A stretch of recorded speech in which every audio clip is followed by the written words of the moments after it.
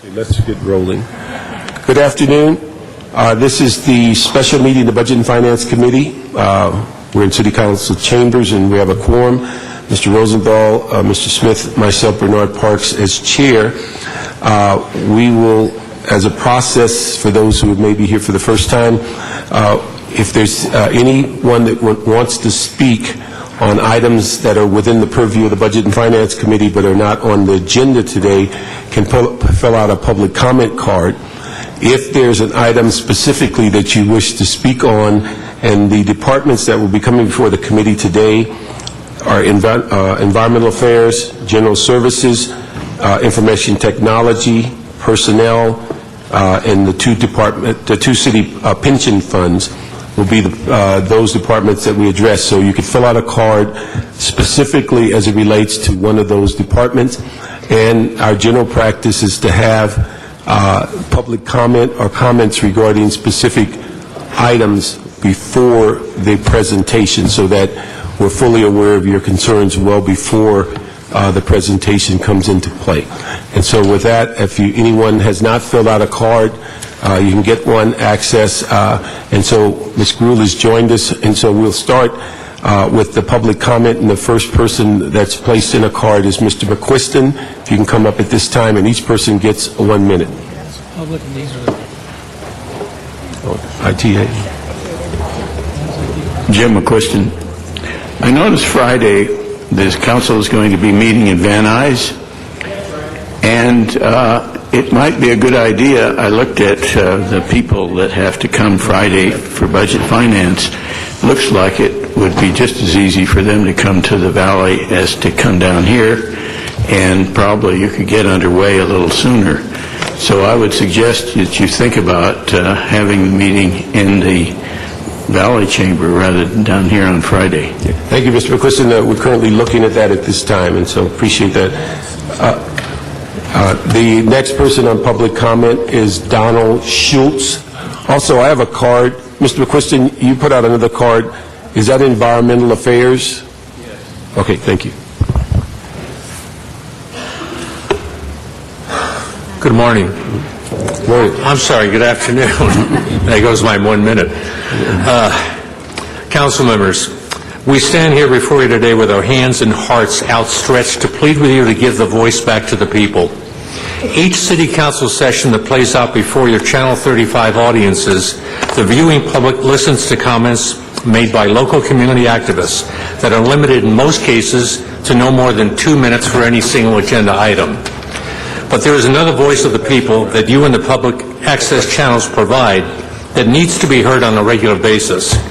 And that is the voice of those members of the public who spend hours and days in research to bring all sides of issues to inform the viewing public, your constituents. We ask that you give us our voice back, support our rights of freedom of speech, and that you join us in bringing back truly informative, thoughtful, and controversial issues that we can all discuss on a level playing field known as the public access channels. Thank you. Thank you very much. The next, we'll ask at this time, we're going to First Department of Environmental Affairs to come up, and while they're coming up, Mr. McQuiston, you have a card on that item.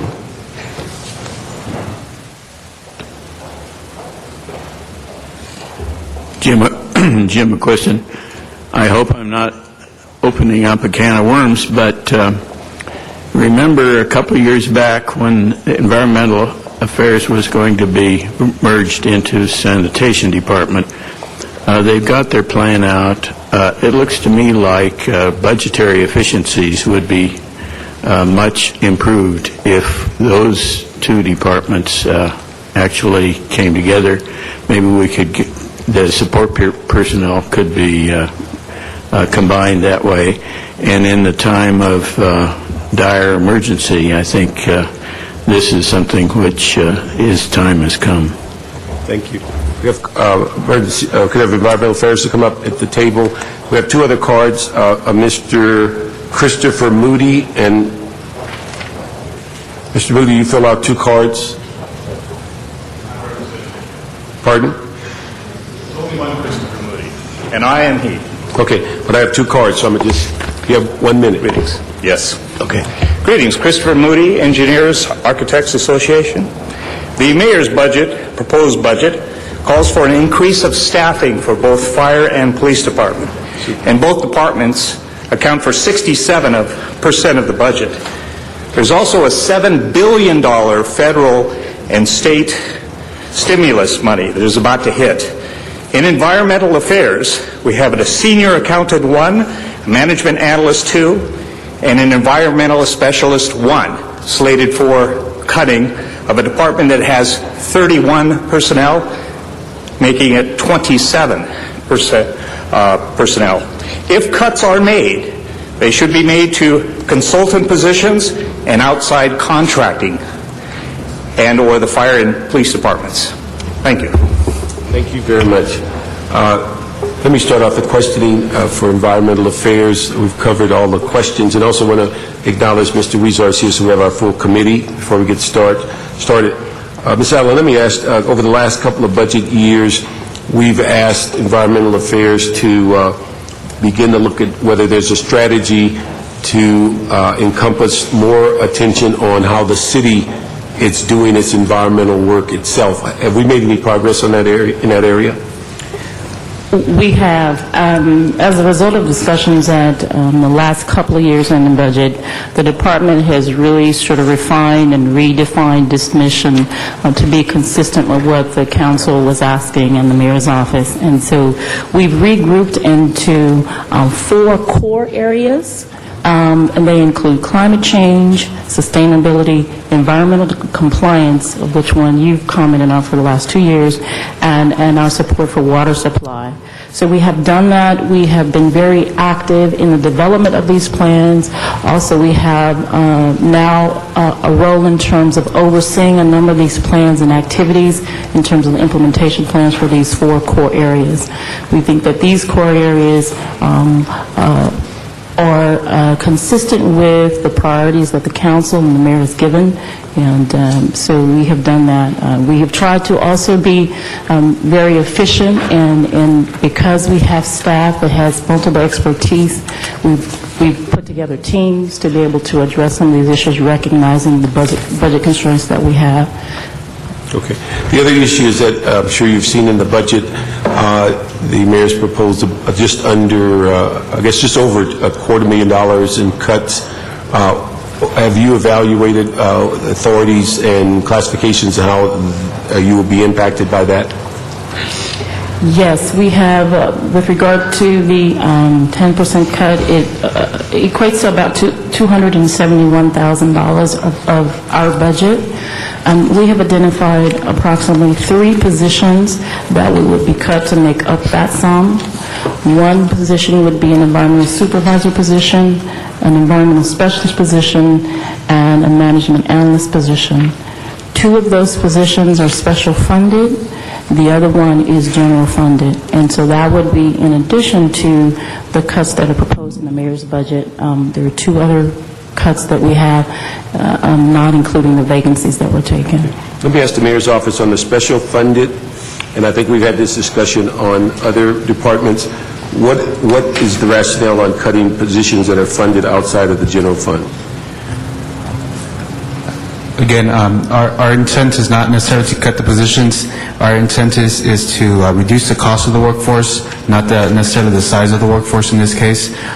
If in the event the decisions are that the cuts in the workforce need to be made, we obviously would look for those to keep those positions that are reimbursed by either a grant or special funds, so that they can continue to do that reimbursable work. Okay. Let me ask, is the intent that if these cuts go through, as we're going through this process, that they might be asked to find 2 positions other than special funds to be eliminated? That could be the case. That could be the case if there are other funds other positions in this department that are supported by the general fund, or by even funds that are also having to deal with deficits. We heard yesterday about Prop A and Prop C. Both of those funds, for example, are dealing with deficits. So, there are other special funds that are also dealing with their own deficits that could use some reduction in personnel.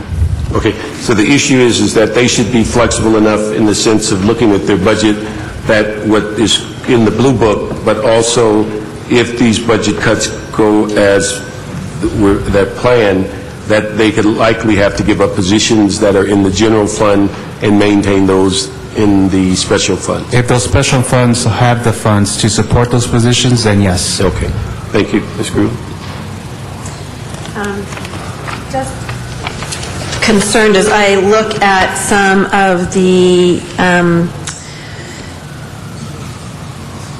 cuts that are happening. If I look at the document, I think in your letter that's proposed that on the climate change program that we potentially would be in violation of AB 32 and SB 375. Could you explain that to us a little bit? I'll let my AGM give the specifics on that. We were planning on utilizing some of the, Beth Gines, Assistant General Manager, Environment Affairs. We were planning on using some of the Schedule 10 funding to assist in preparing the Sustainable Community Strategy that's required by SB 375, and that would be working with the Planning Department and many other agencies. We also we're planning on utilizing some additional funds to, some of the funds that were reduced to bring us further into compliance, or to attempt to bring us into compliance with the air quality mandates for the city. So you're saying there's other funding you can use for this? Because you requested $725,000. How much did you get in the budget for the climate change program? We did not get any money in Schedule 10 for the climate change work this year.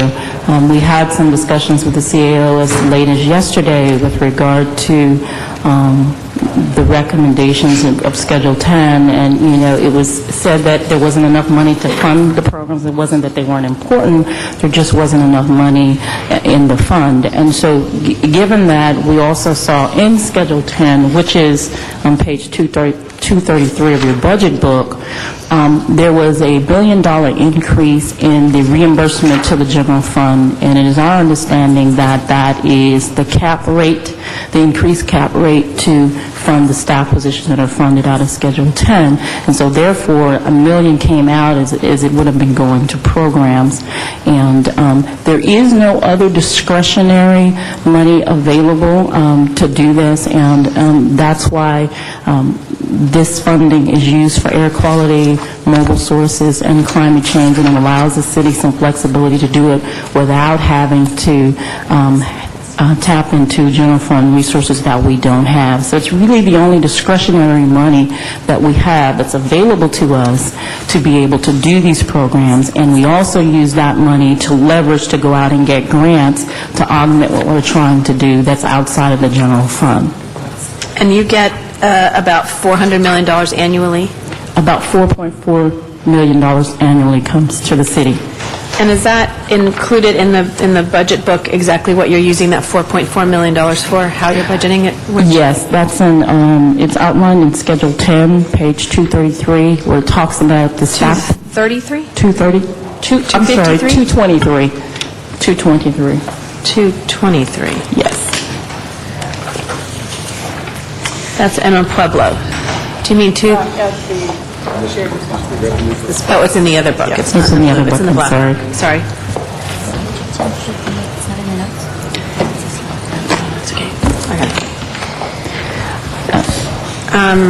A summary of Schedule 10, the appropriations are for 4 departments that we take care of salaries that are consistent, and then we have line items for special air quality programs that we have funded in the past couple of years. So out of that, of Schedule 10, transportation, is this the one where on 223, transportation gets 752, you get 604? Yes. And then reimbursements of general fund costs of $2.2 million? Yes. That's unbelievable. Yes. Yeah, it works out to be about 37% of the total budget. It reminds me of the news racks, Mr. Smith, in the review of those. And this is the cap rate, is that what it is? Yes. That's our understanding from the CO, that it's the cap rate, cap 31. So out of the 6 million, 2.2 million. Yes. One thing I'd also like to call your attention, if you go back to Environmental Affairs, we had asked for 700 and some thousand, but this reflects a position elimination in that unit that's funded by Schedule 10. Right. Okay, so the money, the $6 million that you have here allocated, because it looks like the balance as of July 1st, is this what the anticipated balance is for July 1st of 2009? Yes. So we do have a carryover of 1.5 Yes. in essence? Yes. Okay.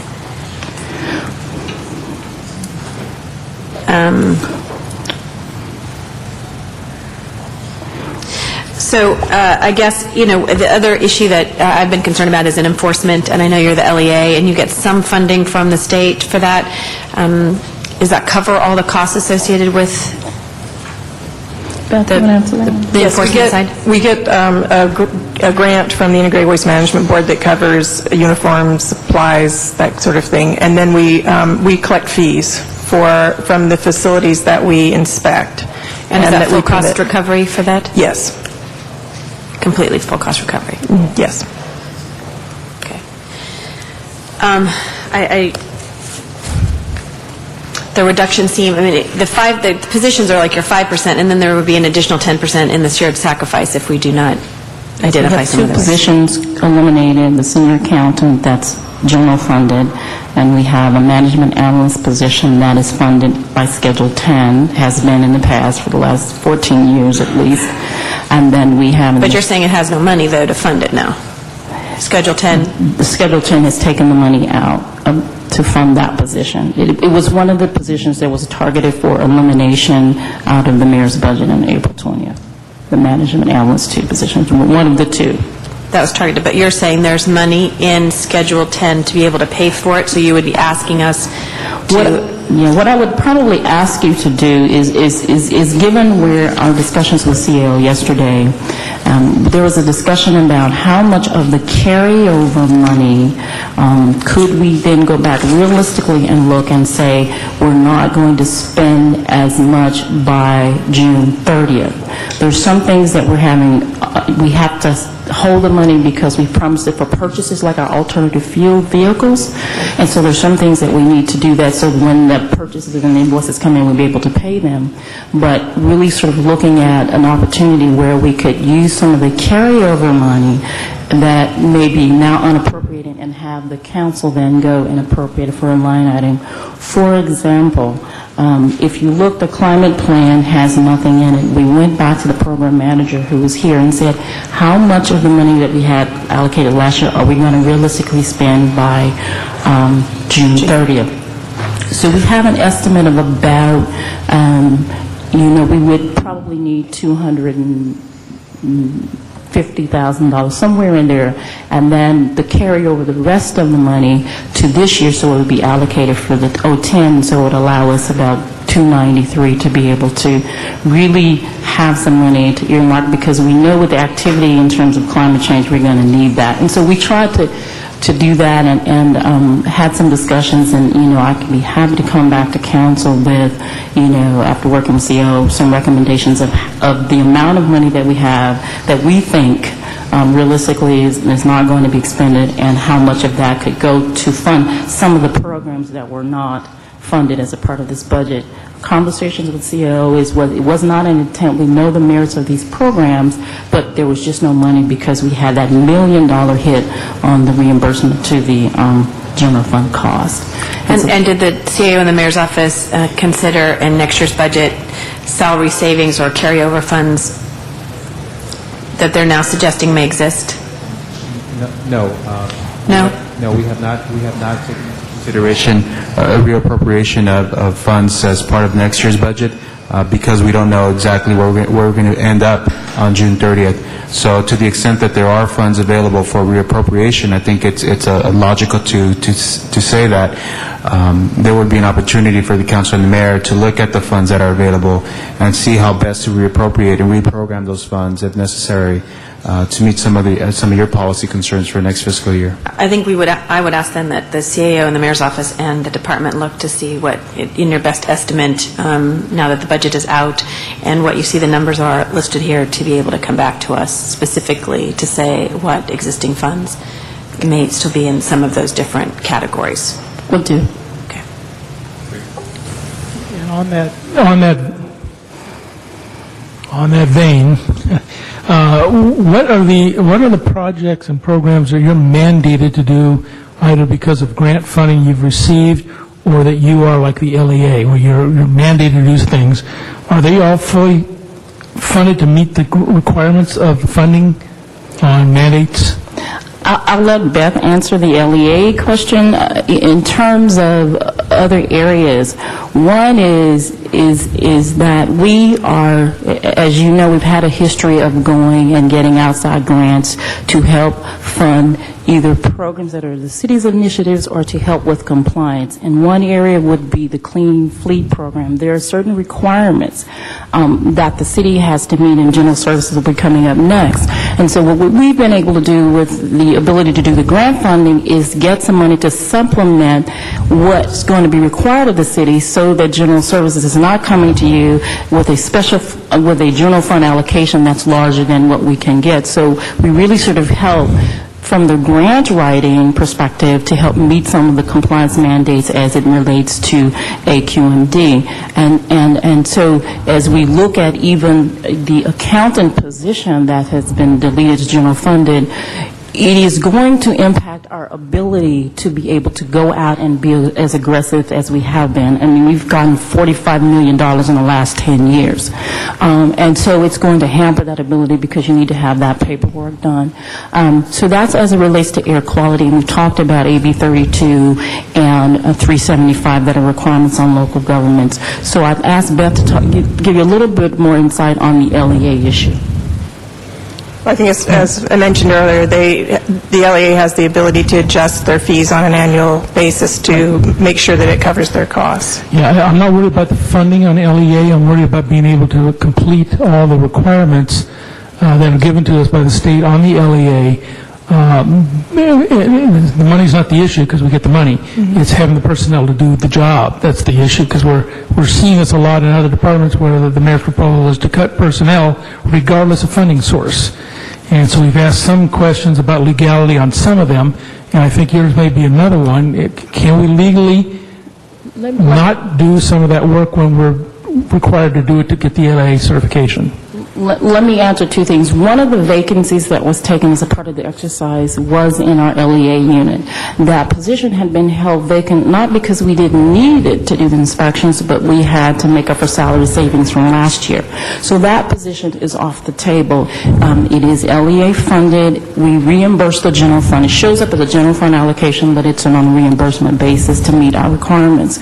If you look at the 10% that we're talking about, the shared sacrifice, one of those positions would more than likely come out of, an additional position would come out of the LEA program. So what that means is you actually have two that could possibly not be able to, number one, meet the requirements that we have to be in a timely fashion in doing them, also to recover the fees because it is a fee for service. Right. And so if you don't inspect as much, then you can't ask for those fees. And I think the third thing that the LEA unit has been really helpful in doing is some of the emergencies that come up in our communities that are not budgeted for, like Oak Ridge, and we've done a lot of work on that. And so we've taken inspectors, and another one we've done is looking at the toxics in the Baldwin Hills area.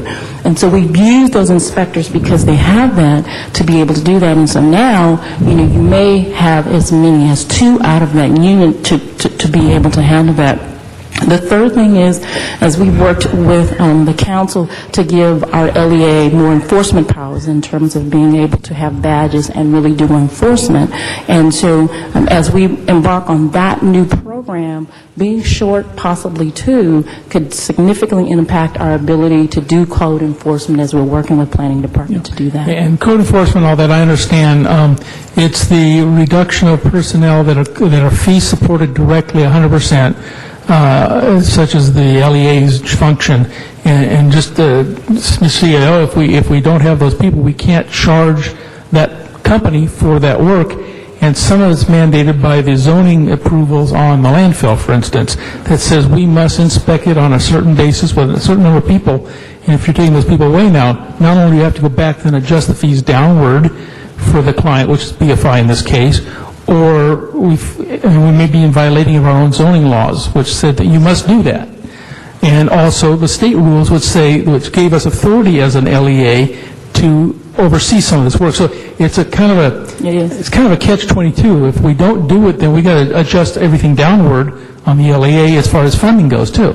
So I think you need to take a look at that and see if those positions are 100% funded by the LEA billing, and if so, we can't reduce them really. I don't think we can legally. It's the same as the 218 issue I had. Yes, I don't think legally we can do that. On grants issue, your department's been absolutely one of the best at getting grants in the city. And I understand that that some of the reductions are going to limit your ability to go after grants as well? We are at the critical mass. I mean, we've got cut. I went back and looked at historically the last 2 years. We started 2 years ago, we had 37 staff positions. In this proposed budget, we're down to 27. That's 10. Last year, we got cut like 25%, and it was, some of our admin, most of our admin staff is gone. And so we are now having the discussions in-house about really reaching the critical mass in terms of the assistance that we provide in grants, because it is very time-consuming. We know its value. We have the expertise. We can get a grant, and usually we can get it funded because we have that expertise in working with the other departments. And so now we are actually looking at the stimulus package. We sent out an application that we worked with a number of departments on the diesel reduction of $3 million, and my staff took a heavy load on getting that thing out and getting it timely. And so now the question becomes, we're going to have to really seriously look at saying no to some of these because we can't. I've gotten to the point where now I just have to say no to certain things. I mean, I've been cut 10 positions, and it takes away from, some of the other stuff we want to do with climate change, but yet we know it is critically important in terms of being able to leverage it and really get these grants in. That brings up then two questions, and one is, Mr. Serrano, what's ever happened to the controller's recommendation for a grants unit creation? I see this. I've been a big proponent for years of doing this, and I just haven't seen any movement on that. But we need an office of experts that know how to get grants, that know nothing but how to get grants, to do that for us and pursue them. And also because we often get grants and then we lose them because we don't follow through. So, and this is not your department, I'm talking about in general, citywide. So what's happened to that recommendation now and go back to environmental affairs and grants? We actually are in the process of wrapping up a report that we're going to send forward in the next couple of weeks.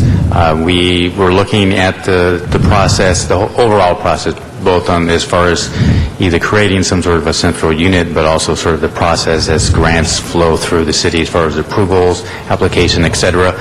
So you should see something in hopefully the next 2 to 3 weeks on that. And probably I'll just let you know, we're proposing some sort of a pilot type process as we get forward. So. Okay, I'm glad to hear that. I'm sure the new controller will be happy to hear that too. And then back to grants on environmental affairs. I think the door is open for environmental grants this year. With President Obama, we're going to see a lot more in the environmental area for grants. And with our spy in the White House, we can't lose if we just prepare more stuff. And so I hope that we make sure, Ray, that we keep that grants function in this department vibrant, because it has historically funded the department almost altogether. And we're going to get more opportunities this year than we've probably ever had in this field. So we need to be able to take advantage of it. Otherwise, the department really doesn't need to exist anymore. We'll have that discussion if we have to again later. But this is the opportunity of a lifetime for this department, I think. And I'd hate to lose it because we didn't have the people working on it. So, on AB 32 and 375, I noticed in your budget you have only $200 for travel. Is that correct? That's correct. And, you know, this year, and Mr. Ron, you may not know this, but this is the scoping year for 375. There's a lot of meetings going on in Sacramento and down here as well, but to figure out how that law is going to be implemented, and it's going to be a major, and we've had this discussion about 375 with the zoning administrator. It's going to have a huge impact next year. We have no idea what yet because that whole thing's being worked out this year. And I think this department needs to be a part of that, at least more than one trip to Sacramento for $200. So I hope you'll take a look at that. Maybe they can present to you some of those needs and where there are regulatory needs that they need to go to and participate in some of these things. There's a lot of stuff going on at the Waste Board this year that impacts environmental affairs, LEA, as well as sanitation. So I think you need to just take a look at that budget. $200 is, you know, I mean, that's kind of a, why bother? You know, why even bother? Probably cost you more money to put that in the budget than they'll spend. So I think you need to take a look at that because there's a lot of things happening right now that they need to be aware of. Maybe not every meeting, but certainly a bunch of those. The cap we've discussed, and Mr. Parks and I have been after this cap issue for quite a bit now. I don't understand how it could go up so much. Are you going to report back, because there's been discussion about that today, are you going to report back on what happened on the cap there?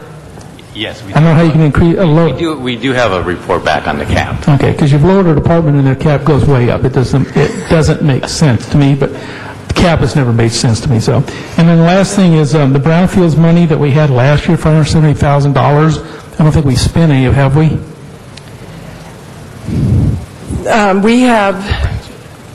We have a number of grants that we have been unable to spend either because the property ownership has not changed to come to the city, and we've had to give some of those grants back, and then also just because of project readiness. Most of the EPA money, they want a project that's ready to begin immediately. Okay. And so the 570 was for specific projects that haven't gone forward, or was just a general grant to do brownfield type identification and work? Specific, I believe it was specific projects that we had identified in working with the council offices and departments, and there were certain things that we needed to have get done by those, and we worked jointly with the CRA on some of those projects and CDD on some of those projects, and we were able to go out and get the money. Well, something happened where the project was not ready, things didn't happen, and so because of the requirements on the grant, it's like, okay, well, you know, you need to expend this money, it needs to be project ready, and so, you know, we're having to give that money back, which we don't. Well, do you have to give it back, or can it be reallocated to another project? We are trying our best to negotiate with them about it. I'm not so sure how it's going to come out. Maybe Beth has more information than I do at this point, but... Yeah, we're working with EPA on trying to use that for the funding for different projects. I'm not certain that they're going to allow that. And then we also ran into a bit of difficulty this year on the Brownfields program because of the memorandum of understanding that transfers the funding to us was held up by a MOU that between the Community Development Department and the Community Redevelopment Agency. And because that was held up, the funds were not available to us this year that we had planned on using for brownfields. Okay, so it looks like we're just going to lose the whole funding program. We are applying for some stimulus funding. If there's not much of it left. Yeah, there's not for that. Yeah, and there's a possibility of some smaller. There might be some come out of economic development or something maybe, but I don't see anything in stimulus. So, and the last thing, and Ms. Gruhl, hold on, I'm going to actually promote UCLA here, but the $430,000 for climate change modeling, that UCLA project that's been deleted. Is there anything we can do, and that goes back to grant, trying to get grants, but Beth, you've got a very good friend of the White House. I mean, have you called her and asked her what's going on here? Can they help us? Because, you know, the article in the newspaper today is L.A. still leads the list in the nation as the worst error. While we've made great strides, we're still the worst. And we're not in conformance. I was at a meeting at the White House 18 months ago, and they said, you guys don't get it in L.A., but you're about ready to get decked by the federal government because you're out of compliance, you're not getting caught up, and within just a couple of years, you're going to be so far out that we're going to stop giving you any money for transportation. We're going to close your harbor, and you're going to die as a city if you don't get this fixed. So I think this is the worst time to be giving up that money because I don't think most people out here realize how bad the situation is with our air quality standard climate issues that we've got to get a hold of and do something about. So is there any way, do we need to do something, this council, to talk to the people in Washington to get that money for that modeling program? What can we do to save it? Well, any assistance would be very much appreciated. We have, there's a couple of different areas where that may end up with some funding. In the Energy and Environment Committee has requested a report back from us and the Department of Water and Power on the potential of DWP funding that work or part of that work. We also are pursuing stimulus funding for that work. And we're also... I don't see that happening. Unfortunately, I don't think stimulus is going that way, but... And then we are also looking at partnerships with the County of Los Angeles and the school district and some other groups in putting together a larger joint proposal for stimulus funding that would also include that work. So we're working on a number of different levels to try to get it funded. Well, if you keep us informed, absolutely, we'll do what we can. If we have to, I'm sure I'll be going back to Washington in the next few months on some transportation stuff. And if we need to go see some folks in the Energy Department, in the Environmental Department, EPA and stuff, I'll go do that. So just let us know where we're at, because I think it's an important program to save if we can. The other area, just to add to that, the other area that we're looking at possible funding is from the Emergency Management Unit, because as we look at being able to model and we look at one of the results of climate change is these fires, can we tap into some of the emergency management planning money to actually to help fund part of the model, because it's going to help as well to do that. So that's another avenue that we're trying to pursue, and I know that have you talked to the folks at FEMA? We have not. We've talked with your staff as late as last week, and so we have a few more leads that we're going to make some calls and conversations to see if there's in-kind services or money that's available out there to perhaps augment. Actually, FEMA's been working on a similar program, and maybe we could help you get in touch with the folks over at Caltech and FEMA on that, because they've actually worked on a similar program on modeling for flooding primarily, but they've looked at fire impacts on flooding, et cetera, and have done a bunch of this, so maybe there's some opportunities there. That would be great. Nicole, let's get them in touch with FEMA, okay? Thank you. Thank you, Mr. Smith. You asked a lot of the same important questions. It's Nancy Sutley we're talking about, who's in the White House, for anybody on the other end of the world to know that we're very honored to have her there as Secretary of the Environmental Section for the President. Let me just bring us back to the moment, okay? With the new day, you're going to eliminate 4 positions, at least that's proposed. 1 is an accountant, 1 is a management analyst, and 2 are environmental specialists. Is that right? Correct. Okay. Here are your questions. What is the status of the departmental sustainability reports? Where are you at on all of them? The departments are preparing the reports. Some of them have them in. We've given some extensions to a few of the departments to allow them to get them in, but for the most part,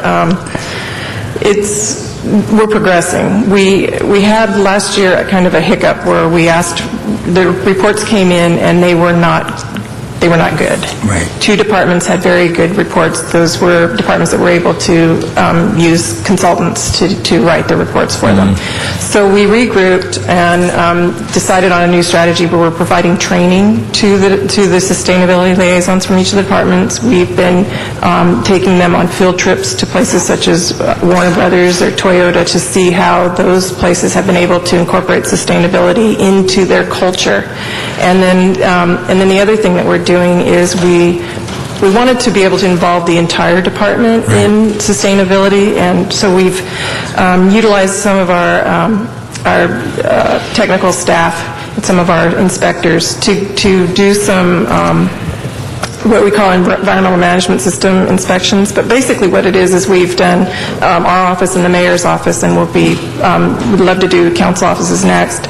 But we go in and just take a look at what are the energy usage, phantom usage. Are you in compliance with, are you wasting water? Are you recycling? Do you have a recycling policy? Things like that. And then make some recommendations for changes.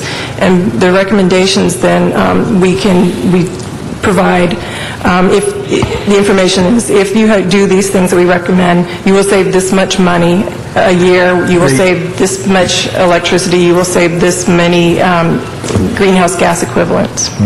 Do us a report back and give us an update on that, okay, so that we get a more substantive set of realities that come back, just so we can see it. We'd be happy to. We would love to do that, and I think our goal, because this is sort of a pilot program to test, Yeah. our goal would be actually to do all of City Hall, at least start with City Hall and do the whole building. And Yeah, do that. okay. But get it back during this budget We'll do. process. It gives We'll do. us, obviously, credibility for the department. What is the status of the citywide emissions inventory? Same kind of a question in climate change.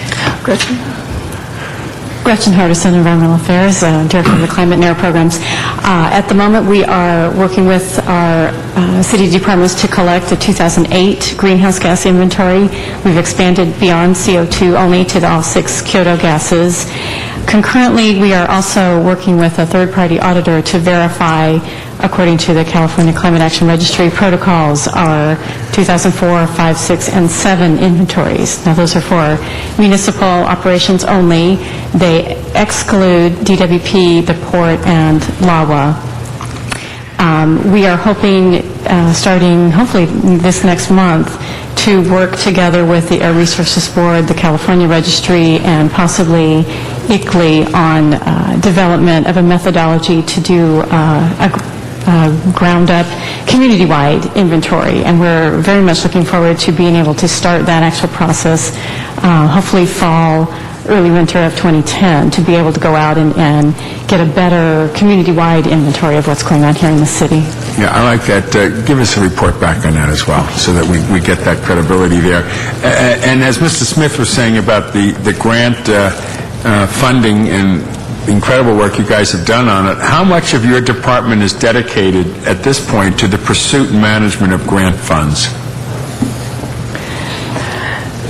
I would say probably everybody in the department, because we're only 27 people, 31 people, and we have these disciplines. So it is really sort of a part of, everybody's work to sort of share and say, okay, here's an air quality grant, and so, the air quality and sustainability people may work together. So it is part of one of the core things that we do throughout the And when you do that department. core thing, can you, in your own mind, be able to say what percentage of those position costs are paid for by grant funds? In other words, Or can you special self-fund yourself through that? I think we can say, and I'm looking at Darlene, we can say how many of our positions, how much we are on the general fund. Yeah. Is about 30%. But the issue of some of the grants that we go after in terms of funding our positions, there's some partial funding that we can use for some positions. Some of the grants don't pay for, positions in terms of, they don't pay for that. So. We did in a report back too, because that would Yes. give more clarity to how that grant process Okay. works and how you are playing a major role in actually sustaining your department. Now, here's one a little out of the box. It's basically where we need to think all these days. How does the Environmental Affairs Department coordinate with other departments that have the largest environmental impacts? You refer to that in one way, which is DWP, harbor, airports, and sanitation. In other words, are there opportunities to consolidate functions or receive special fund reimbursements from these agencies? We would love to receive special fund reimbursements from some of these agencies. An example is that we do grant writing that allows to get the vehicles or the programs that are administered and operated by another department. We get no money for that. We get no reimbursement for our staff time doing it. We do not get that. Here's my point. My point is, if you can provide for them a service, Yes. you should sell that service to the 3 proprietary departments, DWP, the harbor, and the airport. Obviously, in my opinion, the harbor and the airport are the biggest polluters. Yes. And of course, DWP, to its own degree, with all of its environmental mandates, with some of its coal and all of that, are an issue.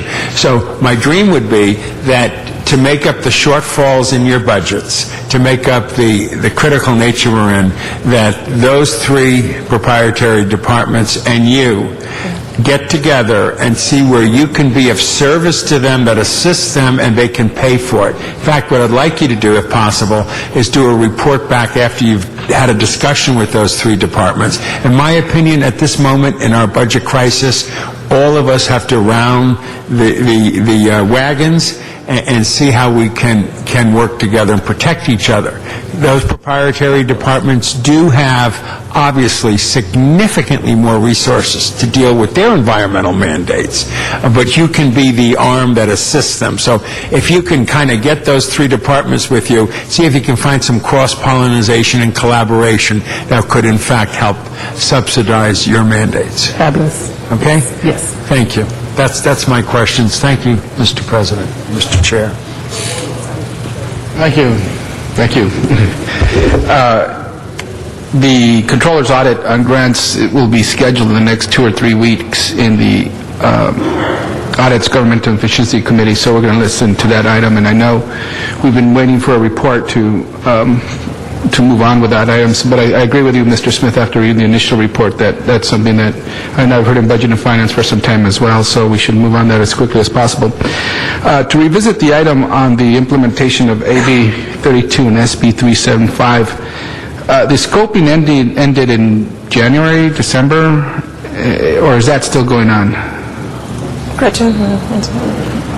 The Air Resources Board did adopt the scoping plan, yes, I believe in December. So they adopted the scoping plan? Yes. So now we're in the implementation portion? Yes. But so we do have a better handle on resources necessary on the city side to be able to document whatever we're doing to comply with the new regulations. We are developing that. We are working with the Planning Department and Department of Transportation, specifically on SB 375, what that means to the city, how the city can respond, and what resources that will require of us, all three departments plus housing. And in terms of other AB 32 mandates, there are, we're looking at those requirements. There are very few requirements on the city as a city. We have a couple of facilities that will need to be participating in mandatory reporting requirements. There are some early action measures that will affect the cost of fuels that we buy and things like that. So we're working our way through the requirements to see what that means to us. But it's mostly documenting and reporting, really, and how we reducing our carbon emissions as a city, right? That's really what it is, what these new laws are. Yes. And so listening to the other questioning, are we prepared through this budget to be able to provide the resources necessary to comply with these new laws? Do you want me to take that? I'll take the first crack. If with the additional 10% potential reduction, if we are to lose any more staff out of this division, we do share staff. The climate staff also helps with the grants, and the grant staff helps with the climate programs, in particular where they deal with mobile sources, which is what our focus is. It will hurt. It will slow down the work that we're able to do. Where we can, we'll be relying on some consultant assistance. We do have some old money, prior year money, that we are able to tap into, we hope. But it's going to limit our ability to do both at the same time. Okay. Now, is this division more of a making sure we're complying with all the federal, state rules on the environment, or is this a division that proactively goes out and promotes conservation, promotes reducing our carbon emission?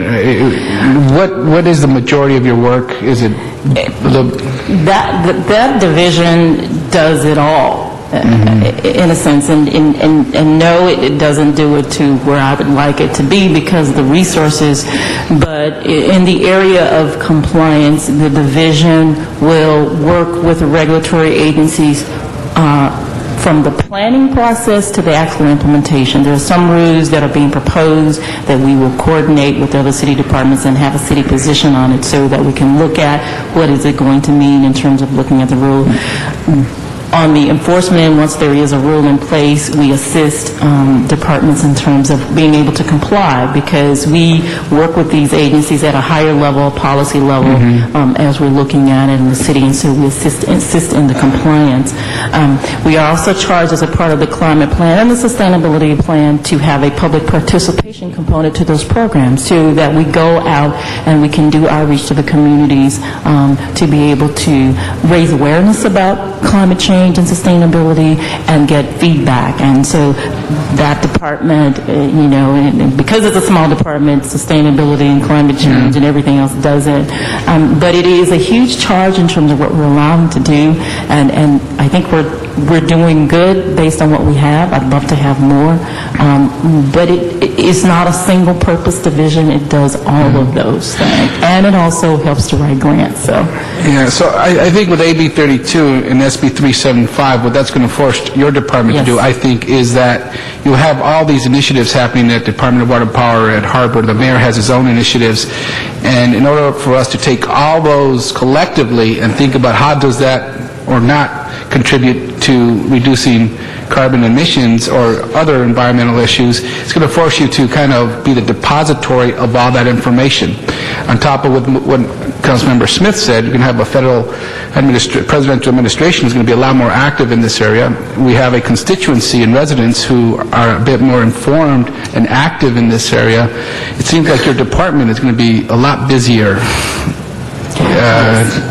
to say the least. we're going to be a lot busier, and we're really going to have to, depending on what cuts we get with this budget, as we're doing with the grants, we're going to have to say, this is important, this is a priority, and other stuff that is really great that we can do, we can no longer give it the attention that we've given it. I think the coordination role, I know the coordination role is key in the city, being a department that works with the other departments and coordinating and pulling them together and getting the information, so you as decision makers have a citywide. It is critically important, has always been important, but it is critically important in these times to say, okay, DWP is saying this, airport's saying this, what does that mean overall to the city? And somebody needs to have that filter for you, so that you can make the informed decisions that you may need to make. And so it's going to require that level from us. And you're absolutely right. I think you need to provide that for us, and at the same time be proactive in these areas. Absolutely. But what I'm hearing through this budget process is that you're just holding the line, that you only have the resources to hold the line. So while addressing our environmental issues and addressing climate change is perhaps one of the most important issues we're going to face after the economy gets better, even now, Right. We as a city, our department that is supposed to coordinate, comply, educate, be proactive, Implement. we just have enough to hold the line, right? I just kind of put that out there. That's the reality that we're living with in the city of Los Angeles. Pretty much. Because as a result of discussions from last year, we did realize that there was a lot on our plate, and so we did internally go and make the connections between the experts in the office and, having divisions work together on these things, because they're interdisciplinary, and so we made those efficiencies already, and we're at the critical mass now, I think. Okay. Thank you.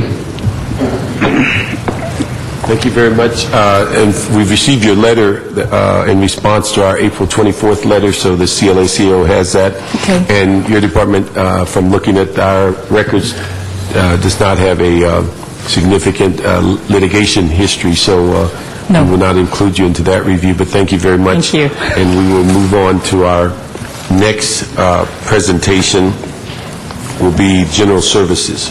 Thank you. And we have no cards on general services, so we're going to ask the staff to come up at this. Oh, we do? Okay. While the staff from general services is coming up, Durrell,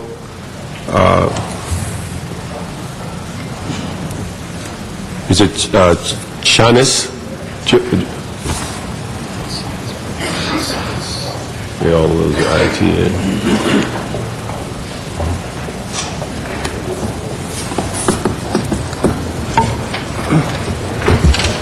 Yes, go on. You have 1 minute. Gerald Chernas, Engineers and Architects Association. The Engineers and Architects Association requests that the Budget and Finance Committee restore the positions of real estate trainee accountant 1, 3 positions of management analyst 2, 2 positions for management analyst 1, senior management analyst 2, and project assistant. In regard to resolution authority positions, we request that the positions of real estate officer 2 and real estate trainee be restored. We believe that if cuts need to be made, they should be made from consultants, not from essential city positions. Thank you. Thank you. Okay. Let me just ask, on your department has, and I think a lot of people have lost track of, grown significantly over the last decade. Would you give us some overview and some insight as to some of those responsibilities that you've assumed and what's prompted the growth of your department?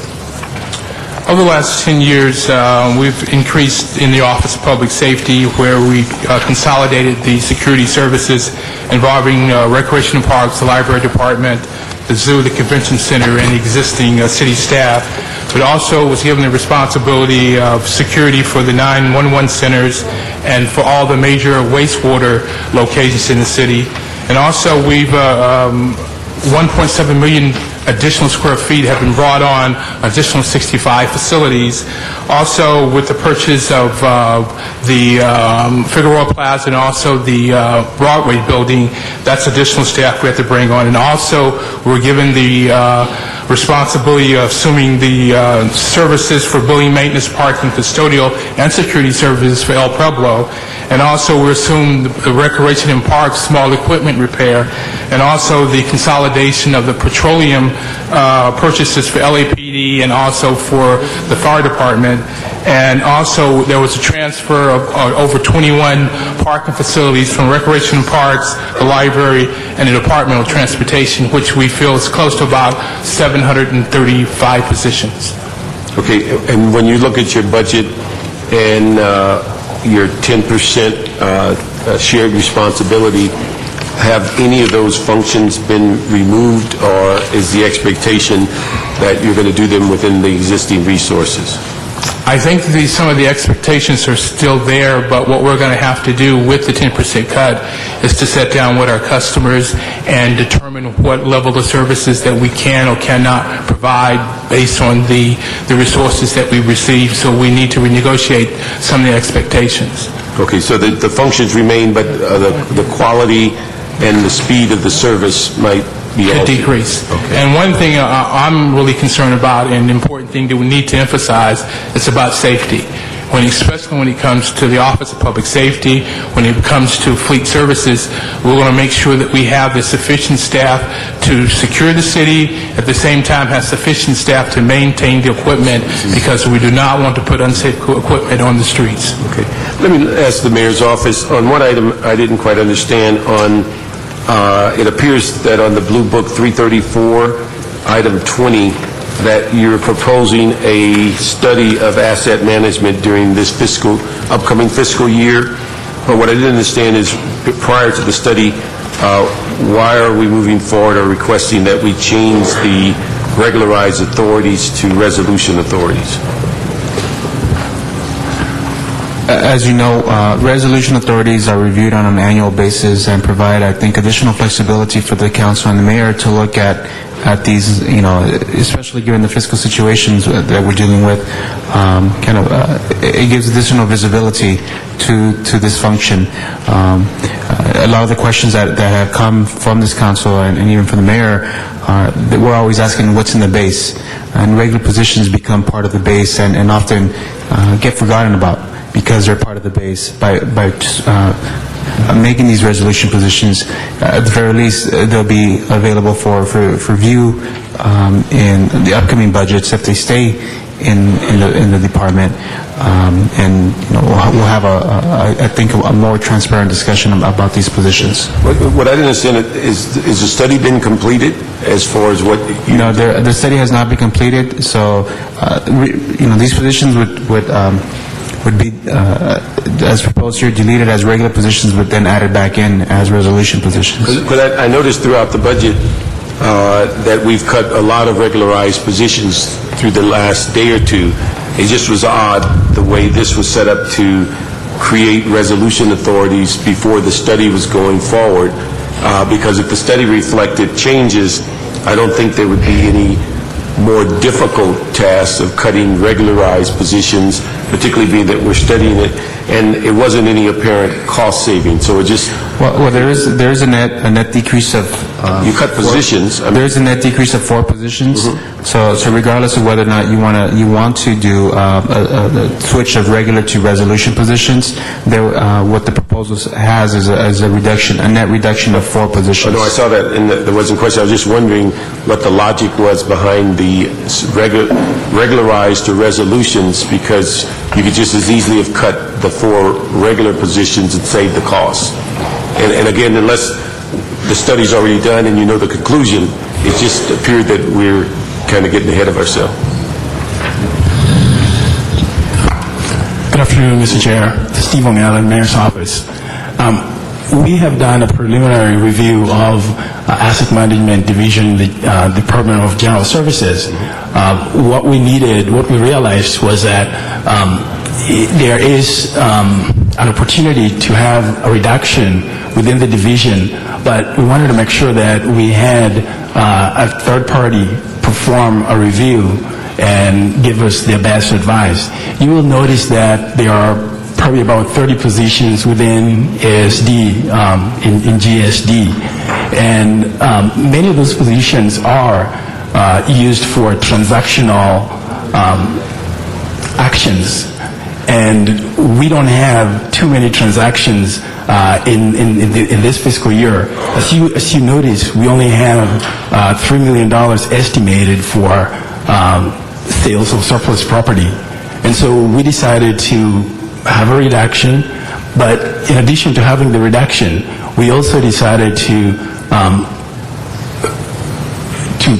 change the positions to resolution authority, just because we believe that once the study is completed, it is possible that there may be possible action in the mid-year or sometime before the year ends for us to change or reconfigure the department, or even consolidate the function somewhere. But if you did all of that, you still have to come to council for approval, right? That is correct. Okay. And you can cut regular positions as well as resolution authorities, no matter what the recommendation is.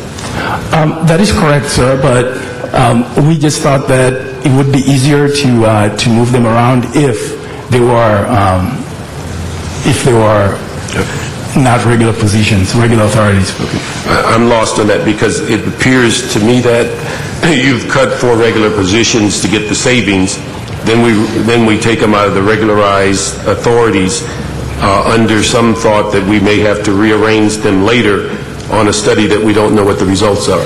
And so, I mean, that's kind of confusing to me. It's a contingency move. Yeah. If it turns out that it's not necessary to make any movements during the year, then the positions are there and we can restore them in the new fiscal year. Okay. I don't think that there's any harm done to changing the positions to resolution authority.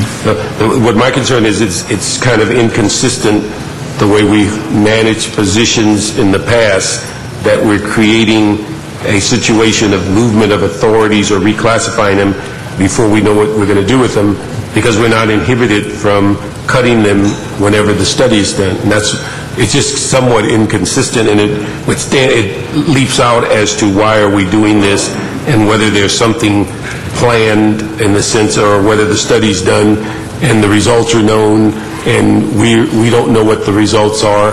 If something's going on, we just need to know. With all this flexibility going on, we're the only ones that are not aware of the end game. And also, when you look at the way it's set up, all of this, no matter what the recommendation is going to get approved by the council anyway. That is correct. Okay. So, I mean, that's why it leaps out as to why are we doing this? Just for you to know, we don't know what... There are other people in here, so it's not just for you to know. Just for everyone to know, we have no end game in plan, and we will not do so until a study is completed, and that study has not commenced yet. Okay. Then let me ask you, if that's the case, then what is the harm of leaving the remaining positions in regular authorities until the study is done? There's no harm, Council Member, but, just like you said, that, the final action belongs to you. We leave it in your safe hands that you will do something good with it. All right. Previous staff members. Thank you very much. If we could just leave those as regular authorities, and then we can deal with the study at a later time. Thank you. Yes, Kristen. I have a couple, and it relates to some of the other departments as well, which is utilities cost. Until this year, this week, question the CAO and the mayor's office as well, utilities for various departments were paid for by general services. That's correct? So, for example, in the Recreation Parks Department, who I happen to chat with today, their utilities went from $4 million to, I believe, if I look at my notes, like $19 million that they are suddenly having to pay, but no corresponding funding.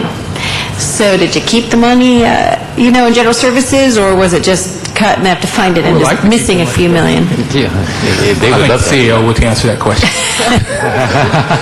Thank you. As you know, in the current year, actually, both the library and Rec and Parks were essentially charged for a basic portion of their water and electricity costs. And they were given the appropriation, but then they were then, on the flip side, the expenditure side, they were then required to pay for a portion of that. That concept has been greatly expanded for the next year. And both library... But in the past, we gave them, you have the responsibility, here's the cost, but you're also giving the funding. And in this budget, we took away the utilities from general services, and I think it's a good idea for departments to be responsible for and knowing what their water usage is, just like we're talking about other things, and their electricity usage, and be able to ascertain that. But if there's no corresponding funding, I'm just wondering where that money went. Well, basically, the departments for both the current year and what's being proposed for 9-10, both those departments were given money to basically pay for those, what was traditionally been a general fund subsidy. So I believe the library, correct me if I'm wrong, received about $10 million, and Rec and Parks somewhere in the range of 18. So they were given So your appropriation. position is they've gotten exactly They've gotten the money, and then now we've just asked them to pay for That those was not how costs. they described it, so we'll look to that as a question as they come forward, and the others. Convention Center, which is you're looking to take away some of the officers that are there. These were public safety officers? Mostly all security officers. But security officers that were contracted? OPS. OPS, Yes. okay. And what we did, because the Convention Center services are paid through special funds and certain reductions that they have to achieve in the budget, so we sat down with the Convention Center and they determined this is the level of services that they desired to reduce in order to get to the budget number they needed to get to. So we sat down with the Convention Center and they understand and made the recommendation for this reduction. And overall, since I helped start this OPS, how is that working generally with the departments? I think the OPS is working very well. And as I mentioned before, so some of the issues that we're concerned about is that a number of the OPS positions have been eliminated, and some of the positions eliminated are currently filled, and some of the individuals, especially the special officers or GSC's police officers, we have some in the academy. And if we cut those positions when they get out of the academy, they won't have a job. And at this time, what's going on with the economy and with the budget situation, I think it's very, very important that we, focus on maintaining a very safe working environment for the employees for the city of Los Angeles. The 46 positions were on page 330, I think, and it may be probably in greater detail later on. How many of those are filled positions, or those that are people in the academy? I think we're looking at, and I think it's close to, it's about 20 or something like that, about 20 positions. 20 of the 46? Yes. And the reason that you have a certain amount of vacancies in all our divisions is accounted to a certain amount of vacancies we have to keep to pay for our salary savings, for retirement payments, unfunded payroll, bonuses, and different things like that. So that 182 positions, probably between 120 to 130 are needed for salary savings and unfunded salary costs. But the 20 of the 46 you're saying are currently filled positions? Or Yes. how many, could you provide to us Sure, we can get you a kind of list a number of, here's the number of Office of Public Safety Yes. officers we have and where they're allocated, and those that are in the academy? Yes, we can take care of And the that. positions. And was that, from the CAO and the mayor's office, that was your intent as well, to lay off? Are they part of the 400 layoff notice? I don't think there was intent when the 182 positions were eliminated. I think there were some mistakes and whatever, but we can work with the CEO of the mayor's office to try to get those issues resolved and come back with, hopefully, with another alternative plan to finance these particular positions. Okay, so I don't know what CAO budget item that notes what will be. The other is on the efforts, and we heard from the police department the other day in the audit that the controller did on reducing the number of city vehicles that we have, the city fleet. And this deletes authority for vehicle maintenance, and it mentions that we are reducing currently by 739 vehicles, and an additional 1,000 vehicles being removed by July 1st. Currently, we're working with the mayor's office in each department to attempt to identify the additional 1,000 pieces to be eliminated, hopefully by July 1, to achieve that 10% goal.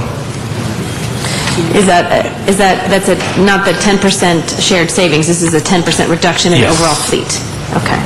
And does that correspond, I haven't looked at the audit recently, the audit that was done as to their recommendations of the Yes, controller? because they asked us to go and look with each department, look at vehicle utilization and determine, based on vehicle utilization, what should be kept in the fleet and what should not. So we're working with each department at the same time and looking at the need and the services and the vehicles they would need to provide the support or service to the city, and hopefully come up with a number after that.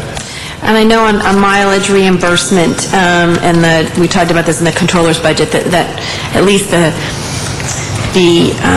authority is given to the controller's office to set, in cooperation with everyone, to set the mileage reimbursement rate in that. Is that included in their budget and mileage reimbursement, or is that included in each department's?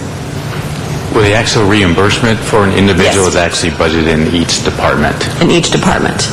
And the fuel usage that you have in here, looks like it's been reduced by about 4 million, is that? About 10%, because we're looking with a goal, working with the departments in the mayor's office with the target of reducing the fleet by 10%, for correspondence reduction in fuel costs at 10%. And I know that we put on some of the locations assurances and in each of the places where there's fuel, we've taken no fuel Yes, cards. we've made a number of measures and steps to make sure that the fuel sites are secure, and also we have information that we send out on a monthly basis to each department where they can monitor their use. At the same time, we've established a fuel task force where we sit down quarterly with each department and go over with their usage and to encourage them and let them know what the standard is and what they need to maintain, very similar to what we do in postage. So the issue is when departments know what their budget is and whatever, they will watch it more closely. And when they get close to going over whatever, we will contact them and assist them trying to attain their goal. Who has fuel cards in the city? And I know there's some big truck, there's certain things that, I think the best, let me give you a report on that one. okay, because I'd like to know who This has is- fuel it's, cards in right. the city of Los At the Angeles. same time, since the audit, we've had a number of fuel cards canceled. A number of them. But I think it would also be useful, as well as when departments feel they're being held accountable, that the documents that show how much fuel usage they Yes. have had, Yes. they might even be a little bit more accountable if we get a copy of that too. Okay. Be glad I to. think that would be a useful monthly to know where we are on fuel usage and for those departments, so we can work with the CAO and that might be an adoption, put that in the budget that we have. My last question, although I reserve the right to ask another question in this, which is related to surplus property, my favorite subject as well. With the cuts, are you still going to be able to, I know there's only $3 million, which I think, is there other properties that I think on we're the list? identified between $3 million to $4.4 million, and we'll come back, hopefully with a report, and tell you exactly what we need in order to achieve that goal. Because there were 6 pieces of property that were on last year, that were Yes. taken out in the mid-year, which I think I Yes. may have asked the CAO to provide us is that coming as a memo, or? We In can the put financial status report, there were 6 items that were There are taken several properties. We can out. provide that Okay. information. We have the list. So it continues to be a pet peeve, so, okay. Thank you. Following Ms. Grill's conversation on fuel, when we talk about reduction of 10%, are we talking about a reduction in gallon usage of 10% or dollar? Because those are two different issues. Yes. And so the cost factor, or are we talking about 10% I think we were looking at both areas, either, a combination of dollars and gallons, because you have to look at each operations. You got fire and police, that's very, very important, and that's why we're sitting down with each department, looking at what they have, because some departments use mostly unleaded, some departments use diesel, and we have to sit down and do a personal plan for each department.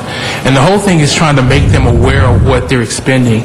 For a long time, they just would buy gas or gasoline with no idea what they've expended. So if they're aware of it and make more aware of what's going on, I think they will watch it much better. It's important as we look at this because not only are we reducing gallon usage, but really the price factor has changed, and where we've dumped $17 and $20 million a year into the fuel accounts because the price, it's gone down precipitously since that last calculation a year ago. Right.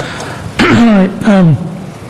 When you talk about reduction fleet in individual departments, is that council, I presume, as well? Yeah, to probably include everybody. Okay, good. And I want that, quite frankly. I think we need to do that.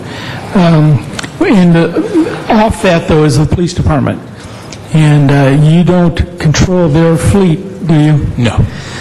Okay, because that's a discussion we had the other day about the incredible upward movement of take-home cars in the police department, which now is 1,200, and it used to be 500 or 600. So you don't control that at all. So the 1,000 reduction does not include the police department? No. Okay. Mr. Smith, David Luther from the CAO's office. Ray had asked me to point out, before we left the topic of fuel, the mayor's office has formed a working group basically consisting of the CAO's office, the mayor's office, and GSD.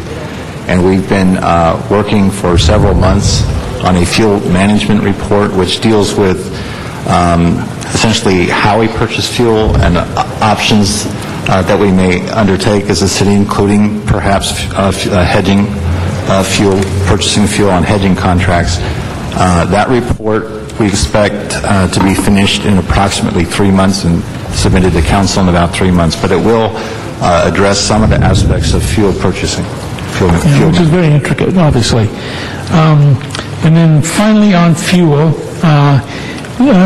Mr. Reicher, you made a suggestion to my staff that you needed 3 clerk typists restored for fuel record keeping and billing, etc. Is that correct? Yeah, we're looking at that because of those two clerical staff.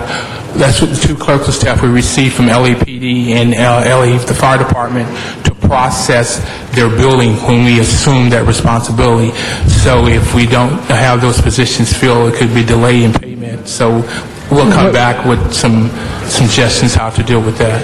Yeah, okay, I'll wait to see that, because as the past 2 years, we've automated our pump system, so I don't know why we need clerks to keep records of something we now have an automated system for. You should just push a button and get a printout. Okay. So I don't understand what that need is, so I'll wait to hear back from you. Okay. And last question is dealing with the stimulus, and it's the CAO really continued discussion. You deleted 7 positions out of street resurfacing fleet support, which lowers it to a level 110 miles of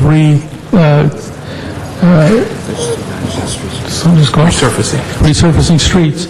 But then again, that's the stimulus issue, is if the money comes in time. So if we increase, are we going to put those positions like we did yesterday in Bureau of Street Services into resolution positions? Yeah. That if we have to, they're there to come back? All right. That's correct. Right, very good. And did that. And I think that's it. Back to the overview here. Tell me if this is right, Tony. Reorganization of the Asset Management Division will achieve cost savings and reduction of 4 positions. Is that right? And then it says 1 million reduction in custodial services. Correct. Will result in cuts to minimal levels throughout the city. Will defer painting unless absolutely necessary. Correct. Third, reduction of 23 vehicle maintenance positions and the elimination of an equivalent number of vehicles. Correct. Reduce petroleum account by 10%, or $4.8 million, but keep $4 million in a contingency account to address volatility in fuel markets. Correct. Continued funding for environmentally preferred purchasing program. Correct. Reduce postage account by $433,000, making mailing more efficient. Correct. Okay. Questions then? What opportunities are there to achieve savings by consolidating your filming services and coordination into a single filming unit? I think a suggestion or recommendation is that the general services and the CAO work together, because we have like a half FTE working on filming, and come back with a recommendation how that should happen, if it should be consolidated, if it should not. Okay, and in that coming back, make sure you look at the film industry. We don't want to see anything go away from L.A. We've had enough runaway productions. We're in 40 states and around the planet. I went to a location managers convention. They're from all over the world trying to steal our business. Right. In no way do I want to see it diminish our business opportunities. What reduction in levels of service do you anticipate for the custodial work? How many of those proposed eliminated positions are currently filled? Is that the 20? Yes, I think with custodial, I think we have enough vacancies to deal with it. But the big issue is with the reduction in staff, that our main focus will be only on, especially in the municipal buildings, is on trash collection and restroom services, because our staff has been cut back extremely large. So we will not be able to do restroom? No, we will focus on restrooms and trash. We'll take care of restrooms. Okay. Because I go to my 2 offices in the field. Yeah, we'll take care of your restrooms. They used to be homeless havens, but now this is security guy. Okay. Can you please describe in the reorganization of the asset management unit? I think the best thing, as Councilman Parks talked about, I think we have to do the assessment first, because I think it's a recommendation from the mayor's office, but we will sit down with the CEO and general services and come back with recommendations involving reorganization. Right now, we don't have any details. It's just in the planning part at this point. Sure, and I appreciate that. What general service parking facilities are being considered for a parking concession deal? Braxton, Pershing Square, and Robertson. What are the key considerations we should consider in the management and operations of these facilities? I think 2 areas they need to focus on is to make sure the facilities are serving the surrounding business districts, need to keep that in mind, and also the needs of the area customers, to make sure it's integrated so the retail traffic increase and there's not a lot of congestion. Appreciate that. And I appreciate the appraisal you're doing on something in my district that's very important. Yeah. And the last point is I have 2 facilities in the west side. One is in Westchester and the other is in West LA.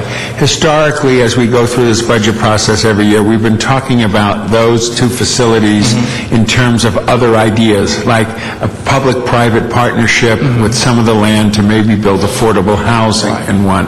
Another one talking about some other social issues. Any plans to come back with any strategies for those 2 facilities? I think with the issue concerning with the housing, I think we've met with your staff. I think we're meeting with the housing department to try to put a strategy in an RFP for someone to come back with some recommendations or suggestions how to handle that particular situation. The Home Depot piece of land? Yes. You know, that piece of land next to Home Depot on Jefferson is a valuable piece of land. I drive by it all the time, and I've been wanting to find a way in which Home Depot would partner with us to see if we could make it a dignified location for day laborers. Any sense if we could do something like that? I think we'll be very happy to sit down with your staff and Home Depot and put some options together and see if we can make it happen. Good. And I want to meet with one of the board of directors of Home Depot and one of their senior people to see if we can find a collaborative effort with the private sector and with the public sector. Okay, thank you. Thank you, Mr. Chair. Thank you. Just listening to the types of questions I would ask, you're all over the place. You do a number of different things. Yes. In Spanish, we would call it the mil usos department. So. Anyway, so my first question is on the, you have an energy efficient program that you're installing in most city buildings. How's that going? We've developed an energy conservation program along with the mayor's office. We have identified over 500 facilities. We've made inventory, and we're beginning our first phase of the highest consumers facilities in the city, and most of those should be completed by the end of September. And we anticipate that we're working with DWP. They're providing loan money for that. It's about $38 million, and we anticipate ballpark, it could be higher, it could be lower, between $5 to $6 million in energy savings when we hit that program completed. It's a 5-year program. So that doesn't require any general fund dollars? At this time, no. No, okay. And custodial services, again, how much is being cut and what is the impact on service? It's about $1 million, about 17 positions. What we're doing, we're reverting back to the minimum levels, which basically it's pulling trash, the restrooms, and just basic stuff. Nothing real fancy. So what's going to be the impact of that? Well, 17 less people cleaning things up, so what does that mean? There could be something, a situation with some areas like the floor refinishing or whatever are not done as often as it's done now.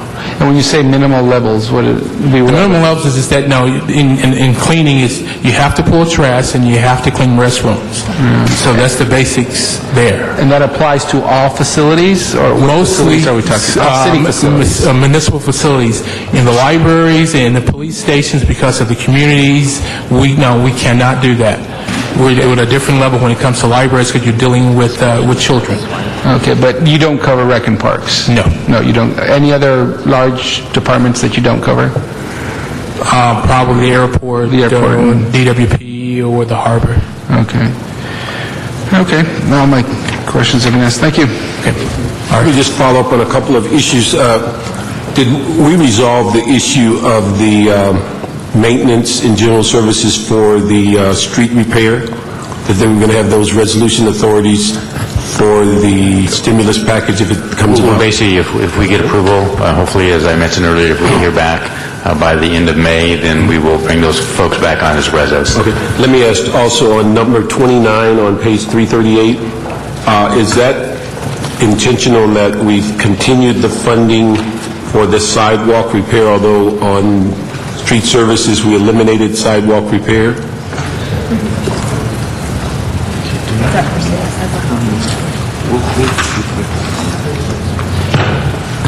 Okay, we'll take another quick look at that and we'll get back to you. Okay. So you get, okay. That's what that is. All right. And then let me just ask, following up on Mr. Rosenthal's question about the, I guess we call it the P3 project, dealing with the 6 parking lots. Has any consideration been given as it relates to the impact on the current employees? Are they basically being run by city employees, or are they under vendor? Or all of the lots that we have are operated by city employees. So all of these are city lots run by, do you have an idea how many people? How many do we have? Hold on for a second. Here's the number of people.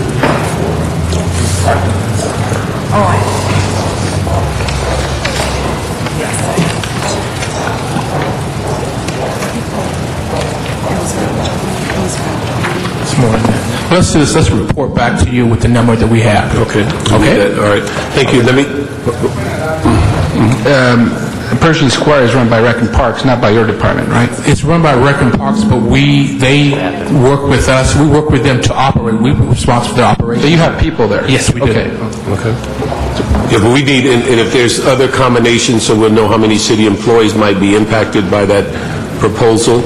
Okay, we'll report back with you with the number of employees. Another? Go ahead.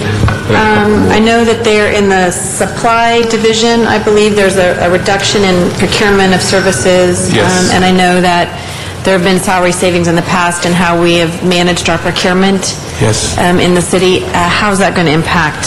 Well, it's with going general to maybe slow down payment services.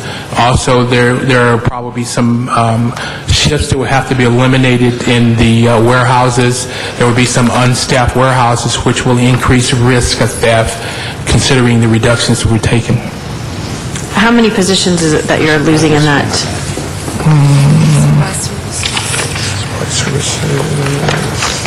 Just trying to find my notes, Kenan.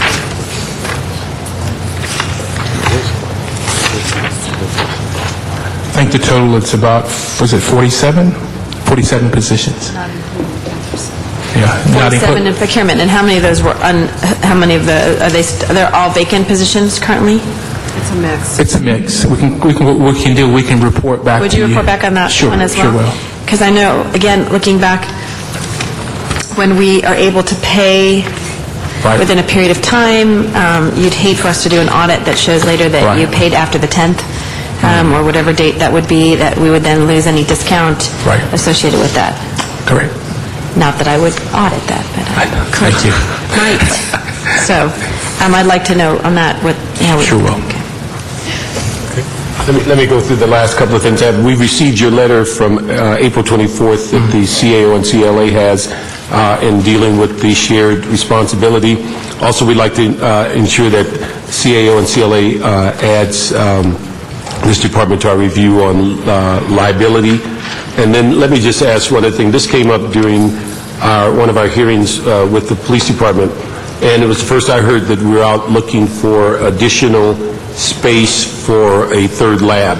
And so what I think we need is a budget committee. Number one, there's a couple of things.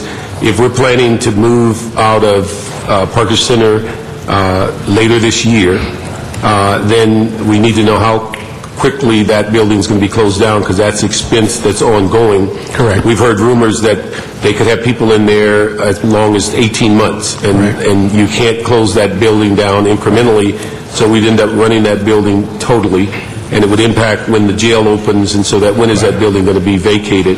The other issue is, if I remember correctly, the new building has a couple of 100,000 square feet bigger than the current building. Correct, and that's another concern we're bringing up concerning the new positions, because a lot of the facilities are coming online at the beginning of the year, and we need to have those positions filled by July 1 in order to open them. Okay, and we understand that. That's why I'm going through this Right. issue. If the current technical lab is in the current Parker Center, but yet we're told with additional couple 100,000 square feet in a new building, there's no room for them. And I'm going to ask if the CAO and the CLA and the city's municipal facilities committee, I don't think we've ever seen a stacking plan or a review of how that building is going to be occupied, and whether there's any assessment of how it's going to be done and whether it's done within some standards. I understand that this new lab needs about 60,000 square feet, and before we start a path of looking for purchasing a $22 million building that we do not have funds for, and then having to equip it with funds we do not have, it would appear that we'd be looking to see how it would fit into an existing new building, and then what is the cost to retrofit. But we need all those questions asked, because I don't think we've gotten the stacking plan, how it's going to be situated, when is that other building going to be closed, when are we going to stop paying for the other building, and again, well before we get to going into escrow on a new building. I think we need to know all those issues. I believe we just released a report back on the 17th regarding that particular purchase for SID. What I'll probably ask Tony and GSD and Axiom CLA will sort of probably have to prepare an addendum, because there's been the issue about the Children's Museum, there's issues with that, and then perhaps we'll have to go back and sort of rediscuss why there wasn't room in the new building. So I think it's kind of, and we've grown as a police department, but supposedly most of them are out in the geographic divisions where we've added stations. So for the new building to be significantly larger and saying we don't have space for what's in that current building, I think we have to go and walk through that and find out why that space is evaporated. I think we've had a discussion before, but we'll bring it back. And as you know, we moved the computers out to make more space. They're now on the 4th sublevel. So we've created additional space at a very high expense. But if we can do those things before we get moving down that path, I think it would be very helpful for all of us to know what the overall dollar figure is going to be. Let me see, I think that covers, and we'll get a report back on number 29 and a report back on the personnel issues dealing with the 6 lots. Before you move, we had 2 late cards come in on general comments, or public comments for general services. We'd ask Sam Arilona to come up and Alice Goff to come up, and before you leave the table.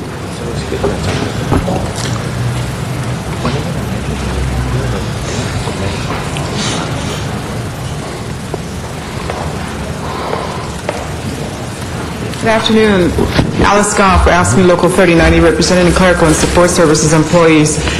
In the Office of Public Safety, we represent the communication information representative. That classification dispatches to the officers in general services. They also answer calls for requests for services, both from citizens as well as from other city employees, city departments. There's a proposal to cut 4 of those positions. However, it is a vital position. Number one, it's understaffed, has traditionally been, because it's difficult to recruit and retain folks in that position. The current employees work a tremendous amount of overtime in that center, and so we're just asking that you take another look at that and have those positions remain intact. Thank you very much. Sam?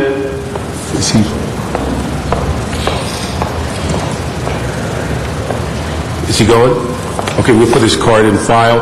Our next, thank you very much. We'll ask the staff of ITA to come up, and Mr. Rosenthal will lead this discussion on the ITA. What we'll do as the ITA is coming up is we're going to go to public comment first to get a better sense of where the public is at.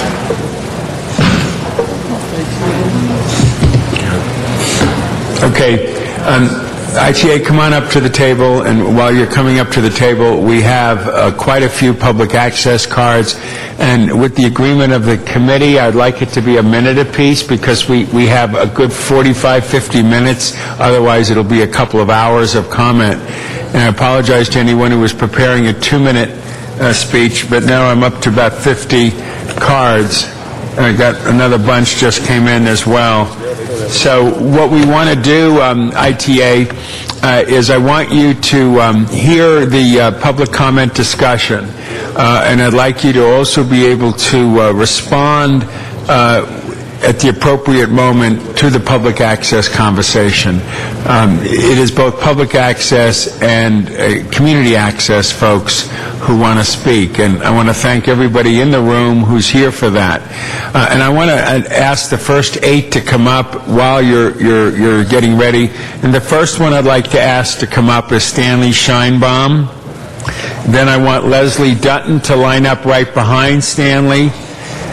We want T.J. Johnson to also get behind Leslie.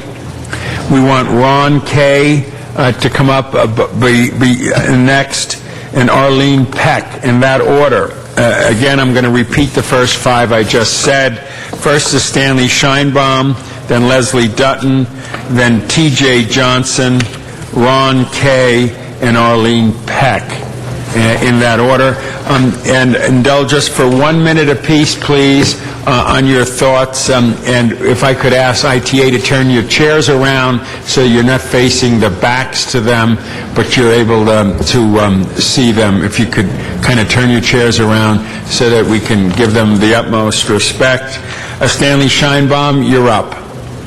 I appreciate that. I am particularly interested in this question of public access, especially for public television. There's a clear-cut built-in bias against the freedom of speech in the use of the television that's available by the industry in general. The problems that we face are severe.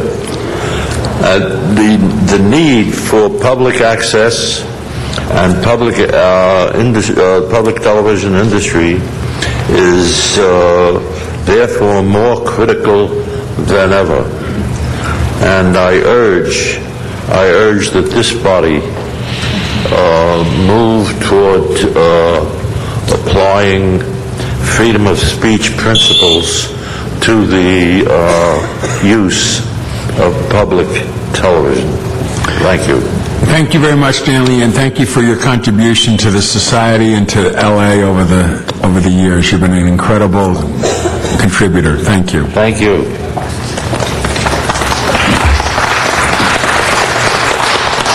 Next speaker is Leslie Dutton. Stanley Scheinbaum is the founding board of advisors for the first meeting of the Public Television Industry Corporation. It was in his home where this idea began just a few short weeks ago to try to save and restore the public channels in Los Angeles. Yes, they're critical.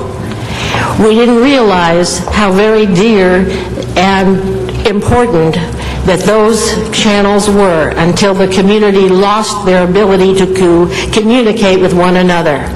We've come together to present a proposal to you. The packets are right over here. I don't know if they've been distributed, but a lot of thought and energy with a lot of important people have gone into this. And we have a proposal for 4 channels to cover over the next 4 years, 1 channel at a time. And we have proposed a way that it could be financed that would not pose a burden on the city and that would eventually become self-sustaining. I highly urge you to read the proposal and to see the important people that are behind it and willing to work hard for it. Thank you. Thank you for that. And if I could ask ITA to seriously look at that proposal, and when you do your report back, to give us your analysis of it. Okay. Next is T.J. Johnson. Yes, T.J. Johnson. I am here to support the proposal presented by the Public Television Industry Corporation. We need facilities to produce public access. There are producers all over Los Angeles who have a message and a mission and have no facilities at all. The proposal before you will give those people a voice and an opportunity to express that through public access without harming the city budget, and yet allow the freedom of information to be given out through a public access forum. We have the technology, we have the people, all lined up, ready to go. All we need is your blessing. Thank you. Thank you very much for your comments. Ron Kay.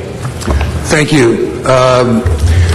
We live in a time when the mainstream media are in very rapid decline, newspapers, television, and radio news, and it's also the same time that the city is in desperate need of a healthier public conversation that cuts across economic levels and race and communities and neighborhoods and lets us engage in a common language.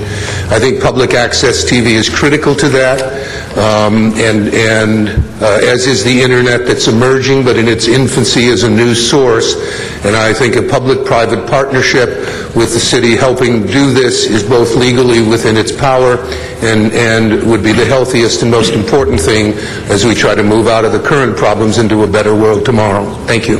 Thank you very much. And before Arlene Peck speaks, would Barry Kibbick, Betsy Rosenfield, Timothy Barkas, Susan Block, Louis Marino, and Randy Rosenblum line up in that order so we can move as quickly as we can. Arlene Peck.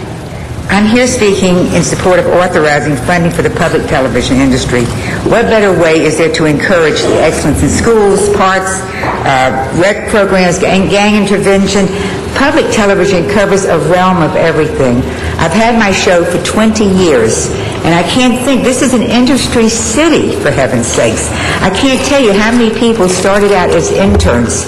I I basically started out as an intern under Bill Rosenthal when he was the maven of Adelphia. Had he not been heading that and running that studio, I probably wouldn't have even come in as was one of the producers. And under me, I've had so many interns that have gone on in this industry, to be gaffs or whatever they go on after that for the big television studios.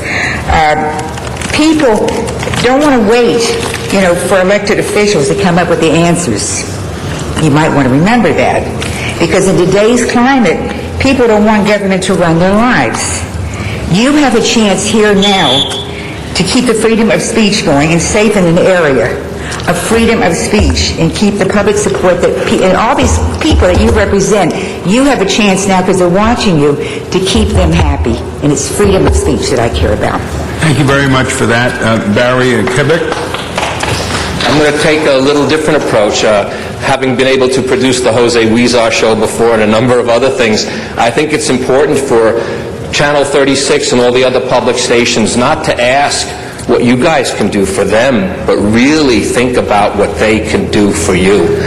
You just go to www.la36.org. You'll find more information about the cultural, arts, sports, education of this city than anything. I get Councilmember Smith's emails. I would love to see on the bottom of those emails, check www.la36.org for any information you want, ranging from the Gay Man's Choir to the East LA Classic to the academic decathlon that they televise, their website, their programming, everything is there to serve you, our city. So it's really more what they can do for you guys than what you guys can do for them. Take advantage of it. I know Councilman Rosendahl really knows how to do that, but please, all of you, take advantage of their opportunity.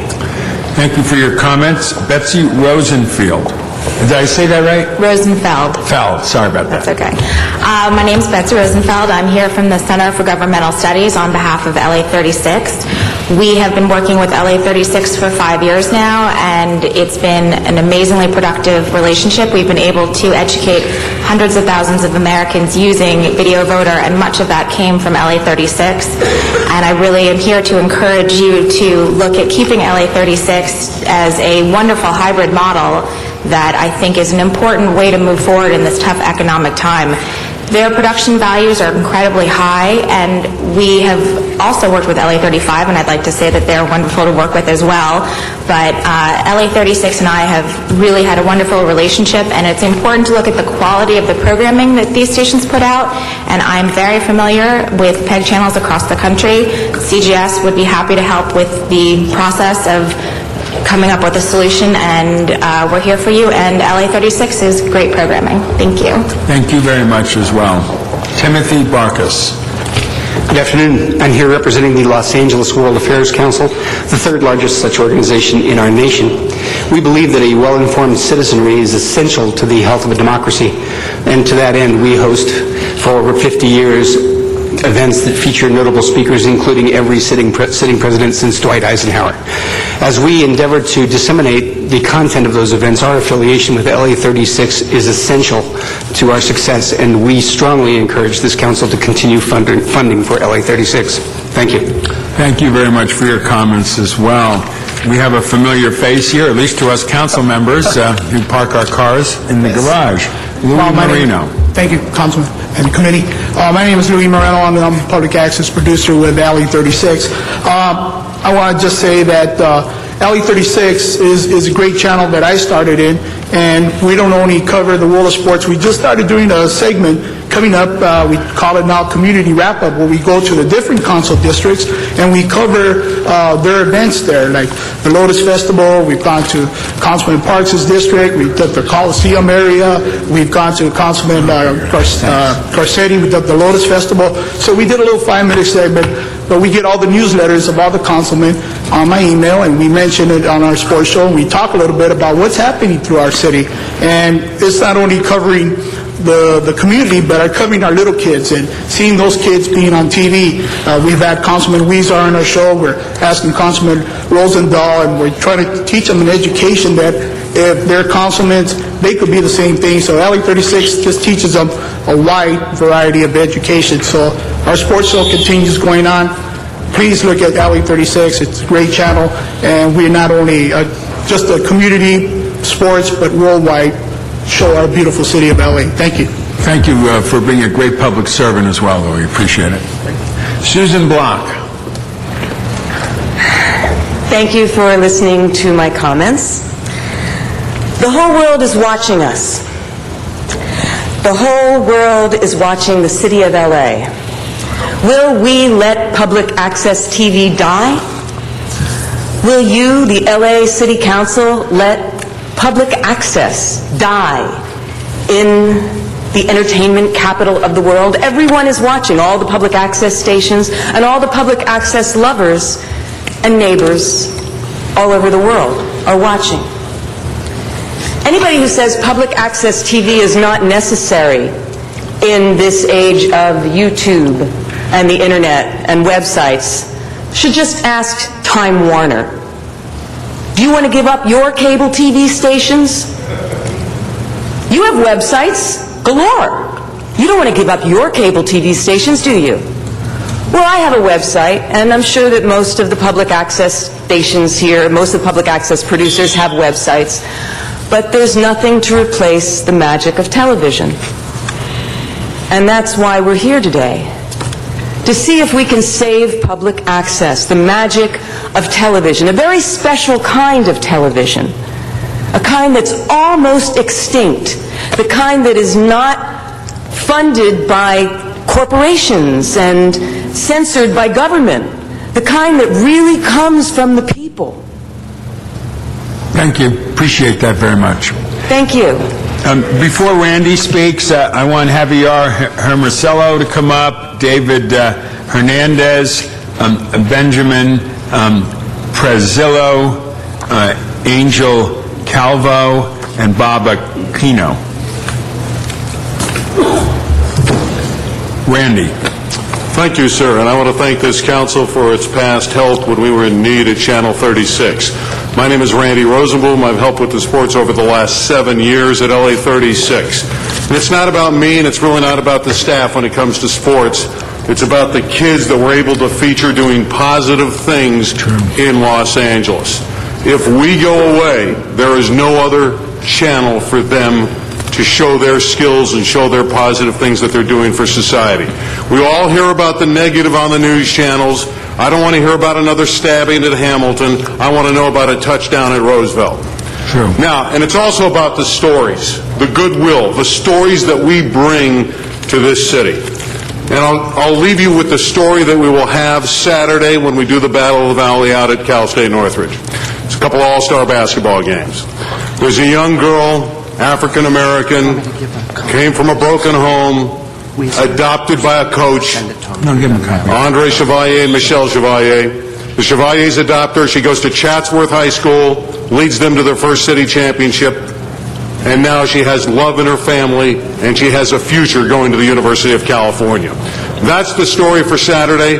That's the story for this week. We'll have stories in the future. I hope we have a place, a platform to present them to you. We've done a great job over the years showing what these kids do in a positive light. We need to continue that. Thank you very much, and again, thank you for your positive support in the past. Thank you, Randy. Appreciate that. Javier? Good afternoon. It's always great to see a bunch of friendly faces on something as significant as communicating with the public and government. You know, I know you have a lot of people. I'm an avid watcher of 35 and 36, and certainly I think they need to stay in place. But I'm an avid fan, and I always see people lined up here communicating, and not everybody who sits there behind the horseshoe is paying attention. But, you know, if you accept this proposal to expand these 4 additional channels, you open up the opportunity for people who right now don't have a voice. And, you know, better that they communicate amongst each other and, you know, as religious groups. But a lot of diversity in the city. I know you're concerned about the budget. And so I want to assure you that in the proposal under the DFCA Act, the initial dollars that would be provided for capital costs eventually would be reduced to the point where the 4 channels and public a television industry corporation would be self-sufficient. And we're looking at some possible creativity in trying to modify the current public access rules that would allow in this digital age the opportunity perhaps to generate some revenue and maybe even give back to the city. But if you look at the financial aspects of it, you'll see very clearly that we're aware of the dollar shortage today. More importantly, we're aware of the dialogue shortage among diverse and growing people, and we ask for your support, and we'll be glad to answer any questions you have down the road regarding this proposal. Thank you very much. Appreciate that, Javier. David Hernandez. Good afternoon, council members. Councilmember Parks, I think that our last parting words from the Budget and Finance Committee was that you had an undaunting task ahead of you, and I didn't envy you. And in listening to the proceedings that preceded this particular committee, and I see that all of you have a responsibility to the residents of Los Angeles. And that as you're going through the budget and looking for areas that you have to adjust and still provide vital services, that oftentimes things like public access may seem more of a luxury, although vital and dealing with free speech. And I won't go into that aspect because that's been eloquently done this afternoon. But as part of the team that has submitted a proposal to you for an option to expand in a different area, I understand that you need to take into consideration the current financial crisis. Also, and I'll close with this, is that our proposal in no way conflicts with any of the existing either Channel 35 or 36 programming that is taking place. This is mainly meant to be an addition to, not in competition of. So I just want to let you know, I know what you're going through. I don't envy you, but I see this as a positive resolution to some of your challenges, especially in able to maintain proprietorship over some of the channels. Thank you, David. Appreciate that. Benjamin? Actually, sir, my name is Angel Calvo. I'm with the EAA. Benjamin is actually turning a card to address on personnel department when they go up. Mr. Well, did you fill out a card? Yes, sir, I did. Angel Calvo, I'm the next one on the list. Okay. But we're not going to have Benjamin here, even though he checked it out? No, that's supposed to be for personnel. Oh, okay, great. Okay. If I may, with me is Cameron Keys. He also has a card in on this. Sir, I'm with EAA, and I'm here representing some of the employees at Channel 35 that this budget would affect. This budget would eliminate 11 positions at Channel 35, and that would be close to a 40% cut in staffing. Honorable council members, these employees here are the employees that would be possibly affected by this. There are other employees that wanted to be here. They cannot be here because they are right now working to make sure that this hearing is being televised. So they can't be here. Some of the employees that are manning these cameras are the employees that would be affected by this budget. An Emmy is a symbol of excellence. If I may, guys, these are just some of the Emmys that these employees have received for the work that they have done for the city of Los Angeles. These are the employees that would not be able to keep on providing this service that has been recognized by the industry. Funding for Channel 35 is provided by cable franchise fees. 100% of the cost for Channel 35 is supposed to come from those fees. Yet, Channel 35 is not being fully funded in this budget. We would just ask why. We would respectfully request that funding for Channel 35 be restored since they do have a source of funding. Thank you. Appreciate your sir. comments. Okay. I just wanted to take this opportunity. Please give us your name. I'm Cameron Keys, Councilman. Okay. To express my appreciation for working at a great station under the ITA. It's a great job. It gives us the opportunity to do great work, which is represented by these awards. And me and my coworkers are here We want to give a little shout out to some guys you never see that are here all the time: Francisco, Monty, Dave, Wendell, Warren, Jerry. They're up there making this picture happen right now. They're ITA, they're EAA, and they work hard every day. Thank you. Appreciate that. I'm looking for Bob Aquino. Bob, comments were made by Mike. Oh, you did Bob's comments? Okay. Now I have another bunch. John Aguirre. Did I say that? It's Aguirre from the LA Unified School District. Fred Stottle, Sttile. Ken Morse, Mr. Traffic, as we say. Sean, and I can't read it, Davis. And Sherry Parisi. John? My name is John Aguirre. I am the Assistant Commissioner for the CIF Los Angeles City Section, which includes 30,000 student athletes and performing groups within the Los Angeles Unified School District and member charter schools. I am here to express my support for and request the consideration for continued funding of LA 36 television programming. The benefits of their services to our community are vast, and the professional style of programming has allowed our students to experience greater exposure through the televising of sports and performing events using a quality format. LA 36 has made exceptional efforts to be inclusive of all segments of our community, from San Pedro to Silmar, Woodland Hills to Eagle Rock, East Los Angeles to Venice, and every community in between. LA 36 has not only showcased the high-profile sports and programs, but has made a conscious effort to give airtime to schools that traditionally may not have the opportunity for that exposure. Speaking on behalf of athletics, I believe the relationship established between LA 36 and the LAUSD Interscholastic Athletics Office speaks volumes of the potential for strengthening the partnership between LAUSD and the City of Los Angeles, a partnership necessary to provide the students with the necessary support to allow them to set higher standards and expectations, visualize new goals, and the necessary support to compete in today's society. Okay, I appreciate that. And go back to LA Unified School District and see if the KLCS is interested in having some conversations, thinking out of the box. It's a great broadcast signal. Maybe they could play some role in some of this coordination. Would you go back to the school district? Thank you. Appreciate that. Okay. Fred? Yes. Hi, I'm Fred Satilli. I thank you for having me here today. The people who spoke before me were absolutely great. I'm overwhelmed to see how many and how much things were said. And what I have to say is simply this. We're losing the newspapers over the next few years, and the quality of what goes into those newspapers is also disappearing. The investigative reporting is being replaced by Associated Press and Bloomberg and that kind of thing. So public access allows a whole bunch of fresh new people and ideas to bring stuff, to the general people. And these people do this at extremely low cost.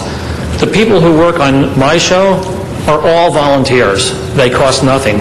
I really think that what the city puts in gets returned 100 times over by all these volunteers who do the lighting, the audio, the editing, and all that kind of a thing.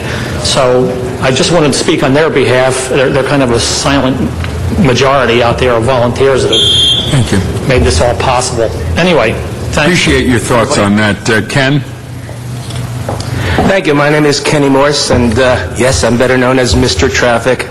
This would have been my 20th year doing the longest-running live call-in show for driving public safety, and being one of the few people, maybe two handfuls, who used public access as a springboard to broadcast media. I still continued and hope to continue my public access show as a public safety effort, and I never realized really how important it was until somebody showed up at the studio about 5 years ago and go, you're the one. And I thought, whoa, because the guy was in a body cast. And I go, what did I say? What did I do? He goes, you're the one. I watched your last show, and you're the one who told me that it's really stupid to talk on a cell phone while you drive, even if you can do it hands-free. And I stopped doing it after I watched your show, and that was the night my car was hit and my 3 children were saved. And, public access might have saved one of his children who I like to think would go on for the cure for cancer. That's just my little arrogance, that I like to think that their lives were saved for something bigger. Public access. Thank you. Appreciate that very much. As our next speaker gets up, is Cheryl here, Parisi, Charlotte Laws, Stanley Director, I think, if I'm hearing it right. Pretty good there. Is it Dean Centrifugos? Forgive me. Cienfuegos. Carla Carlin and Phil Jenishon. Okay. Yes, sir. Yes, I think there's one point that has been overlooked. Say your name for the record into the mic. My name is Shane Devins. And besides the freedom of speech, we're also overlooking the constitutional right of the freedom of press, and I'll tell you what that means is information technology. No longer is the press a printed word or a book or a magazine. That through the checks and balances of power, that the common people, when these giant corporations are merging and taking reprisals against people for contradicting or questioning the twisting and manipulation of the facts by one source of information shared, that part of the freedom of press is in technology through television. And the people have a right under the Constitution to have that alternative press, which they have been denied. And that is, of course, not just through the printed word, but by television. That is what public access is to be able to have a non-conventional form of thinking that would be deliberately excluded by the members of the press, which all are members of the Council on Foreign Relations. Thank you very much. Thank you very much for your comments. Cheryl Parisi from ASME. I know these are difficult choices, and we're not up talking about every service cut, but there are some cuts in this budget that absolutely must be reconsidered. And this has to do with the 311 Center. One of the great lessons that the city learned through the secession fight is that City Hall and the services that our city provides must be much more accessible to our community and to the residents. And one of the concrete steps that was taken by the city was to create the 311 Center and to be able to provide easy points of access from community residents to city services. It has been implemented and it is a wonderful success. So we're saddened to see the cut that's taking place in this year's budget. Over 1/3 of the operators, the ambassadors who staff the system, positions will be eliminated.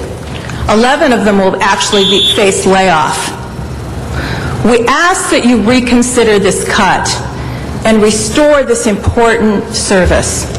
There are other places to look, not here. Thank you. Thank you. Charlotte Laws. My name is Charlotte Laws. I'm a member of the Greater Valley Glen Council, and first I just want to say that my council supports the idea of reinstating public access studios and channels throughout the city. And secondly, speaking for myself, I'm a former producer and host of the show Uncommon Sense, and we would bring in stakeholders from around the city to discuss news and current events. I'm also on the Public Access Board of Advisors, and I hope you will really take into consideration Leslie Dutton's excellent proposal, which she has provided for you. This can be a win-win situation for everyone. Freedom of speech is the primary principle in this country, and Los Angeles should be a leader in this area. Thank you. Thank you. Appreciate that. Stanley? Hi, folks. I will be brief. I want to first let you know that the... Your name for the record, Stanley. Stanley Director, and I am a nonprofit, besides being public access, nonprofit literally and figuratively. I've never made a dime. By the way, okay, just to let you know, public access is also Emmy considered. So, excuse me, I'm so excited here. That if my show, the Stanley Director Show, is submitted to the Television Academy, I have a chance of winning an Emmy, which I think is great. I refer now to the LA Times article on me. I just want to make a point. What is my mission? To give thoughts, dreams, and opinions not otherwise seen or heard on commercial or public radio, television, and other popular forms of media. and through that to amass a video library of Hollywood's unsung heroes, past and present, before they're gone. Keep us on the air, guys, okay? Thank you. God bless. Thank you very much. Good afternoon. Hello, good afternoon. Deneen Cienfuegos, 2Ds in LA Public Access Show. It is my understanding that there is one person at LA 36. I would guesstimate 1 to 5 people who are actually helping in producing the public access shows. I have not been able to publicly put my show out there yet.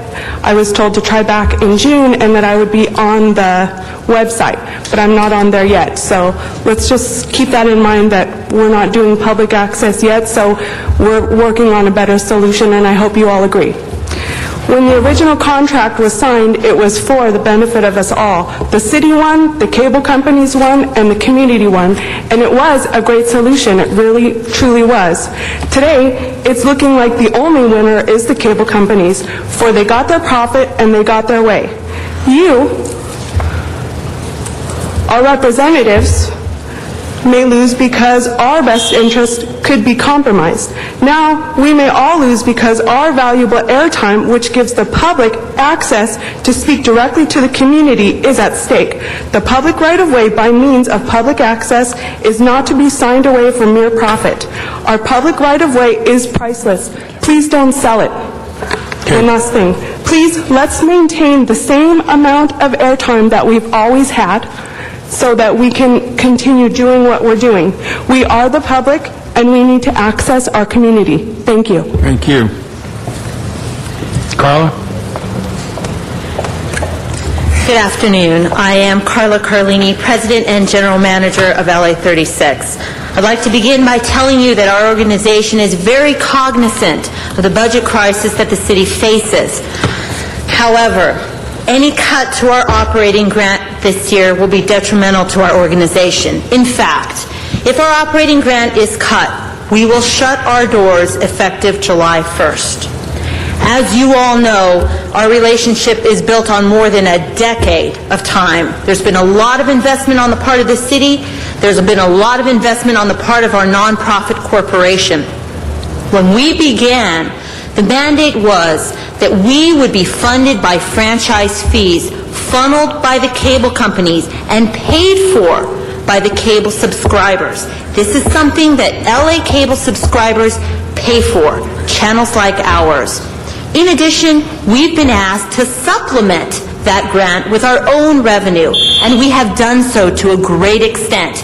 The last 3 years alone, we've brought in an additional $250,000 to $400,000. We do good work at LA 36. I implore you to please continue funding us operating-wise. We really need your help. Thank you. Thank you very much for that. And before Phil speaks, would Arthur Poma come on up, and Shane Devlin, Sandra Needs, Nat Sigaloff, and Susan Rato.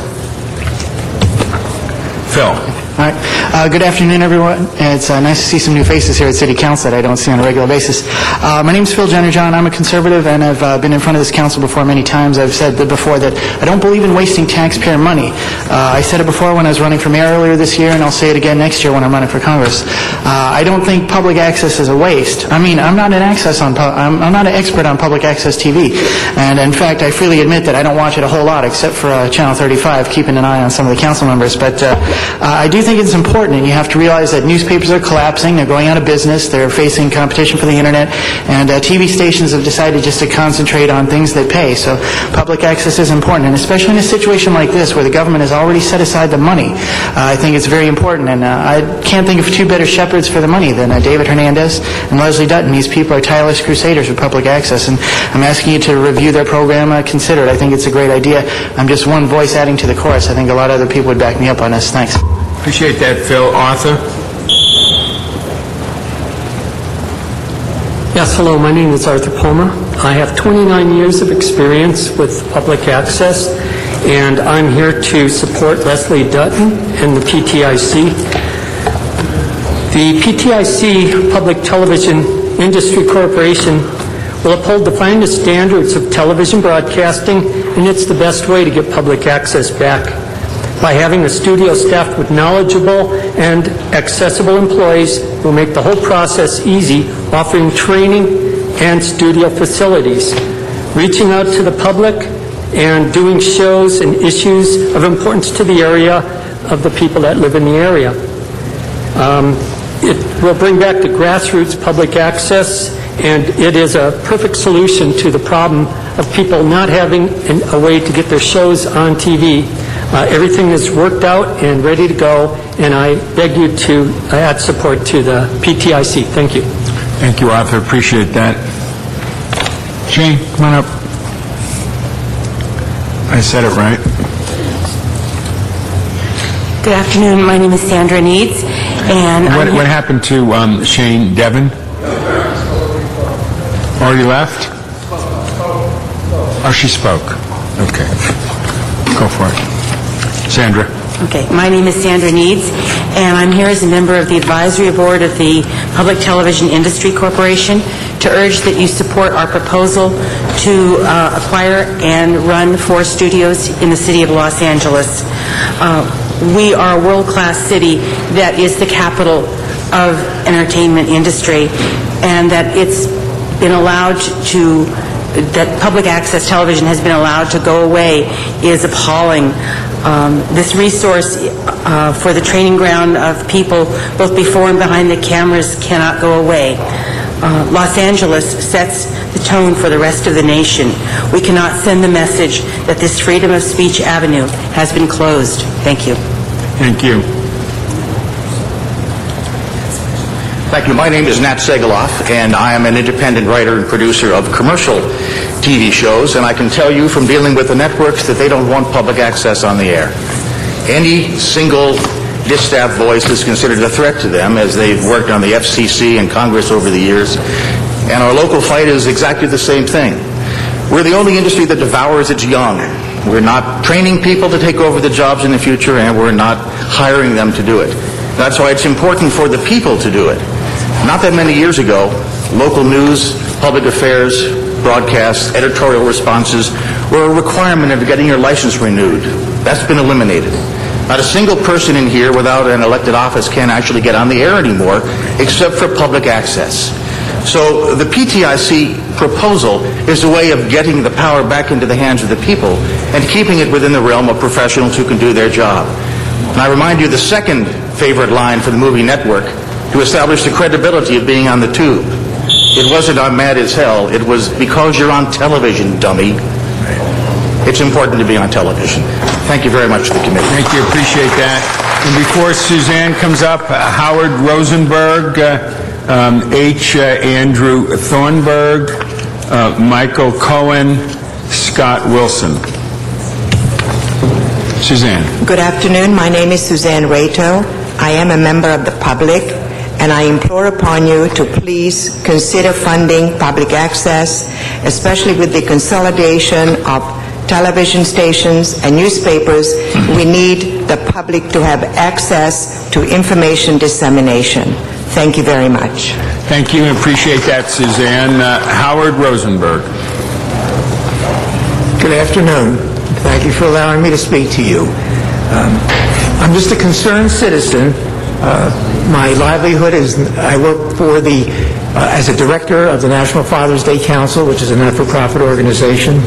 And I'm a concerned citizen who has always believed in everything that I've ever done that communicating is so very vital to our society, to keep our people informed on all sides of major issues. In the years that I've known Leslie Dutton and the work that she has done with the Full Disclosure Network, I have just been absolutely so impressed. And I want to do as much as I can to help that this continues in our great society. Thank you very, very much. Thank you very much for your comments, Howard. H. Andrew Thornburg. Yes, H. Andrew Thornburg. I'm a turnaround consultant. I work with troubled companies, so I'm a busy guy these days. I've known Leslie Dutton for a long time, and she invited me to be on the board of advisors, and I'm proud to do that. I think it's important for you people to look at this proposal in great depth If you look at the amount of time versus volunteer time that this brings to the table for very little money, out of $12 million in this budget over 4 years, there's only $1 million for salaries. There's 250 time slots. If you multiply that out by all the people that are in it, it represents a tremendous volunteer effort for a very small payment. And it's a phased-in program that goes from one station to 4 over 4 years. So I think it's a very carefully done business plan and one that deserves your consideration. Thank you. Thank you for your comments. Michael Cohen. Yes. Thank you for my minute of public comment and for listening attentively. Similarly, let's not balance the budget on the back by crippling what's become a cornerstone of our technological era, public access to cable.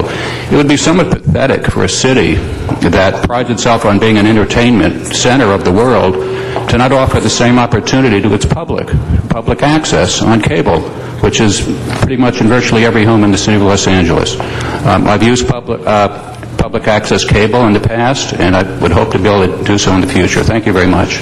Thank you for that. And before Scott speaks, could we have Heavenly Wilson come up, David Crowley, and SIMS. I can't make out the first name. Okay. Scott. Hi, I'm Scott Wilson. I'm a longtime actor. I've served as a member of the Board of Directors and Screen Actors Guild and on many committees. The industry's changed radically since I first started. The studios that make the movies now on the networks, that make the shows on the cable channels, that make the programming. In short, they have a lock on all entertainment and information, making it all the more important for public access to be available to the public. It is a forum for those who otherwise would have no voice.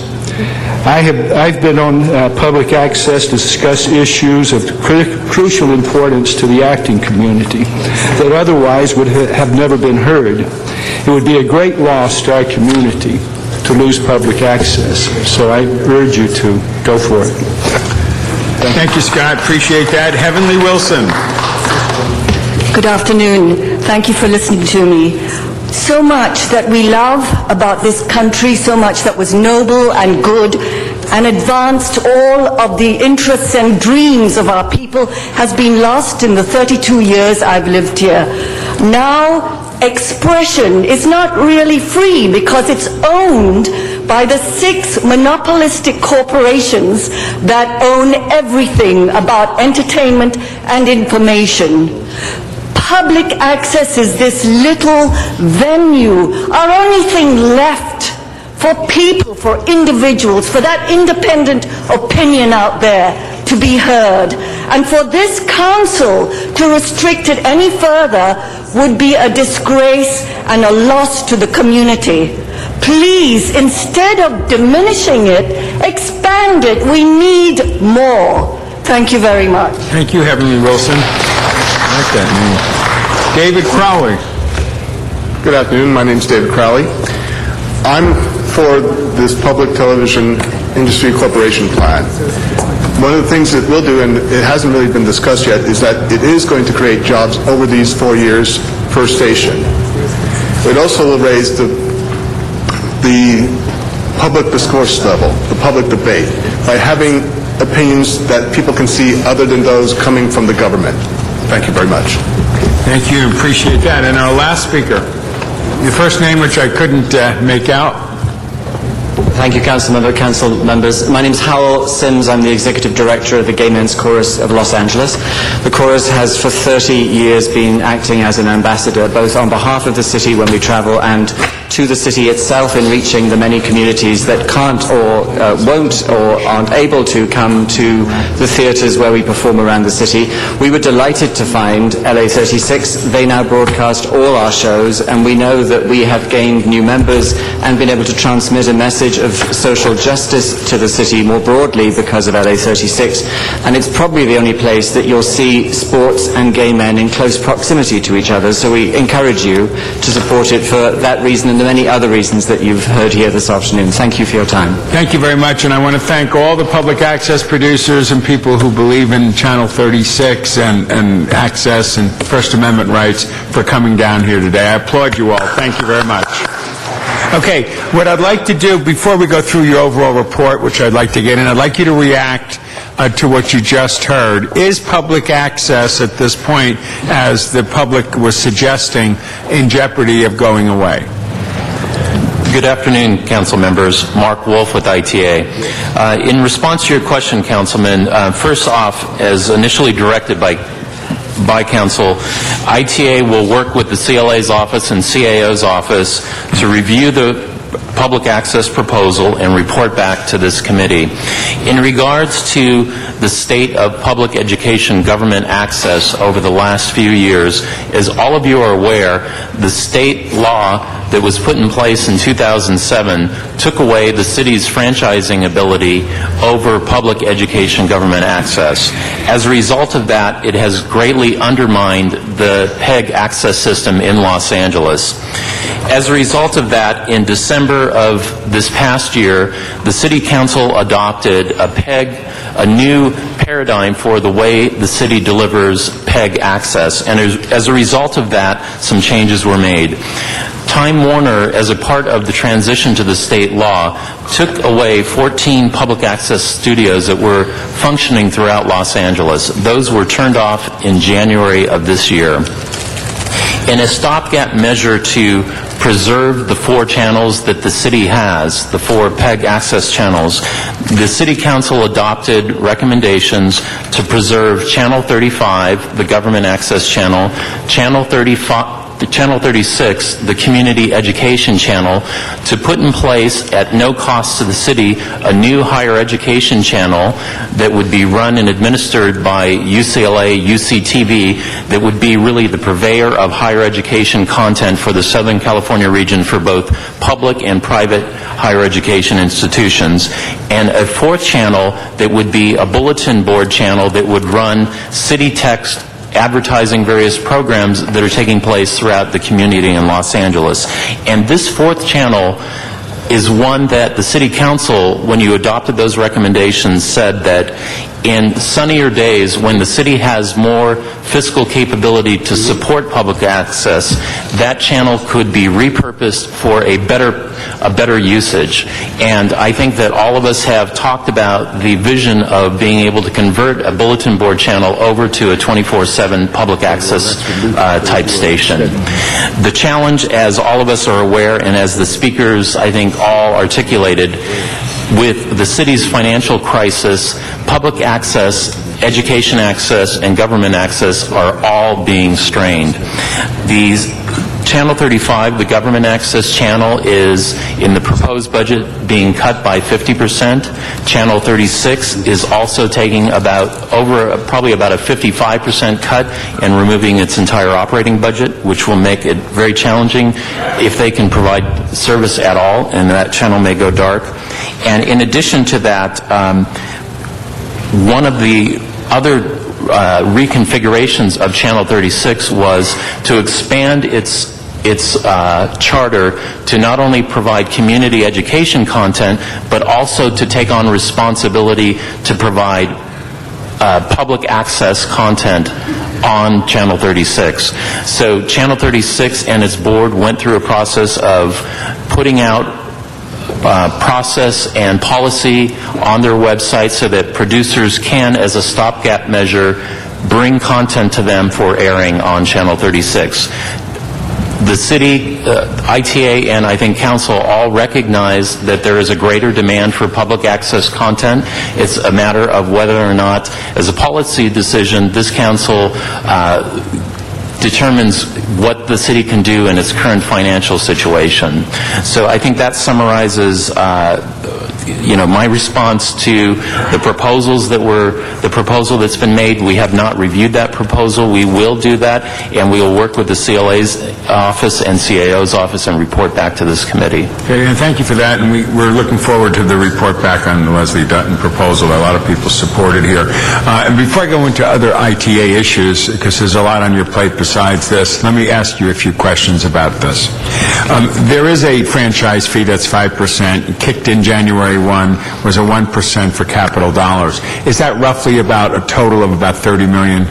That is correct. The 1% is brand new, taking effect. It's actually the first quarter of that funding is being received by the city, targeted for May 15th, so just around the corner. In 1995, or there's about, if I'm not mistaken, a policy decision by the then council, or in the 80s, I'm not too sure, was when the 5% came in from a cable subscriber, which the cable subscriber, frankly, thought that was going to support cable issues. The council, in its wisdom, said 60% of that money would go to the general fund. When was that?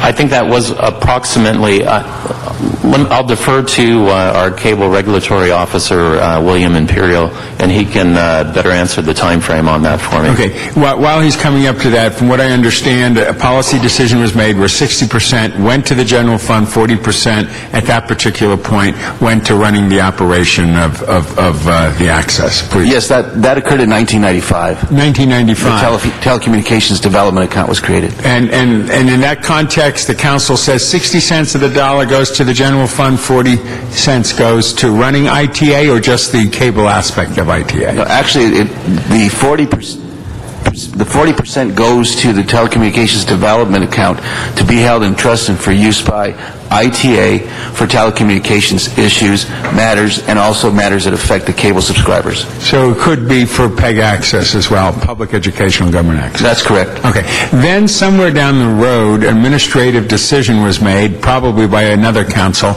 that whatever was left of the 40% in the account would be swept into the general fund. When was that? That has actually occurred since 1995 since 1996 with any of the monies that have been left over at the end of the fiscal year. And in the last year or two or three, how much has been left over of that 40% in real dollars that was then swept into the general account? Approximately $3 million. Approximately $3 million. Yes. Yes. Well, actually, 3.8 million, right? The correct number, I'll defer to the CAO, but I believe it's in excess of $3 million. On the average, though, $3 million. In 2008-09, it was $3.8 million. In 2007-08, it was $5.4 million. In 2006-07, $5.4 million. So it was $5.4 million was the surplus in the account, 5.3, and then 3.8 last year. Correct. Okay. And who made the decision to sweep it into the general fund? The policymakers didn't, or did they? Yes, you're right. How did they do that? Well, traditionally, since 1996, with the monies that have been left over from ITA, they've been looked at by the CAO's office, the CLA, and ITA has offered up that money, by the way, rather than carrying forward, and has not encumbered that money. That's money that usually rolls over into the next fiscal year. So this extra money, you might call it, that's left over, has traditionally just been swept up on a quarterly basis sometimes, by the way, not just at the end of the fiscal year. The reason I raise that, because as this discussion goes forward, there are many folks, and I'll be very candid about it, before I was an elected official, I was a strong supporter of public access. I believe in its First Amendment rights and its eclectic feel in a city like this. It was beautiful. And I did have 700 producers who produced 3,500 shows, and I had a staff of 16 people. But that was in the Century Cable days, then Adelphia changed it, and now it's gone, wiped by the board. So I have a bias on this issue. I believe in public access strongly. Does the department have any opinion at this point about that sweep? And do you have any legal opinion that this is public access potential money given by a subscriber who pays a franchise fee? Just curious on that level. I'm Randy Levin, General Manager of ITA. We're in a very difficult position right now because, quite frankly, I think given our druthers, if we didn't have the budget constraints that we had, we all believe in public access. However, given how we've had to prioritize our services, the number one priority is to keep the city operating, and that has been our philosophy in going through this budget, so that, given the reality of the situation, we've had to work closely with the mayor's office and the CAO to determine, and be a team player along with the rest of the departments of the city to figure out what services we can provide and what we can't provide. I cannot comment on the legal aspect of it. If I may, all cities throughout the United States actually use the 5% franchise fees on a legal basis for the general fund monies. The City of Los Angeles was creative when it first started receiving monies from the franchise agreements going back to 1987 by creating the Telecommunications Department that later merged into ITA and became ITA in 1995. That's when the TDA account was carried over from the Telecommunications Department. That's the history of it. So there is no legal requirement that monies be used for cable subscribers per se. Okay. And my last comment on this, I want to go into the general ITA thing, is the preservation of 4 channels. Channels are valuable assets. They're totally valuable. If we are unable to continue the public access as we know it at this moment, if the financial constraints of the city are such, are we still going to be able to preserve those 4 channels so that the industry doesn't take them back? Yes. In fact, the option number 1 that the council adopted from the Bitsy-Matby report in December does exactly that. And that's why we, as Mark Wolf has indicated, that's why we have not turned that over for any other usage in the electronic billboard to preserve that I just channel. wanted to go on the record and have that said again, because who knows what the future is, but at least the preservation of those 4 channels will continue, correct? Correct, and we have no plans to change that this time. Okay. If I could now go back to and I want to thank again the public access producers. We look forward to the report back from the group, and we will obviously let you know when that is so you can come down and interact with that as well. Thank you very much for coming. Okay. Sure. Let me just follow up on one question. I mentioned 1994 is when we set up the fund, is that right? Or the fund was set up prior to that, but the percentages were cut in 94, is that it? I believe it was 1995, Councilman. 95. Now, what happened previously to that? You mentioned 85. Is that when we got into the franchise business? Actually, the city of Los Angeles goes back into the 70s with the franchise business. Right. Now, take us quickly through that. From the 70s, how did we deal with the funds that came in? Folks, you might want to hear this before you leave because he's directly relating to your public access issues. If I could, what happened was that as the cable operators began to build out their systems in the city of Los Angeles in the 70s and 80s, starting to cover different parts of the city of Los Angeles went ahead and established the franchising process in 1984. Okay. And by 1987, all of the city was ubiquitously covered by these franchise agreements. That doesn't mean that the build-out occurred, but it was in the process of happening from 1987 forward. During that time, from 1987 until 2001, the cable operators, which were 7 in 1987, by 2001 we're down to 4 operating in the city, were paying in-kind payments for public access and government access and educational access. And they were And explain what you mean by in-kind. They were providing public access as a separate trade-off for agreed-to sums of money that they were providing to ITA that were put into a PEG account, a separate PEG account, for the development of Channel 36 and Channel 35, and they were also running the public access studios. Okay, so 14 studios were constructed by the cable operators. Cable operators in kind? Yes. For funds that the City of LA was not receiving as cash, but getting those services? That's exactly correct. Okay. All right, curious. Now, from 1987 to 2001, the city had a telecommunications department that oversaw basically the cable franchises. But in 1995, during the budget period, actually 1994, during the budget crisis, they created this department that merged with ITA and became ITA, actually. And so the telecommunications department became ITA, and the regulatory portion of it that I work in basically continue to oversee the franchise agreements. We then started the process, as you know, of trying to renew the franchise agreements in 1999, and in 2001, when those payments were through, right, they were done, the city now began to fully fund Channel 35 and Channel 36, but not public access, because that was being funded pursuant to the extended franchise agreements that were in place all the way until the passage of the state law in 2006. We kept renewing the extensions, as you recall, from 2001 to 2006. And that's where the new state law came in and basically has created this problem that we now are facing. Okay, thank you. That's it. Okay, appreciate all that. Now, back to the general ITA. First, I want to applaud your department for taking the lead in zero-based budgeting, which frankly, as Mr. Weezer and I and others on this committee have said, we urge the entire 40 departments in this city to do zero-based budgeting. So thank you for that. Thank you. Okay. What are the effects of the budget cuts on Channel 35 on your ability to produce original content about city services that inform and engage the public? Channel 35's budget, as I had indicated earlier, have been cut in the proposed budget by 50%. So Channel 35 will, as a result of that reduction, they will only provide coverage of city council meetings and 5 commission meetings. The rest of the services that Channel 35 provided will no longer be available. What will happen then? Repeat product? We'll be able to air content that we get from other national organizations that we belong to, and other content that is sponsored by elected official offices or city departments.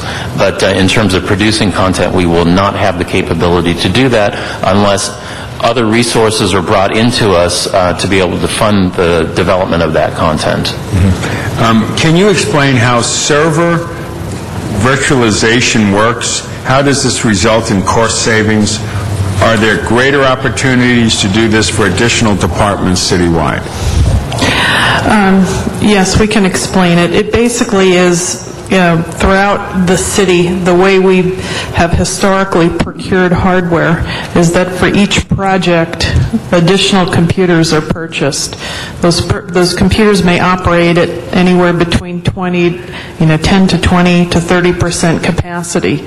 Once you start getting a lot of those and you are operating at that capacity, you can see how that's inefficient. So what virtualization does is really pools the resources and actually looks at optimizing the use of all of that capacity so that we don't have to buy an additional machine every single time that we have a need for that.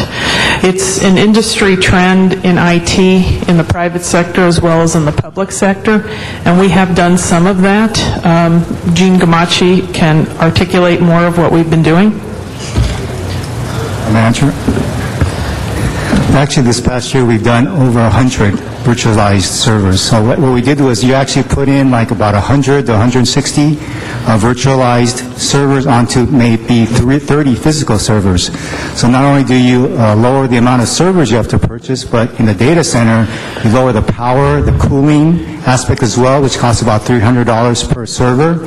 So in general, it's also a greening initiative, not only within the data center, but when it's propagated throughout the city, throughout the other city server farms as well. So it's like Randy had said, it's a technology that's not only being done in the city of Los Angeles, but all throughout the country and everywhere else in the world. Do you have any sense about how it will affect the productivity of the city in terms of waiting for this, that, and the other? As far as productivity, I mean, what you have is you don't need as many employees to manage servers because you're putting more applications on one particular server. So you optimize resources, you reduce cooling, you reduce power. It's a win-win-win situation all around. 311, cutting off one shift. That's the 11 o'clock to 6? Yes. Kevin Crawford can articulate what the cuts in 311 would mean. Okay, please.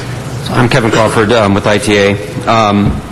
311 currently, with the 3 shifts, is responding averagely about 43 seconds to the calls that we receive. Cutting 10 additional positions from 311, unfortunately, we cannot cut from the night shift or the AM shift because it's already at the minimum number that we can have to sustain coverage over the hours that we cover, which means that all of those cuts would have to come from the earlier shifts. As we worked through the numbers and looked at the continued growth of 311 calls, and we're conservatively saying that we're going to have about a 10% growth, which is much less than what we've experienced. But if we use that number, we are expecting that our calls will go from 43 seconds for response to approximately 2.5 minutes. With that, we also expect that our current abandonment rate of 6% will jump to 24%, meaning that people just give up on utilizing the service. How heavy is the service used now? What are your basic stats on the number of calls you get in a 24-hour period? We currently get about 1.4 million calls in the year. So, and the AM shift, since July 1st of last year, we've received 36,000 for that shift alone. So, but the other problem on this is that half of those calls, or approximately half of those calls, are police department enhancement calls, not emergency calls, but we're giving information on where jails are, other information, passing them on to other police organizations, which we feel will immediately then drop to 911. So the 2.5-minute wait will drop it by 24%? Did I hear you say that? People will just give up?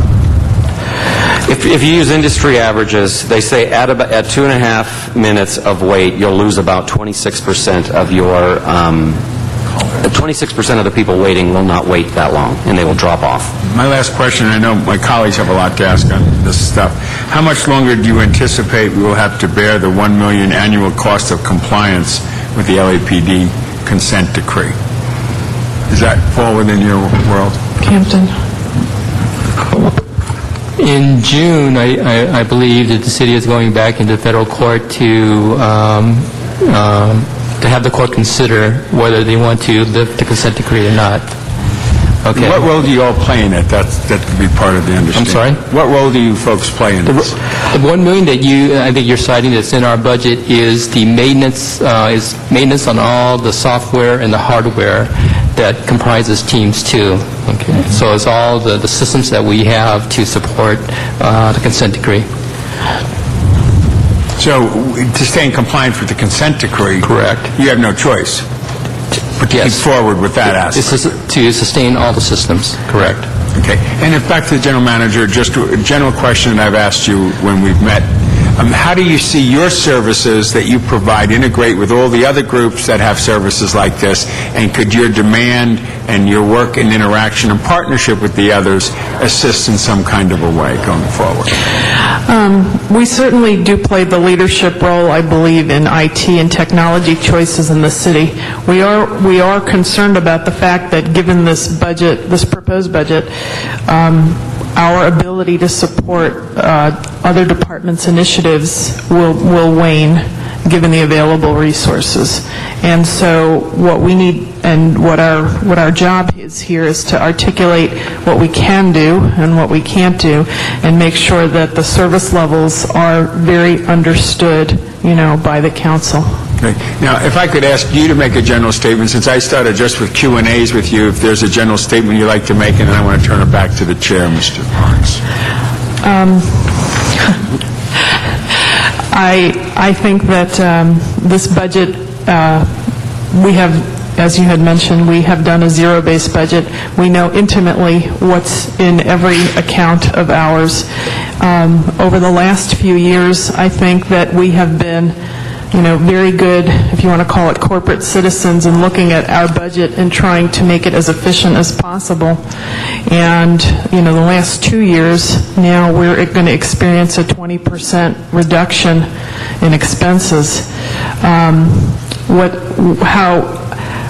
how this is being viewed, although we're being viewed as good team players, on the other hand, I don't think we're being viewed as the gross contribution we've made over the last few years, only the net, which is between last year and this year.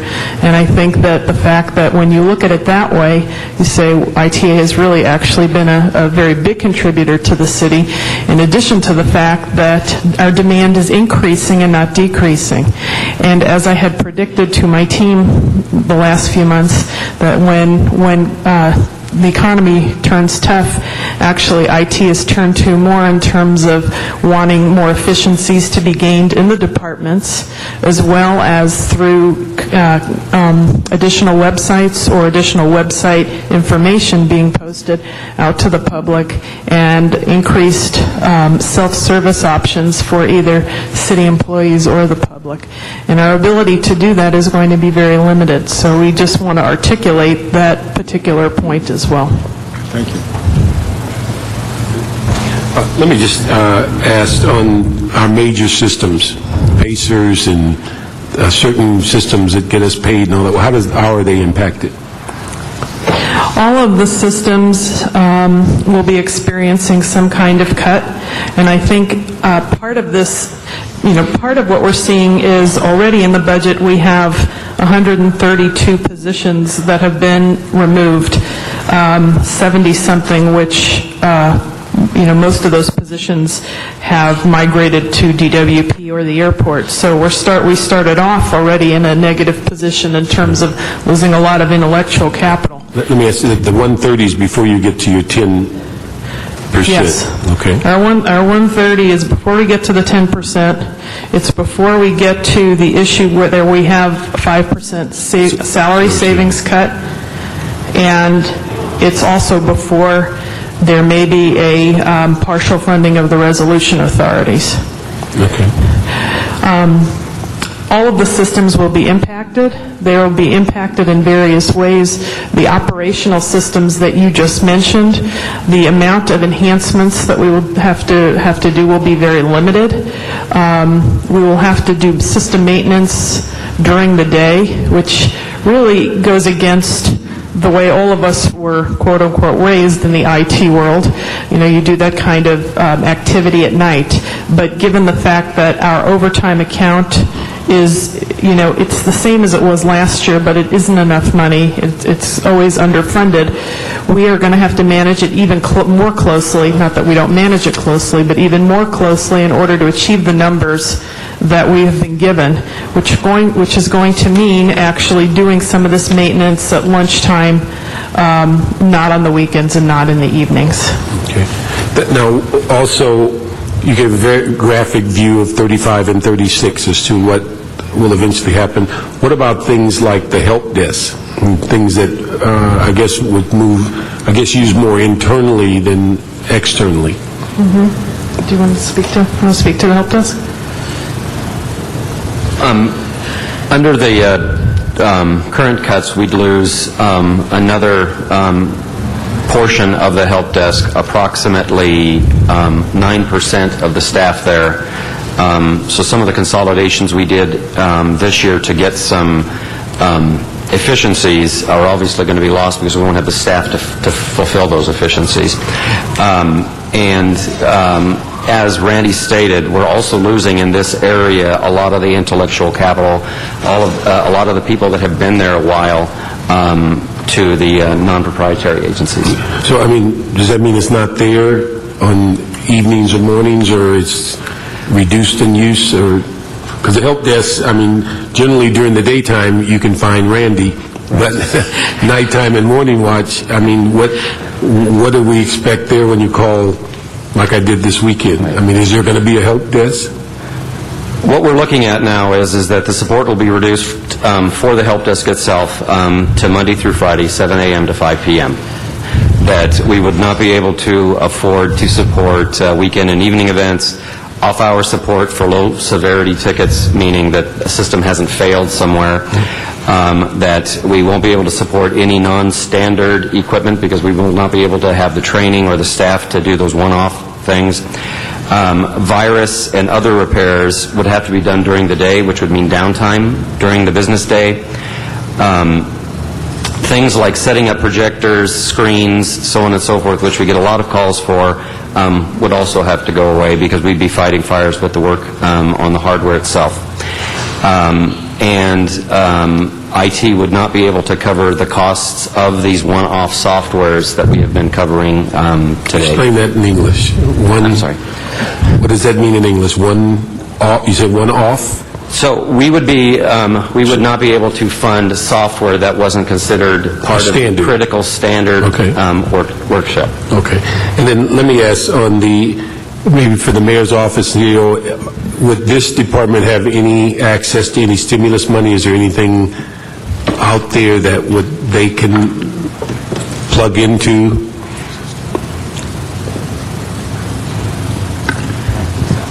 I'm not aware of anything right now, but we'll go back and look and see if there's any opportunities. Okay.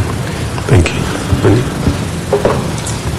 I see that there is a decrease in the LA tax support system, and I mean, this may be a more appropriate conversation for the Office of Finance, but that is clearly a revenue generating, making sure that the money is coming in, and they're keeping 6 positions but removing 6. Are those vacant, or what's the status of those?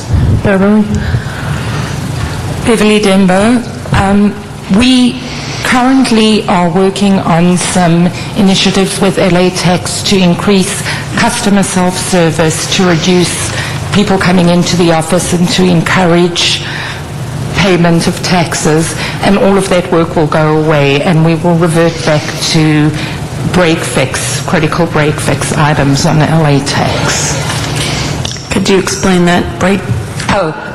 So if there are problems with the existing LA tax system, we will do the support necessary to fix those problems and to do maintenance and patches, but we will not be doing any enhancements to increase the functionality and increase the service that we provide with LA Tax. So right now, there's very little that the businesses can do online with LA Tax. Mostly they're coming into our offices or mailing stuff in, and there's very little online capability for them. But you're changing that, is what you're saying? Well, we have started to work on that, but with these positions going away, that work will cease, and we will continue to not offer online services to our customers. Okay, I'm not sure, does that mean we're stopping all online services, or because, again, we don't want people having to drive or even to call, because then we're not... Let me just clarify. The online services that are already there, or whatever we can deliver between now and the end of June, we will deliver. Right. But subsequent to June 30th, when we have less staff, we will not be able to continue to roll out new functionality for the public. To improve upon the system, so that there's... Okay. Correct. And that's with the delineation of those 6 positions. Those are filled positions now? 3 are filled and 3 are vacant. But we've been using the salary savings to fund some consultants. So and where will those 3 people go? There are some possibilities that we've spoken about, perhaps on the FMS project, potentially, and also possibly one position to the Office of Finance. And the 3-1, just moving on to the 311, what's the cost associated with the 11 to 7 or period of time that you're deleting? Because I know last year that was also deleted in the mayor's budget, and we did add that back. It's about $500,000. 500. And is that the Cadillac version or the... No, unfortunately, no. It is not the Cadillac or Porsche. It's more like the Bug version. Yeah. How many people is that, approximately? He said 6. 6 positions. And you mentioned not being able to work on weekends or overtime and things like that. I mean, have you looked at changing people's schedules to potentially address that? We have not yet. But I will say traditionally, it's a lot easier for programmers in particular to work during the day as part of their team that they're working on and really require that interaction. And we can look into putting, 1 or 2 people on a night shift per application. But then we get into supervisory issues too, and then we lose some of the efficiencies given the transition between day and night. It's usually not our optimal way to work. Let's just put it that way. I'd be interested if you at least have some of that conversation just to see. Now, on Channel 35 and 36, and I know that a lot of the discussion that occurred today was based on some of the things that happened even prior to the budget because of the whole change in state law there. I also saw in the document, in your budget, the fact that Channel 35 will only do council and commission meetings. Is that correct? That's correct, with that level of staffing. 5 commission meetings? It's 5 positions are cut, but the majority of the staff that work on the production of content, which is the other piece that's being cut, that is equivalent to about $800,000 reduction in contractual services. And those are really the staffing resources that we utilize for the production of the content. So you do, and I'm not advocating, but you do council weekend review, you do interviews, you do shows that have general managers and they discuss certain issues. You're suggesting that none of that will exist anymore? That is correct. None of that. So if, or Channel 35 going out to a particular event where you're opening up where sanitation has, here's where you can drop off your toxic kinds of things, that will not exist anymore?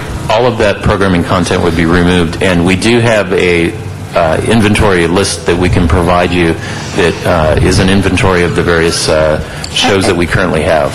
I think that would be helpful, because I think, again, and this is unrelated to covering council members' kinds of activities, but more so general city events that I think otherwise would not get covered in this day of newspapers going under, TV stations having challenges, blogs they're not necessarily going out to these events. They get some of their information from other forms that they're counting on that won't even have it about something that's important to the city of Los Angeles. I think that would be helpful for us to understand. Ben, did you have something to add? Yes, in similar fashion to how GSC's costs are covered from various accounts, whether they're council accounts, mayor accounts, or accounts related to like the heritage accounts, there would be the opportunity for departments, special funds, and these other accounts to reimburse if an event wanted to be, if say for example sanitation wanted the public outreach related to some of their special funds, there would be that opportunity for them to pay for that production via those special funds. Because they have so much extra money in their budgets. I mean, I don't know if that necessarily... I mean, I understand that, and I think you're right. There may be some special things that we would ask that be covered and be able to identify the funding. But I think the way ITA structured Channel 35, although many of them are consultants, there's a base, there's a foundation of people there that are doing that. And once you take that away, it is not as easy to build that back up, I guess. So I would be interested, and I think the rest of my colleagues would be as well, as to what then, because it's really almost just a one-liner in there that says they will only cover commissions and council meetings. That does not allow for other coverage of other things that are happening in the city of Los Angeles.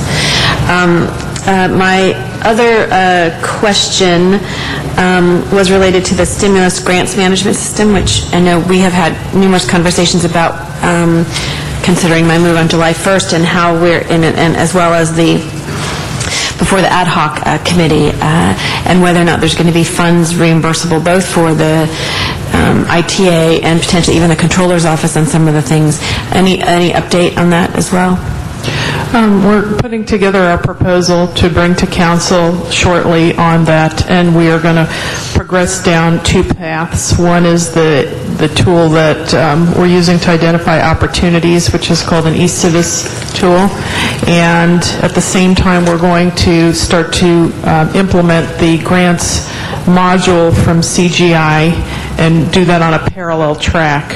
the grants module implementation of CGI is very aggressive, so we may not make the July timeframe for reporting the stimulus funds. So what we're doing is that will be reported out of most probably out of the eCivis tool to give us a little breathing room to get that in properly. And then for the October reporting period, we will have the CGI tool actually take over and do the reporting there. And we did ask, I think, I don't know, CLA or CAO to ask us to be brought to this week's ad hoc committee. I don't know if it's on the agenda or not. We need to make sure that it is on the agenda. Whoever's setting that agenda, whether it be the mayor's office or the council president's office. And Councilwoman Gruhl, if I could actually respond back to an earlier question that we didn't, I think, provide a full response on in regards to Councilman Park's question about the stimulus opportunities. One of the areas that the mayor's office has also tasked ITA with is heading up a group to evaluate the different opportunities that are available for broadband. So that is one of the areas that we are leading an effort to evaluate what stimulus grants could be ones that would be viable for the city, and we're involving the library department and also Department of Water and Power, and I believe there's one more that escapes me. Library? In library.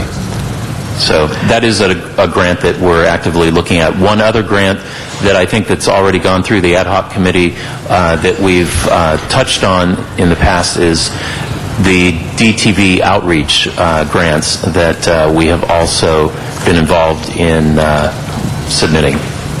We did submit one energy grant as well, and what this is for is a tool that goes out and goes to individuals' PCs and printers, and will shut them down after a certain period of time in order to save power. It also does a couple of other things. It will fix and repair computers remotely, and it'll patch them for security remotely. And in the past, these are 3 different tools we had looked at. They weren't bundled in one. And so as part of our energy savings, it could be very significant because leaving computers on and printers on actually consumes a lot of energy. Let me ask you, when you mentioned broadband, could you give us an idea of what additional capabilities that would bring the city? Councilman, we're still sorting that out.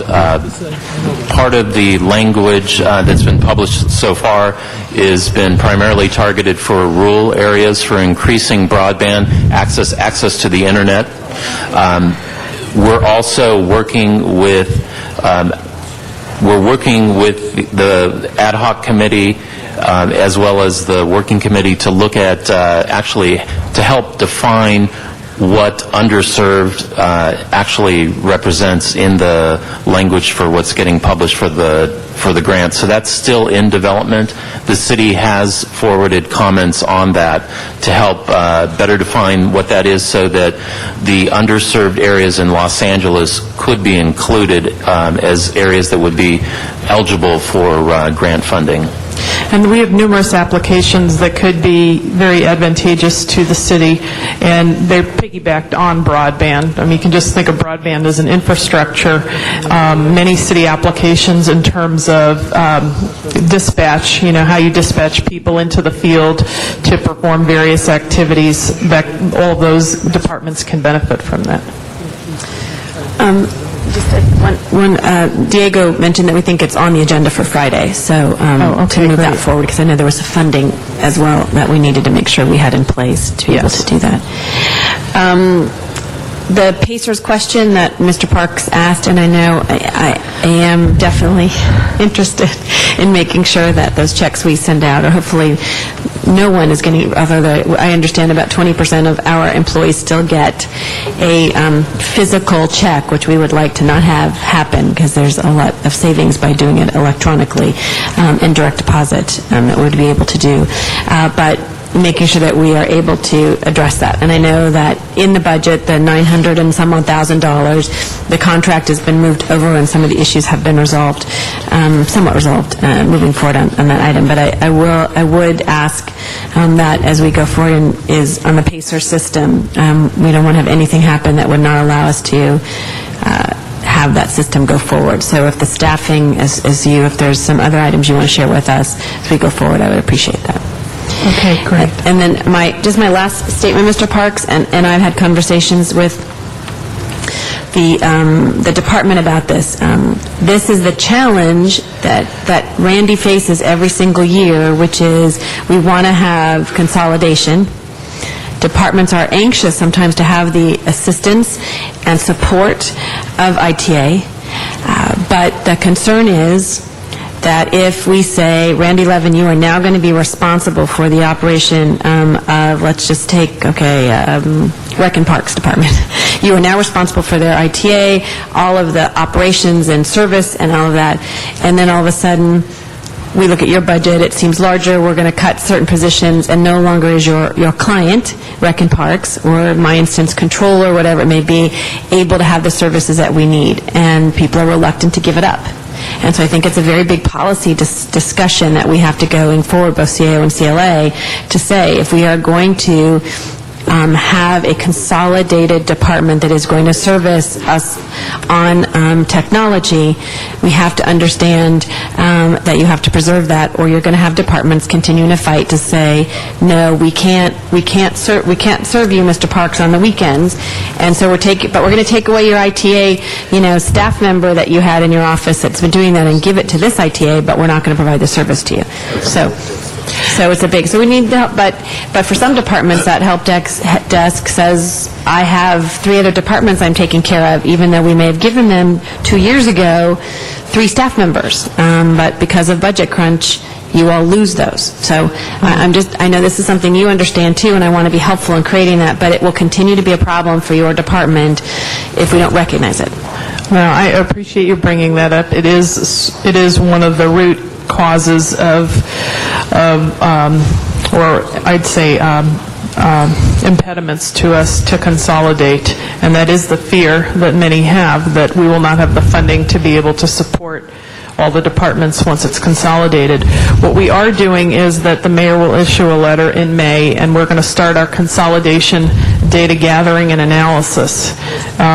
We do not have enough information to make proper options in terms of consolidation, so we're going to go through that process over the next couple of months, and then as we're doing that, we can have this discussion or discussions on the policy aspect. Thanks. It's running late. Just a couple quick questions. Last year, we fought real hard to keep 311 funded on the Sunday. It was the elimination was going to be on Sunday nights, I think it was, and we want to keep it around the clock. Now that the proposal is not to keep it around the clock during the week, what is the purpose even to keep it open on Sunday at all? So what would be savings if we eliminated Sunday altogether? I don't think we looked at it just on Sunday. I think we just looked at it at the AM shift, right, which was the across evening. The week. Yeah, across the weekend, because it just didn't seem to make any sense to do it on a Sunday. So, I think once we eliminate the 10 vacant positions plus the next 10 filled positions, we're starting to stretch the amount of resources that can cover 311.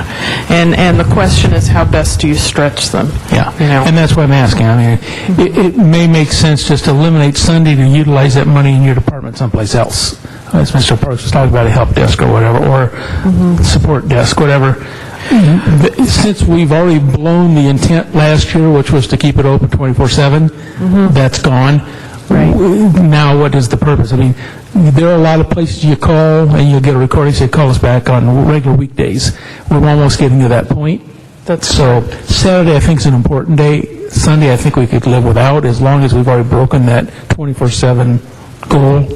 And maybe it'd be better to utilize that money someplace else. So I'm just throwing that out as a thought process for you. Okay. And then on the special, would you do something for us? We did this with Public Works a couple of years ago now, where people that wanted to pay for a service, like neighbor councils, they got I won't use the word I always use because my staff gets mad, but they got a list of opportunities saying, here's how much it costs to get a pothole truck for a day.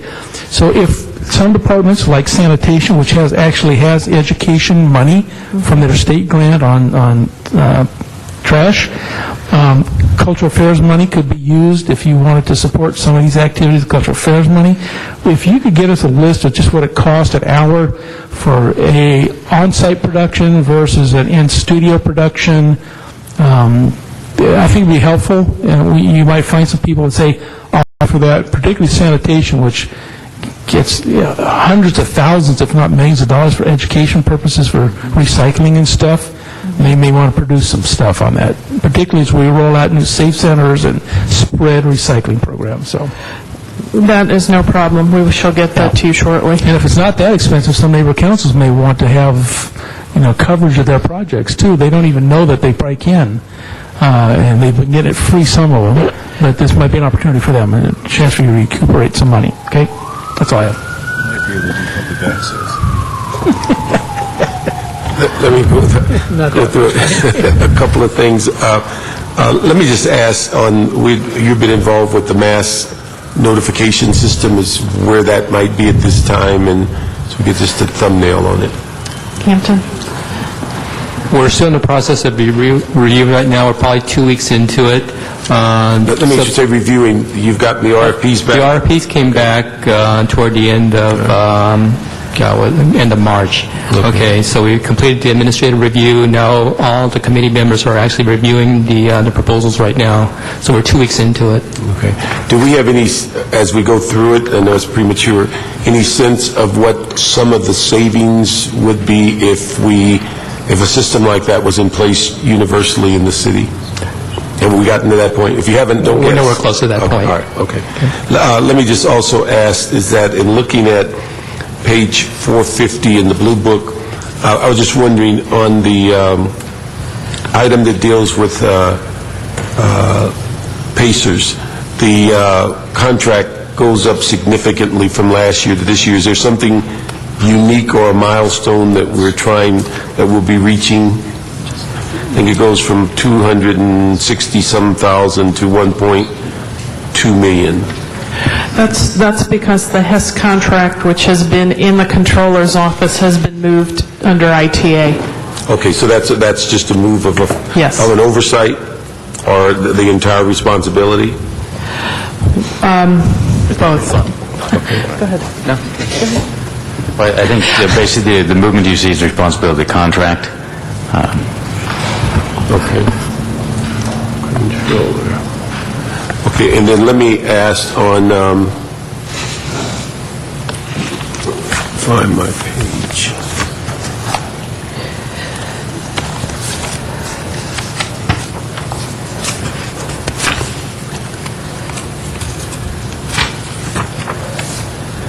When you look at you comment on the call center, one thing I didn't quite understand in the explanation is you said that rather than pare down days and nights, you prefer to just eliminate mornings. And I didn't quite understand why we would not have, in the sense of looking at stretching the coverage, that we pare down maybe all 3 shifts before we eliminate one.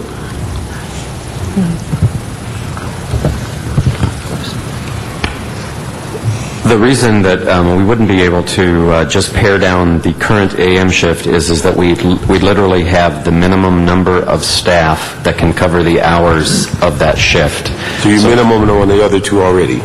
I'm sorry? Your minimum already on the other 2 shifts? We're minimum on the AM shift, so we would have to cut from the PM. That's what I was asking, is that on days and nights, are we pared down to, because I was wondering why you didn't pare all of them down rather than eliminating the AM shift. Right, so we would look at cutting the days and the night shift, and then the midnight shift is already at a minimum. If we cut any, we couldn't cover all of the hours of that shift. Okay. We're physically at the lowest number of staff to cover 7 days of that shift. Okay. Is that on day watch and night, PM watch? Right. You're at minimums on all of them? We're at minimums on the AM shift. Okay. The midnight shift.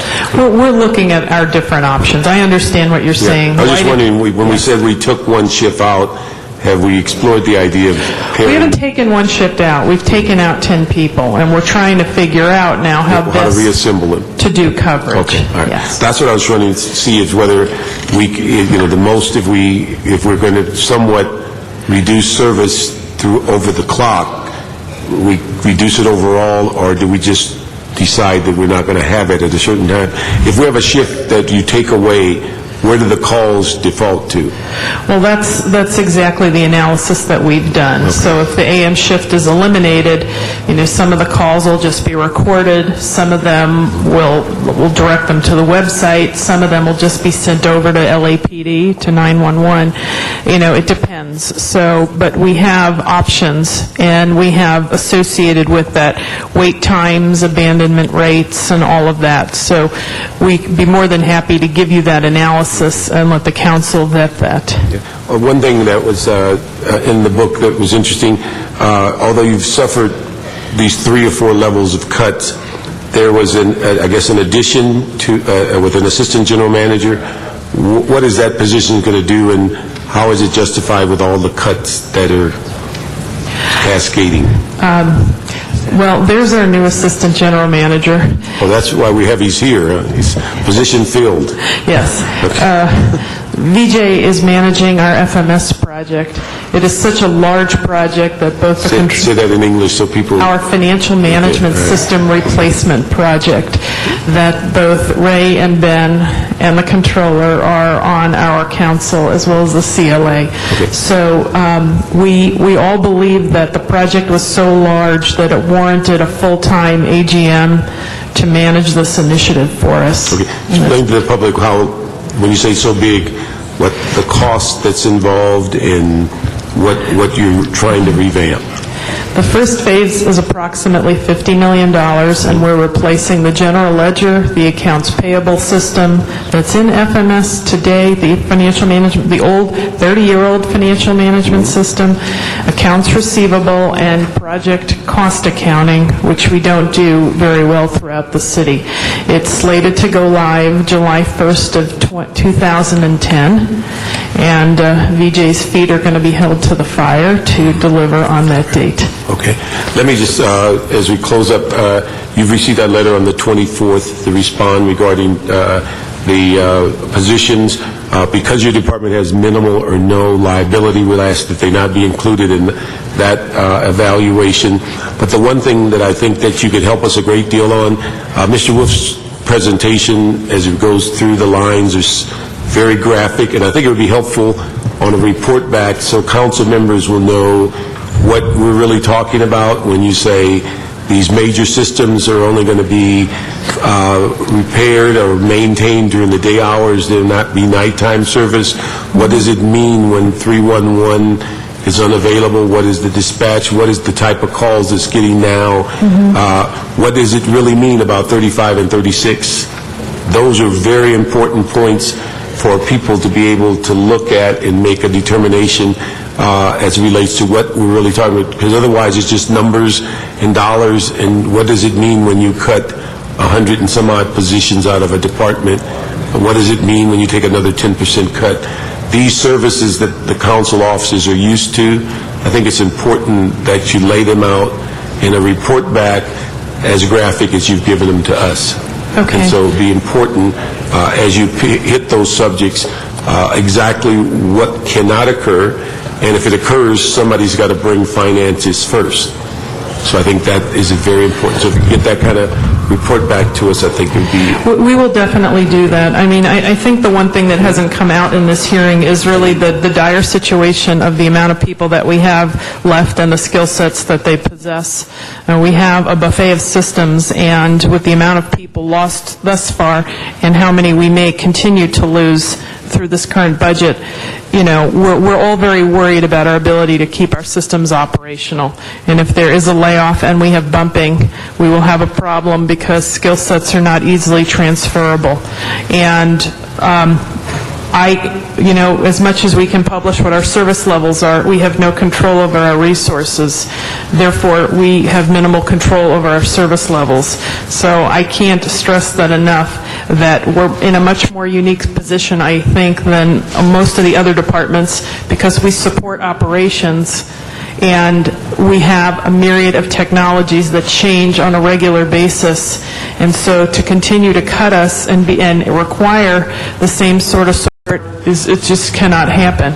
You can't drop from 813 positions to 600-something and expect the same service, particularly when, 60 people went to the proprietaries, and we've lost a lot of institutional knowledge on top of that. So I would just ask the council to take that into consideration as we go through these budget discussions, because, if you ask what keeps me up at night right now, that's it. Let me just ask, you've talked since you've been here about a city CIO position. Does these cuts and things of that nature put that on hold? Is that something now that's in the future? Just where would that discussion lie? We will do our data analysis, but what I can tell you is our capacity to take on that activity as well as unplanned initiatives, unfunded work, et cetera, is really going to, rapidly diminish. And then final question, group-wise, you're doing something with group-wise, and where are we on that? And I know it's a fairly expensive process, but is that going to be slowed down, stopped, or the next generation, is that still forthcoming? No, it's forthcoming. We hope to make our recommendation next week, actually, to the council on Monday. Okay. While you're here, can you fix mine? Because my email keeps freezing up. Just give us more money and we can fix it. Yeah, but you're here now. Can you do it now? Yes. We'll do it now. Council members, one request that we would like to make is to ask for some flexibility. We have some recent vacancies, 2 vacancies that have occurred since January of this year, and we would like to have some flexibility to take 2 of the positions that were slated for elimination and swap those with 2 of the vacancies to be able to retain some of the critical skill sets that we will need to continue our operations. Yeah, I think you can work that out with the CAO in the sense of if it's cost neutral and you have to massage some authorities and things like that, I think they will be flexible enough to address that. Maybe not. Okay, thank you very much. Thank you.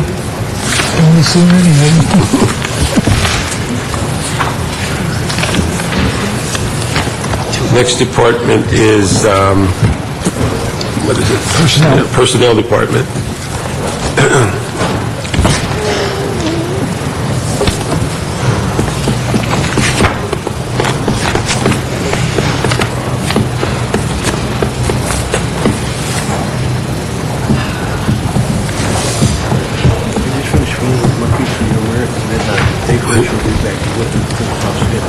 Meet with whom?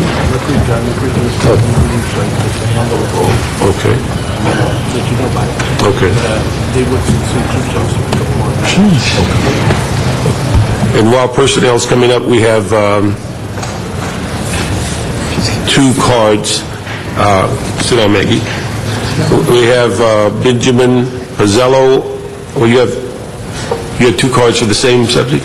There was a little mix-up of the cards earlier, and I wanted to make sure Should that go into another one? No, I'm in the right place at the right time, Council Member. Thank you. Council members, I am Benjamin Pizzillo, and I represent the diverse multitude of classifications EAA, the Engineers and Architects Association, who constitute the bulk of Personnel Department's employees. EAA would protest any proposed layoff of any position EAA represents, such as management analysts and personnel analysts, while management continues to contract out work such as employee benefits consulting, sexual harassment training, executive recruitment, workers' compensation liability studies, and other workers' compensation services. Thank you for this opportunity to speak. Thank you very much. And in addition, for those that are listening or watching, in addition to going through the Personnel Department, we'll also address the Human Resource Benefit package while Maggie's here. Maggie, and the foremost question as we go through this is, you, like other departments, have not only have a cost-saving dollar figure, but also you have a shared responsibility figure. And have you looked at how that might impact you being able to provide the services that you've been providing? Well, council members, we are looking at that, and we are looking at any way that we can reduce costs of the Personnel Department. However, we also have a rather imposing task at hand, which is to manage layoffs should they occur, and this is going to take a huge amount of staff time. As it is, we have 61 positions that are vacant.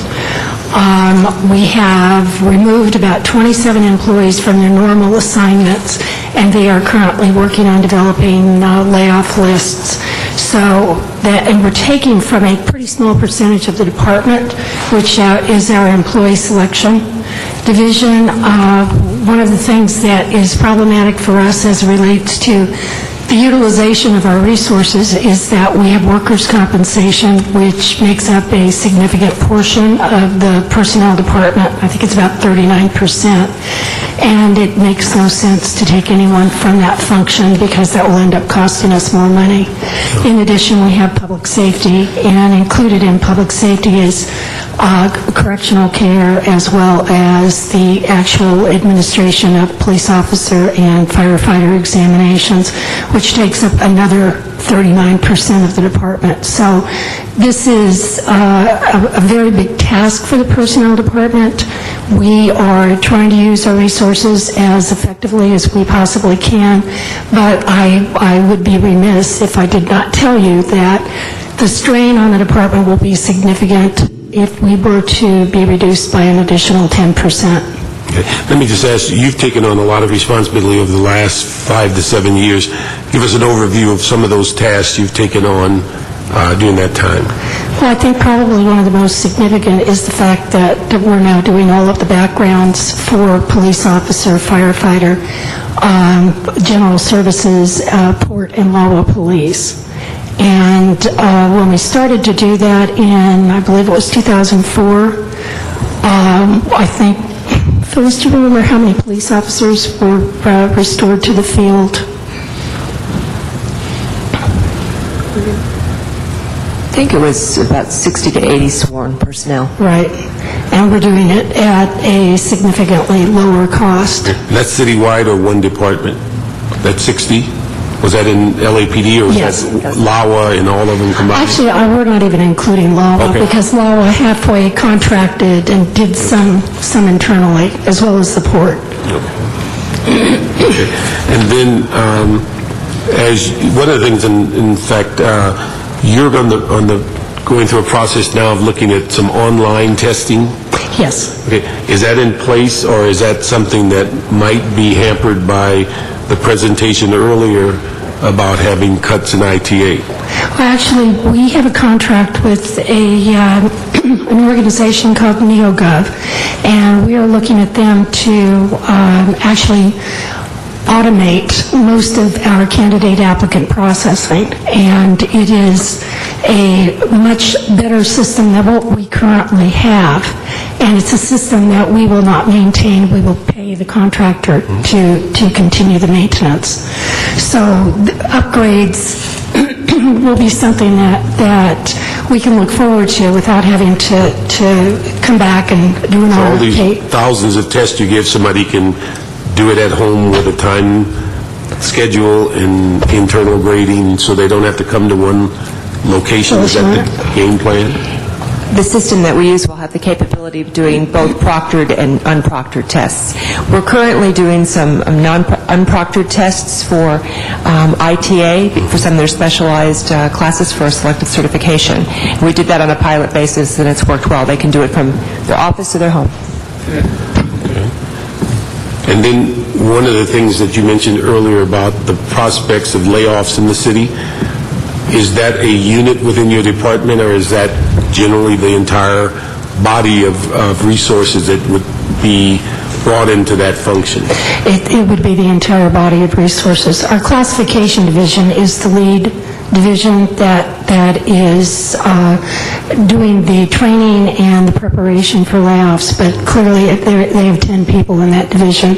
So we've taken people who worked in examining and our employee application services, and we have moved We've discontinued all of our training. We have used our training rooms. We've set them up for the purpose of doing nothing but layoffs, and they're doing that now. If you could just give us an idea, in the mayor's budget, there's a recommendation of 400 layoffs. What's the timeline in general that it would take your department to process that number? I'd like to ask Shannon Pascal to come forward. And we know it's not an exact science, but just a general idea. Right, and we'll keep it at a very high level. Yeah. Unfortunately, Shannon was laid off last week and can't answer that question. Fortunately, at this point, no. At this point, we kind of started about 2 weeks ago on the 400 positions that the mayor's office had identified. And at this point, we've worked on 16 departments, 41 job classifications, 53 positions that we've identified so far, and we've actually reviewed 2,400 employee work histories just in the last 2 weeks. You might explain that so the public's aware that when we say layoffs, it's just not going to somebody and giving them a pink slip. There's a process. Correct. Depending on their status and their classification and their seniority. Right. So the way the city's layoff process works is that we identify the highest job classes by department. We start with that job class first. We calculate the layoff seniority for that targeted class. We identify the individual employees or employee that is going to have the least amount of layoff seniority.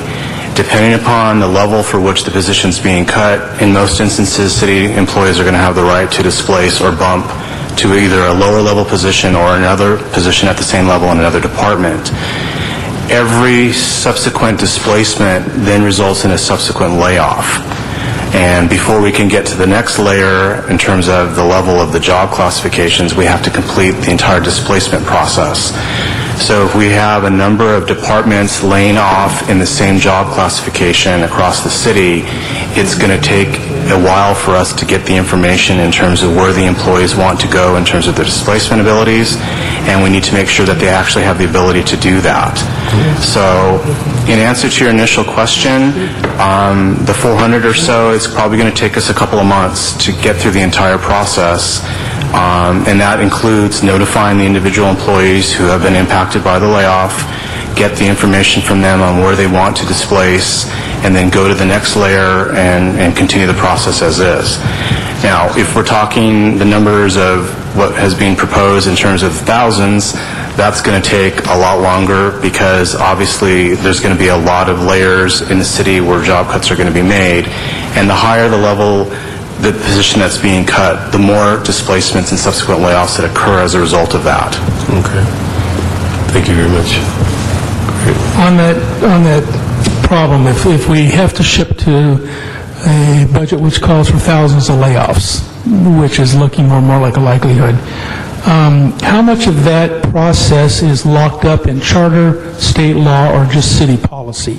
Is there a way out of any of that process, or is that all charter protected? It's all charter. Civil service protected. Right. It's charter, and then it's supported by civil service rules, but the basic concepts of layoff and displacement and seniority is in the charter. Okay.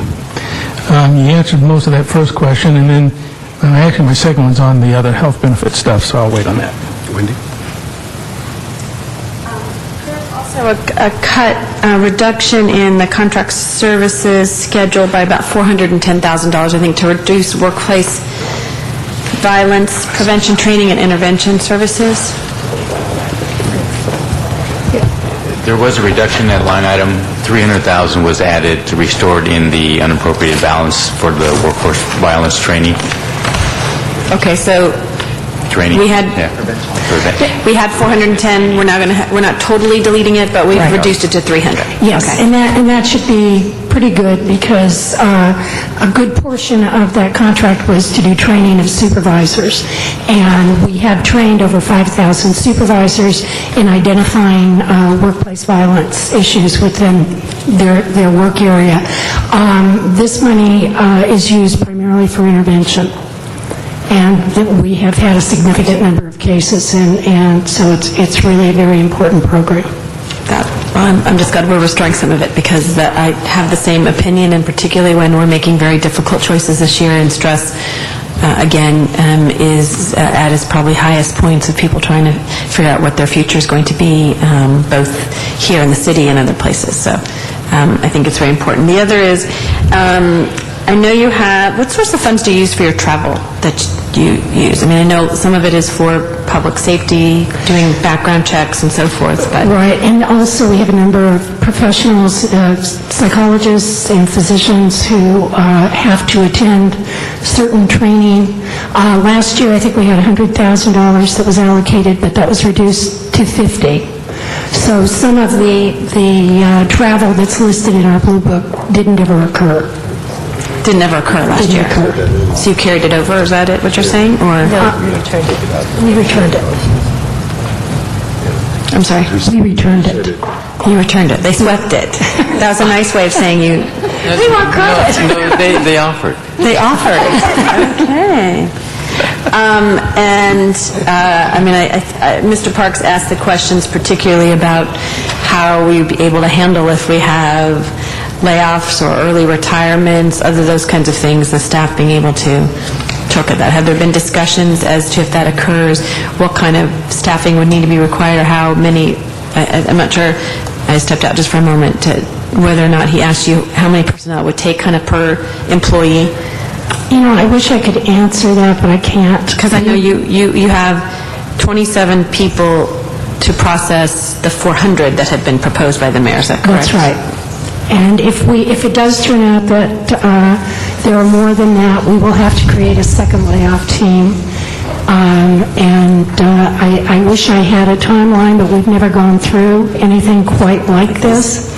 So we don't know. And it really also depends upon the job classifications that are being eliminated. I think a good example is senior management analyst, that job classification. We have people who transfer throughout the city, stay in the same classification, but their displacement seniority is different depending upon the job, the department that they were working in. So that's just a small example of how involved and how complicated this can be. But it's very, very individualized. It's very tailored to the individual employee, which is what makes it difficult, and also makes it very difficult for us to do this electronically. We have some systems in place in order to do it, but basically there's a tremendous amount of judgment that goes into the process, which has to be, you have to look at every single case and make a determination. Thank you. Good afternoon. You're in a tough spot in this whole process here, and I appreciate your sensitivities to everything we're talking about. I'm going to go through a set of general questions, okay? A large portion of your department relates to screening new hires for city employment. Given the proposed hiring freeze, will it be possible to redeploy your resources to help with other personnel tasks or eliminate positions and funding? Well, for the most part, the staff that's been working on processing civilians has been redirected. However, the public safety component we're still going full bore. Right. So the staff that's assigned to public safety hiring has pretty much remained intact. Okay. Now, what is your department doing to prepare for various layoff scenarios? It's being asked, but just for the record again, do you anticipate an increase in personnel complaints filed by employees who are being dismissed as part of a potential layoff? We do, and one of the processes involved in layoff is that people have appeal rights. They can't appeal the reason for the layoff, but they can appeal the process that was utilized. And so that's something that we anticipate, that there will be significant complaints that will be made. Okay, staying with potential layoffs, explain again the system that you have to go through, in terms of seniority, going in a lower grade, upper grade, moving around the entire bureaucracy. Explain how that would work. Well, once the mayor's budget is approved, then whatever the cuts are, they're identified. The general managers of the impacted departments will send me a letter saying to process a layoff for a specific number of jobs within a classification. And then my staff will begin to do the research, and they will go to, let's say it's a senior clerk typist, they will look at the seniority for every senior clerk typist in that department. And then the determination will be who has the least amount of seniority and whether or not they have displacement to other departments or even internally. In which case, then the employee has the opportunity to elect where he or she would want to displace to. And then, wherever that would be, we go to the next department and we check to see who has the least amount of seniority, and we go through the process all over again. And in that process, if it isn't a senior clerk typist, which might be a skill transferable to different departments, what about other folks in the department that don't have a transferable skill because they might have seniority, but the skill itself is only unique to that particular department? What do you do in those cases? We have a problem, because the charter is so very specific that seniority is the only consideration. So if we have a situation where I think ITA or IT classes, they're a good example. You have someone who the skill set is not adaptable to the particular work location. However, given the language of the charter, we really don't have any choice but to go to the person with the least amount of seniority, and that's the person who leaves.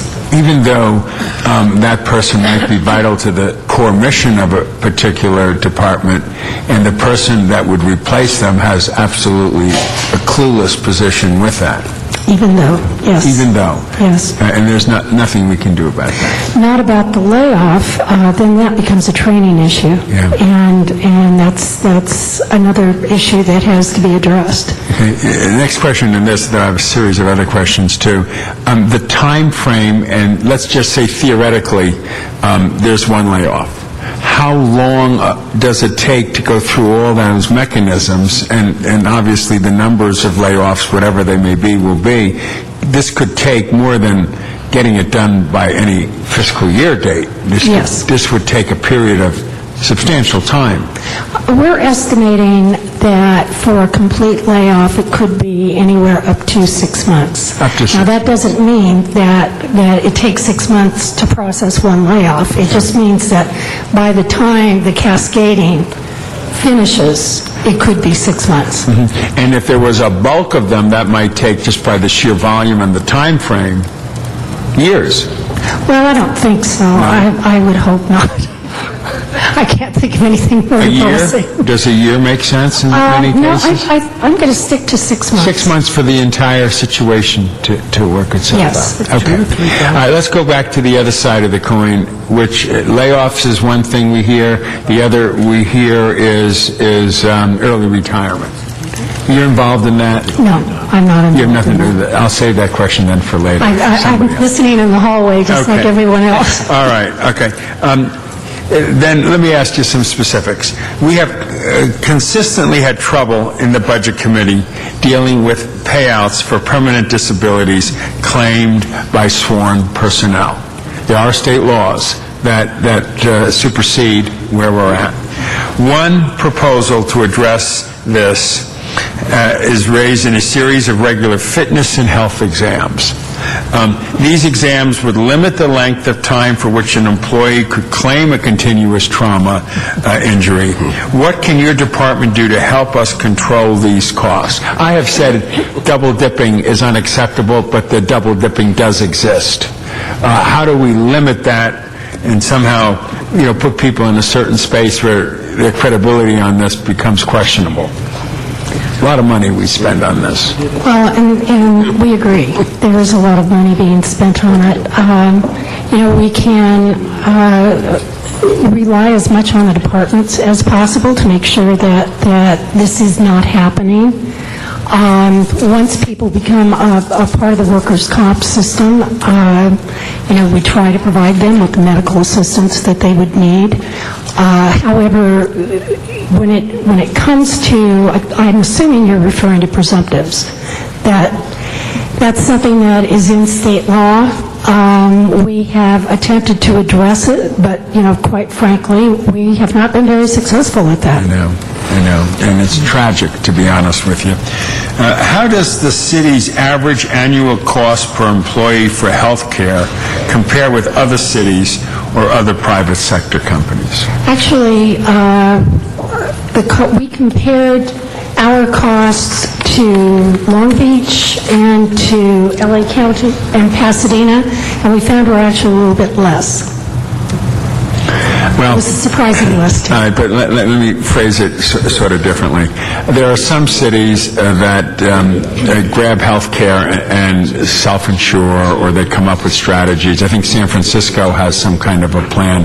Have we looked at other places? Because one of the biggest costs in our structural deficit is health care issues, be they retirees or present personnel. Have we looked at, or can we look at, or could we report back with a strategy thinking out of the box? Maybe Barack Obama will deliver universal health care in a dramatic way, but could the city of Los Angeles find itself more proactive in health care and maybe come up with a strategy that not only could self-insure all of us, employees, but maybe even reach out in a bigger umbrella, like some people would like to say, all 4 million of us in the city have some kind of a health plan.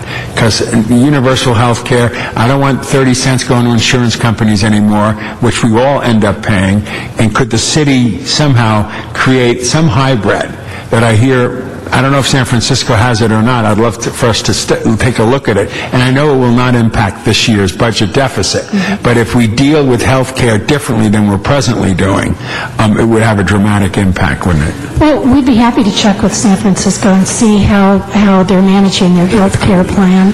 We also have a joint labor management benefits committee where labor and management look at the plan designs and make decisions as to what kind of a health care plan we're going to have. And I think last year we managed to make some savings in that area by increasing some co-pays. Yeah, if we can think out of the box on health care, maybe quicker than what the national scene would do, in this crisis mode comes silver linings, and maybe one of the silver linings could be strategy that the city tackles health care itself. Well, we could certainly put that on the agenda of the next meeting and get some input from both the management and labor. That'd be exciting. Okay, another subject. Frankly, I have been saying for 3 years that maybe we need to look at a two-tier system. Now, I know we're not hiring. We're on a hiring freeze right now, and maybe that'll stay a while. But we're forced to consider a new two-tier system for retirement benefits and health benefits to help reduce our structural deficit. Is the personnel department prepared to implement such a new system for new hires? And would you help us look at thinking out of the box? Like, what would such a two-tier system look like? That maybe we could get the CAO to report back, and we'd like to find out if going forward, how would we be less generous in our package? It might be the case, affect the city's ability to recruit and train new people. I mean, all these issues have to be entwined together, but many of us strongly feel that a two-tier system, a new day has arrived, and maybe we have to consider it.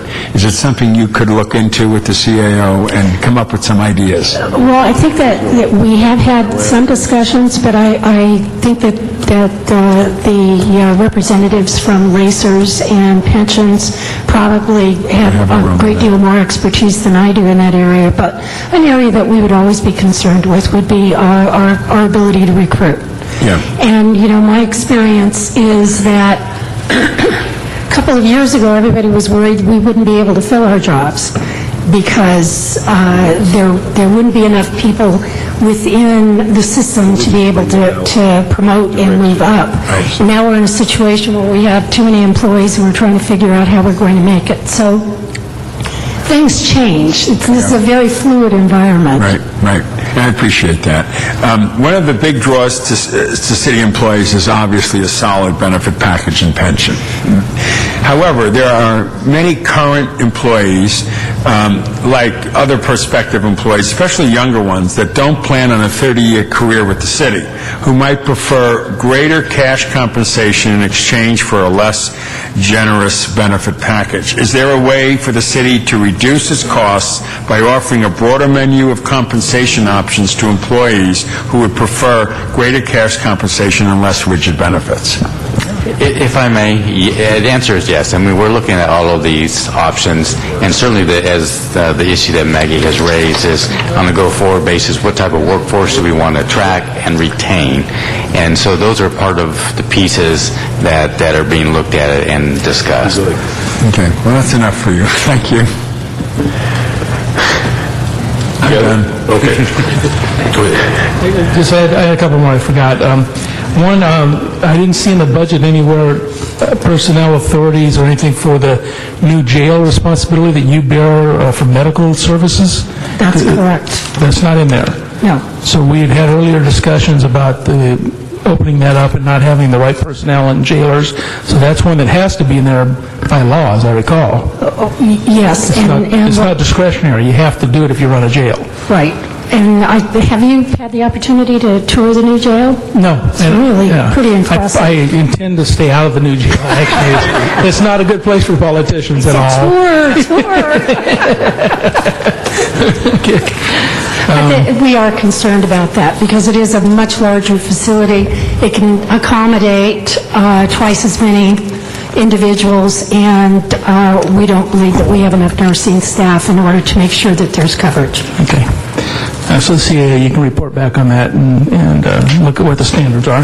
And then Mr. Rosenthal began the discussion on continuous trauma payouts, which is what I think really where we're going. We can't do much about the state law on the mandatory stuff, but on the continuous payouts, City Attorney has given us back an opinion on this request we made, saying that that's a good idea that we do some sort of medical screening. So I would ask for a report back, and it's probably not going to be, I don't know if we can do this in time for this budget, but certainly we need to address it as quick as possible. What will it cost to create a system of a medical screening on an annual basis that the employee would fill out and that we could do referrals to if they say they have problems, or be every few years maybe do an actual physical interview with them to create a case body of information that if they tried to claim continuous trauma upon retirement, not that the police and fire do that, but I can tell you, Mr. Rosenthal and I go nuts in this committee over these payouts.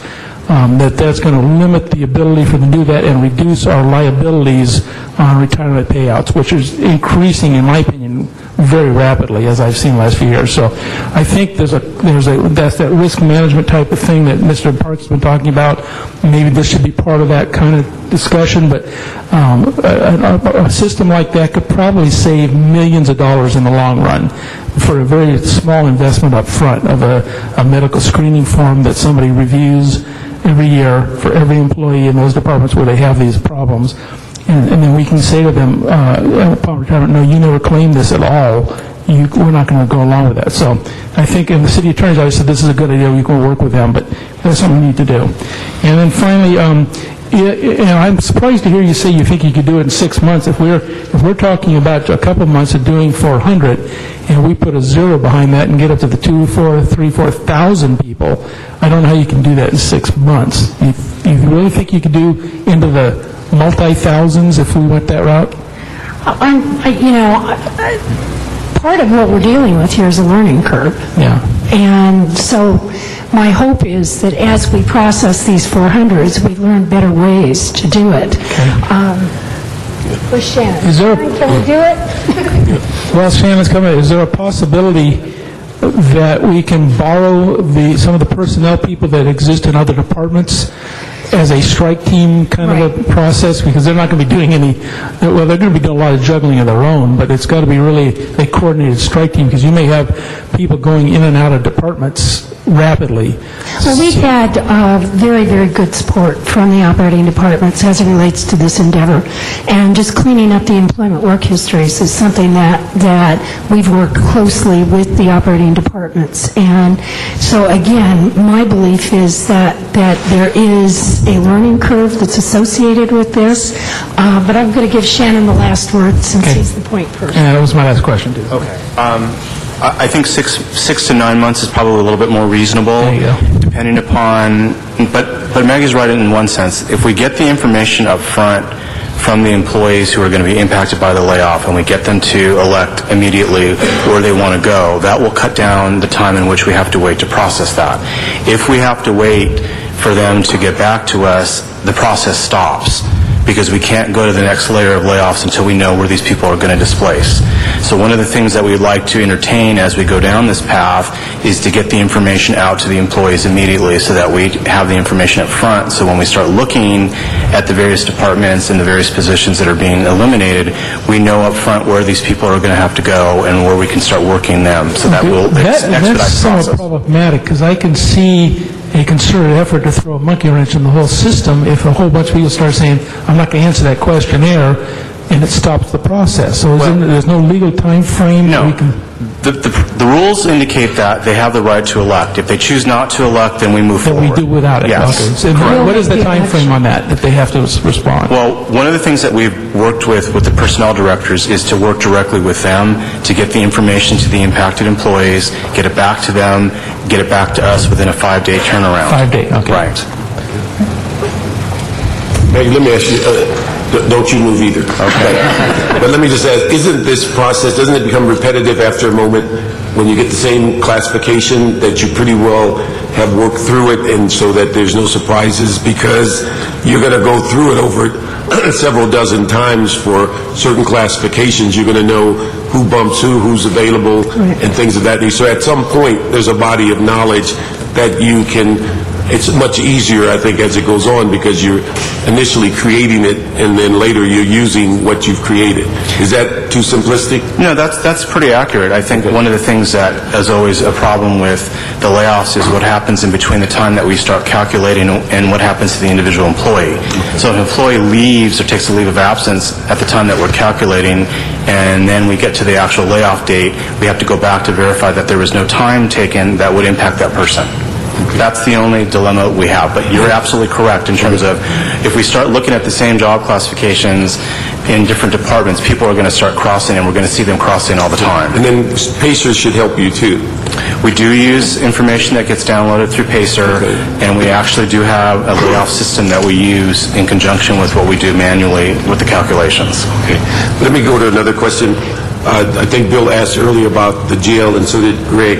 On page 495, there's a couple of entries, 28 and 29, that deals with medical care at jail facilities. And on the one hand, we're talking about not having enough personnel to open the new jail. I'm just wondering, how do these two entries that appear to be different classification, but of the same type of medical care, that we're cutting one group called custody medical care program, our staffing, and then we're basically keeping the advanced practice providers.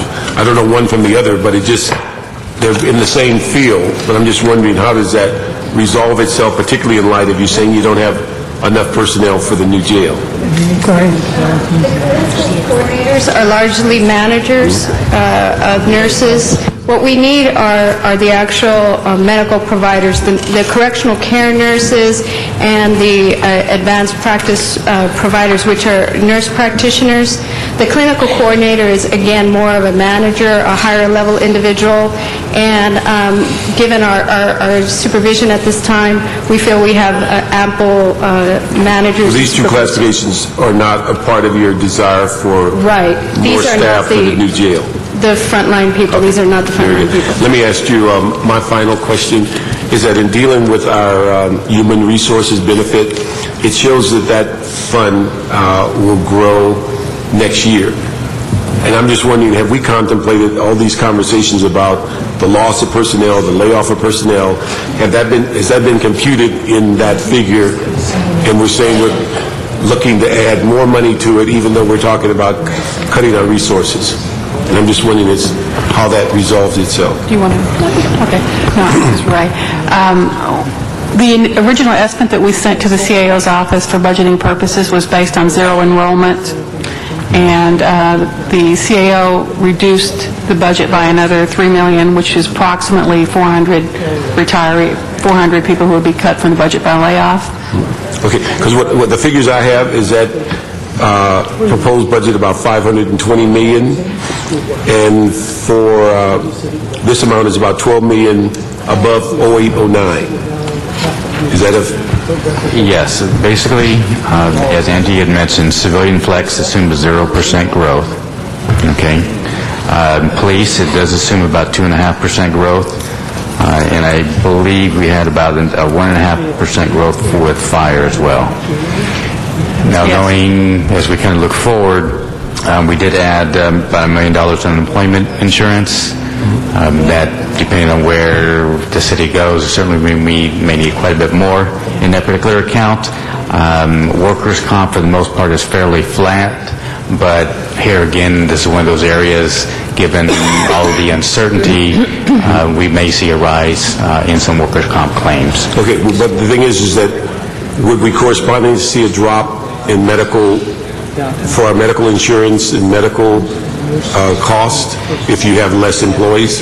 If we're going to have a significant number of employees off the payroll, okay, so it yes. could balance out. You could have more workers' comp, less medical care, or medical insurance. That's true. And correct me if I'm wrong, basically as we go into next year, as we sign up for the new plans in January, a lot of it has to do with timing, and sort of it goes back to the layoff process and any other process that happens to the budget, depending on what type of savings that we would achieve.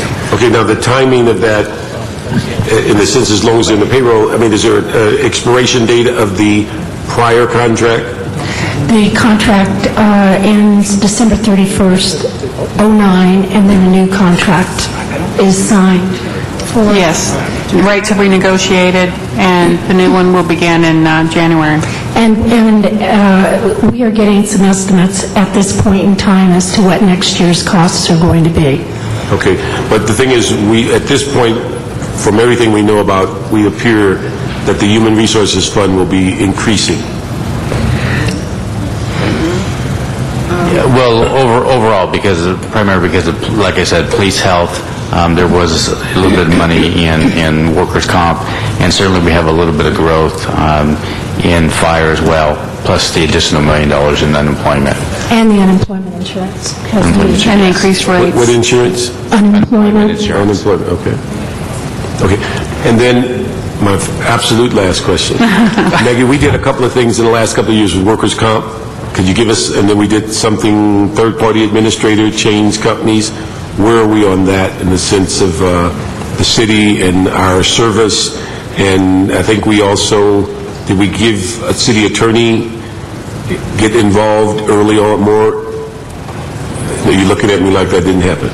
Supposed to have a city Yes, $1 million was taken out of the Human Resource Fund. I know, but did you get city attorneys early in the process to kind of work through these? That was the whole concept. There were additional city attorneys added. I think there were 4 added relatively early in the process. There were case closures, a lot of the cases that were out in outside counsel for a very long time. Some of them were essentially closed, but just not formally closed. So some of it was housekeeping. There were some closures. We did some closures as well. Our estimate is you gave them $1 million from the work comp money to pay for these additional attorneys, and I think we got our $1 million worth. Okay, I mean, and is that process still in play? I mean, we're still using the same process? Yes. In terms of city attorneys being... City attorneys have begun taking in all new cases in-house. Okay, so they're taking cases in-house, yes, sworn in civilian. Yes. And the cases, I understand, are under 100 for those that are still outside attorneys. That they've dropped them down to under 100 cases. Is that the city attorney caseload, you mean? No, the cases that are still out to outside attorneys. There are about 250 cases that were returned out to the outside counsel. Okay, so we still have, And are those on hourly or flat? On an hourly basis. We're paying, our estimate this year is we'll be paying about $250,000 on hourly outside counsel. Okay. There are still, I believe there are still some cases out there on a flat fee basis, but that doesn't come out of our account. Okay, so the game plan is as these 250 come to closure, the only ones that would go outside in the future will be conflict cases or something extraordinary. Yes, that appears to be the plan. Okay, but again, is this working better than we were before we did all of this? And is the third-party administrators providing the service that we thought? TPA is doing a great job. We're very pleased. And actually, I was pretty astounded that the Thin Blue Line, there was an article about workers' compensation and how happy they were. Even though there were still problems, they were very pleased with the changes that had been made. So, and can I just add something? You know, one thing I was going to mention, when you talk with them, just mention to them that when they were there accepting the contract for the city, they made a verbal commitment to house their operating facility in the city, and they didn't. And so you just might mention that to them, that we didn't forget that commitment that they made. I'll tell them that. Yeah, I just wanted to mention that this year's budget for workers' comp was $134 million, and we actually think we're going to come in at the end of the year at 128. So, yes, and actually I'm saying that because I really want to commend the staff and management of workers' compensation. They've done an outstanding job, and I think unlike other agencies, we have been saving money and taking advantage of the legislation that took place. So. Okay, thank you very much. And we have your letter on the response to our request on the 24th, and because you have such a minimal amount of litigation, we're not going to include you into that study that we're asked in CLA-CAO. But just mention that to our third-party administrator. And I'll tell him you remember. Yeah, tell him we'll pull up the tape when he nodded. Bernard remembers everything. Yes, we know that. Can I just say one more thing? I promise it'll be my last.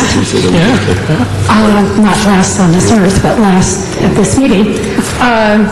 Because we have done such an outstanding job in saving money, and one of the things that we have been asking the council for many, many years is to replace our workers' comp system, the link system, which we have to pay $1.5 million every year just to maintain. Jeez. So we would like the council to consider some of the savings and to move into replacing the link system. What is that, an RFP going out to build it, or is it an ITA function, or what? It actually has already gone out, and I believe they've selected a vendor, and we are on board. Right. And so basically, we're suggesting that we use part of this money to pay for that, because I believe the process system is $3.5 million. Yes.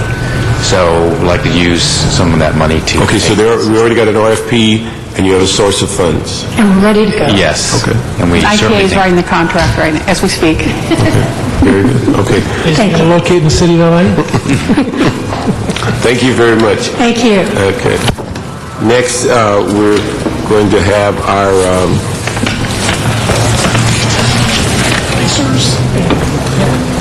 Yeah.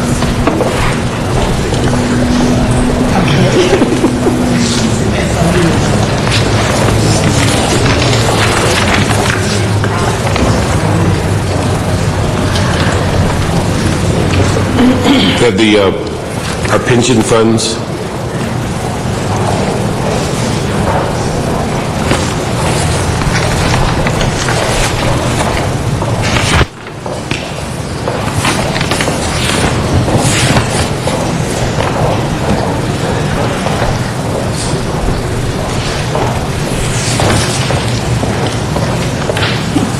I've seen Mike more this year than the last 10 years. I've seen Mike more this year than the last 10 years. Good afternoon. Yeah, we might as well, I think we do both at the same time, save a little time.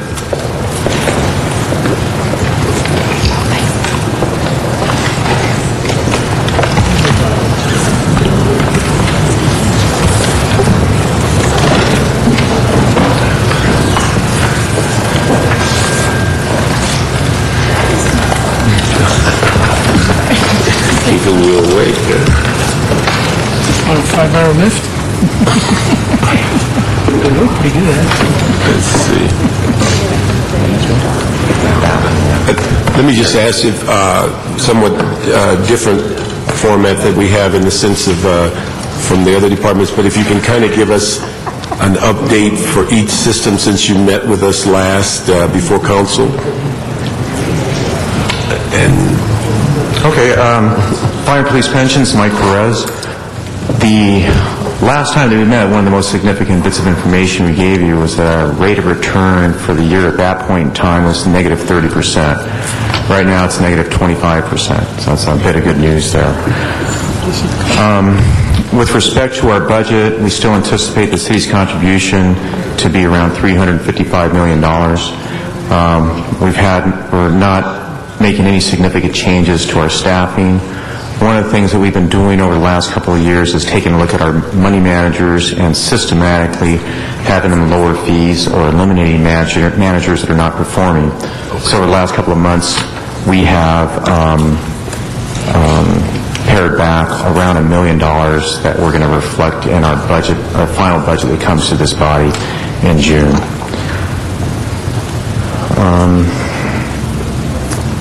We are holding positions vacant. We've got 105 authorized positions in the department.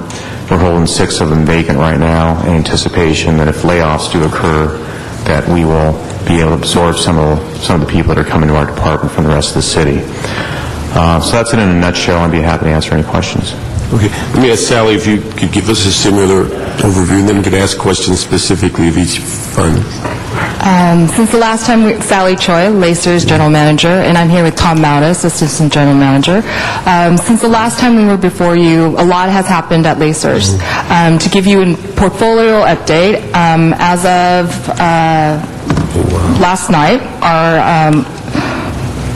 annual return was year-to-date is negative 4.1%, as compared to the Russell 3000, which was about negative 3.6%. And for the quarter ending March 31st, the annual return is about minus 28%, as compared to the Russell 3000, which is our benchmark, about minus 38%. So we are still doing better than the market due to our asset allocation and diversification, which is something that the board is in the process of doing or reviewing again, because that is one of the most critical pieces of ensuring that we can achieve risk-adjusted returns and long-term investment returns of over 8%. So right now the board has just adopted new capital market assumptions and has begun the process of deliberating on asset allocation in light of what's happening in the current market situation and then projecting forward. In addition to that, the board has adopted a number of different policies for the purpose of increasing and maximizing transparency and ensuring we have greater accountability in the management of our funds and the conduct of our investment managers. So yesterday, the board adopted a new policy related to third-party marketers and referrals of investment managers to ensure that any investment manager that comes before the board, that they fully disclose if they've used a third-party marketer or third-party placement agent to assist them in securing any type of business from the city of LA or Lacers. So that is a policy that's been adopted, and that will ensure that we have greater transparency and enhanced due diligence as we look at investment opportunities. In addition to that, we've also adopted a number of different strategic initiatives, all to the furtherance of accountability and transparency. And right now we're just working very diligently to ensure that we are able to pay the benefits every month to our retirees and have a program that can be sustained. You know, one thing, and we'll have a couple of public comments before we get into questions. You both gave us a figure during the council meetings as to what your monthly outlay is as to people that are on pensions.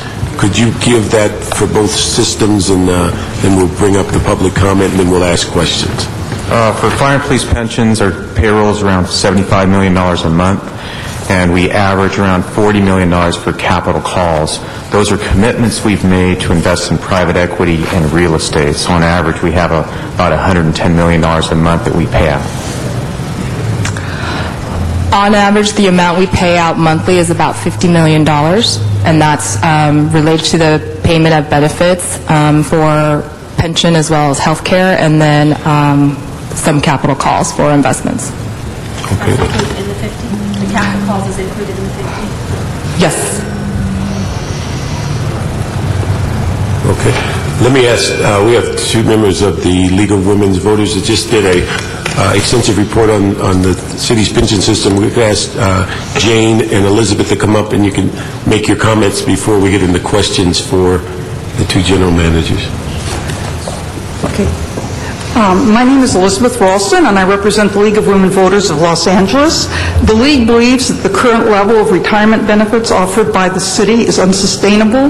The mayor's budget summary suggests the city's legally required contributions to the pension systems could double between this year and next, and triple over the next few years to $2.8 billion. The League believes that changes must be made in retirement benefits for new employees. The first step is to undertake the actuarial studies that will quantify the effect of changes such as those that the League has endorsed. The League opposes incentives for early retirements if these incentives are structured in such a way as to increase the unfunded liabilities of the city's pension systems. Finally, since the legislative analyst estimates that next year's revenue shortfall will be nearly double this year's, the League urges Council not to balance this year's budget with one-time revenue sources and one-time cost savings. Thank you. Thank you. Good afternoon. I'm Jane Goichman. I'm the co-chair with Elizabeth of the study the League just completed. Each of you and your fellow city council members received a copy of our report and the position that the League has adopted. I endorse what Elizabeth just said. The League asks the City Council to obtain the data necessary to determine whether certain measures would affect the costs of the retirement system, such as increasing the age at which a full pension benefit can be received, reducing the rate of benefit accumulation, increasing the age at which post-retirement health benefit care subsidies become available, and requiring employees to pay a greater share of the cost of benefits. In our opinion, making these changes, most importantly, increasing the age at which full pension benefits can be drawn, will positively impact the cost of the city retirement system. If an employee contributes for a longer period of time while they work a longer period of time and draws for a shorter period of time, obviously that can have significant impacts on the costs of the retirement system. Now is the time for the City Council to ask that its staff or the pension staffs get you these data so that during the course of this fiscal year you can start to implement changes in these retirement systems. Thank you very much. Let me ask, since you've come before us and there's been a lot of discussions on pensions, without going into confidentiality, as the boards of either one of your plans begin to talk about changes or in the system or benefits or different formats for new employees, or any of those discussions come about? Well, I think we should first start off with the role of the Lacers Board or the two pension boards. The pension systems are administrators. We only administer the benefits that are negotiated by the city. So no, they have not considered different benefit designs. That is something that the CAO normally leads. So we provide subject matter expert, technical advice and information, provide the data for them to do the analysis and prepare some kind of benefit design. Okay. So we haven't looked at it in that aspect. Okay. Let me ask you, we've heard a lot of conversation about early retirement plans, and the one thing that seems to be left out of some of the conversations is what is the impact on your systems if, say, July 1st, 2,000 people show up and drop in their retirement papers? I think that's a question for Sally because it's only being talked about for the civilian system. But I mean, we would be willing to help the other system out. All right. It depends. It depends on what the early retirement package is. If you're talking about retirements and you're wanting to get 2,000 people out the door on retirement, then that will have significant impact on our operations. And then depending on what kind of benefits being provided, it could have significant impact on the cost. So from a perspective of processing, with the current staffing levels that we have, we can manage about 50 retirements a month. That's with full capacity, and that's what we operationally can support. If we have 2,000 coming at once, we would have to look for a way of how to implement that, phase it over time, and optimally, it would probably take us maybe 6 months to process more than 2,000. Could you give us a little more clarity when you say it depends on the type of plan or the early retirement? What are some of the options that you would be most concerned about?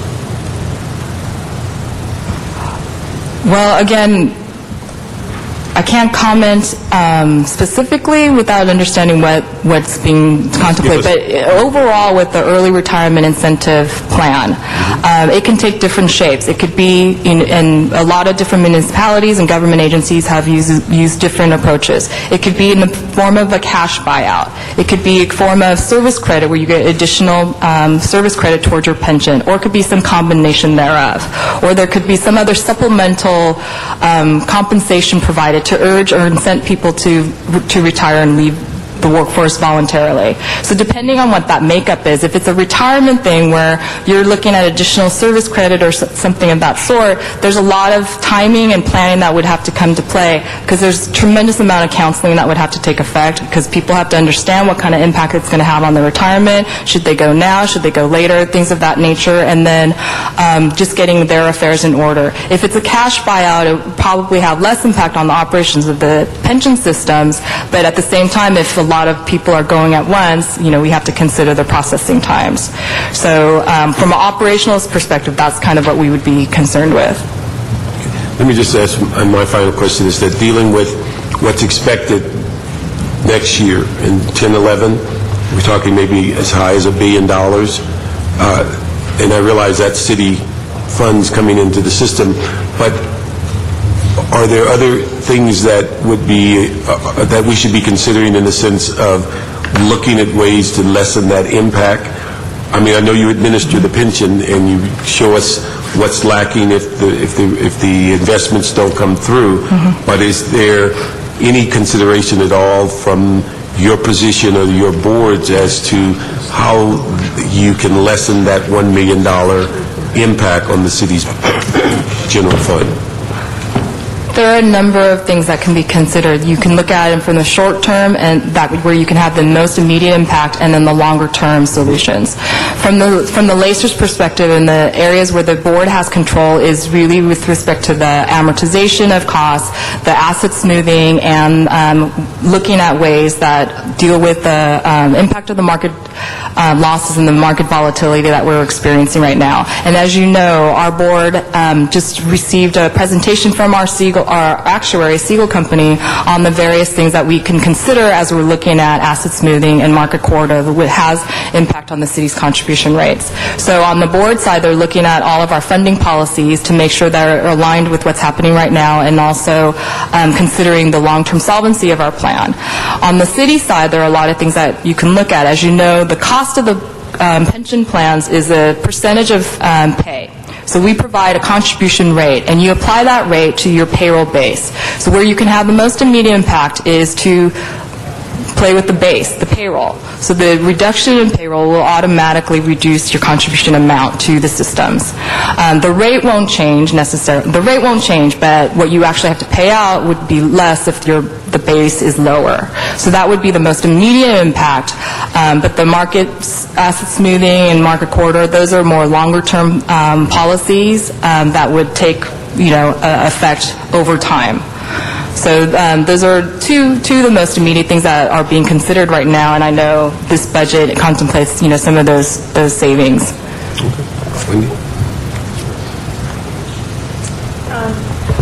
I guess the question would be, as we look at, you talked about the process of getting through 2,000, if 2,000 people take early retirement in that period of time. How does that impact, again, this is general because you won't know exactly who and what, et cetera, looking at that, but what is the fiscal impact to the pension fund and the ability to pay out? Because right now I don't know if you know how many people are on your pension system. How many people are in your pension system? We have 30,000 active members, and we have about just less than 15,000 retirees and beneficiaries. So who other than the retirees are part of the system? As part of the funding for your plan, you're not only paying for those that have already retired and their beneficiaries, but you're also setting aside money every year for future retirees. So all of us active members, everyone's paying. Sorry. Yeah. So that's the 30,000. Right. The 15,000 are those that are actually retired. Exactly. So you'd be adding, let's say, 2,000. Mm-hmm. So how does your system make, I know next year we have to pay, the numbers that in the presentation before was 500 million next year between the two? Additional, right. Additional. Right. Okay. So combined, I think you're looking at around 760 million. And then, is that about right? I see.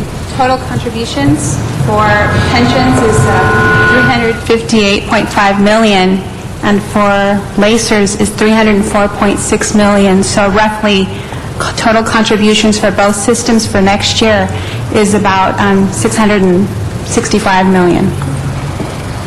Right. And what I'm talking about is the following year. The following year. But the following year is going to depend on actions that each of our boards might take. One of the things that we made a presentation on for the council was modifying the number of years that we use to smooth our assets and having a market corridor. So our board has taken a serious look at that. Our actuaries made a presentation there, and Laura Guglielmo actually has a spreadsheet or a slide that if you want to go through it, we could give you some more information about some of the options our board's looking at.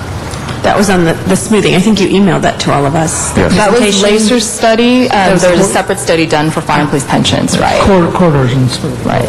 But assuming that you make no change and there are no changes in policies and there's no change in payroll and and you assume 30% market loss, investment losses for both systems, I think the contribution could increase by another $500 million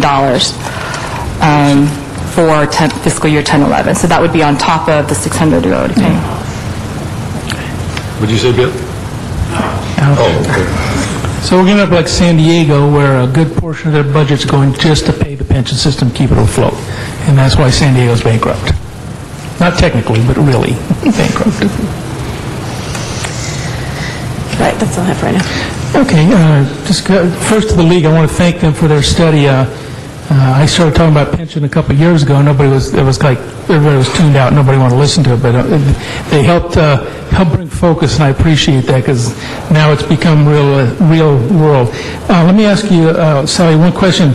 If we were to offer as part of a ERIP plan a 5-year credit toward retirement, what's that do to your actuarial studies? Does that throw it out of whack? Well, conceptually and in theory, if you're adding additional service credit, that's creating additional liability. Right. So that will increase. Early, before your plan. Right, it's just on, right. It moves it up. You boost it up because you're providing 5 additional years of service than what was assumed. And so you would increase your unfunded liability. Okay, and so the unions are talking about 1,000 or more people. What kind of a load would that put, 1,000 or more people with a 5-year bonus to your actuarial calculations then? Into the multi-millions, hundreds of millions, just a ballpark? I can't actually... How many zeros are we talking about? I think that's the question.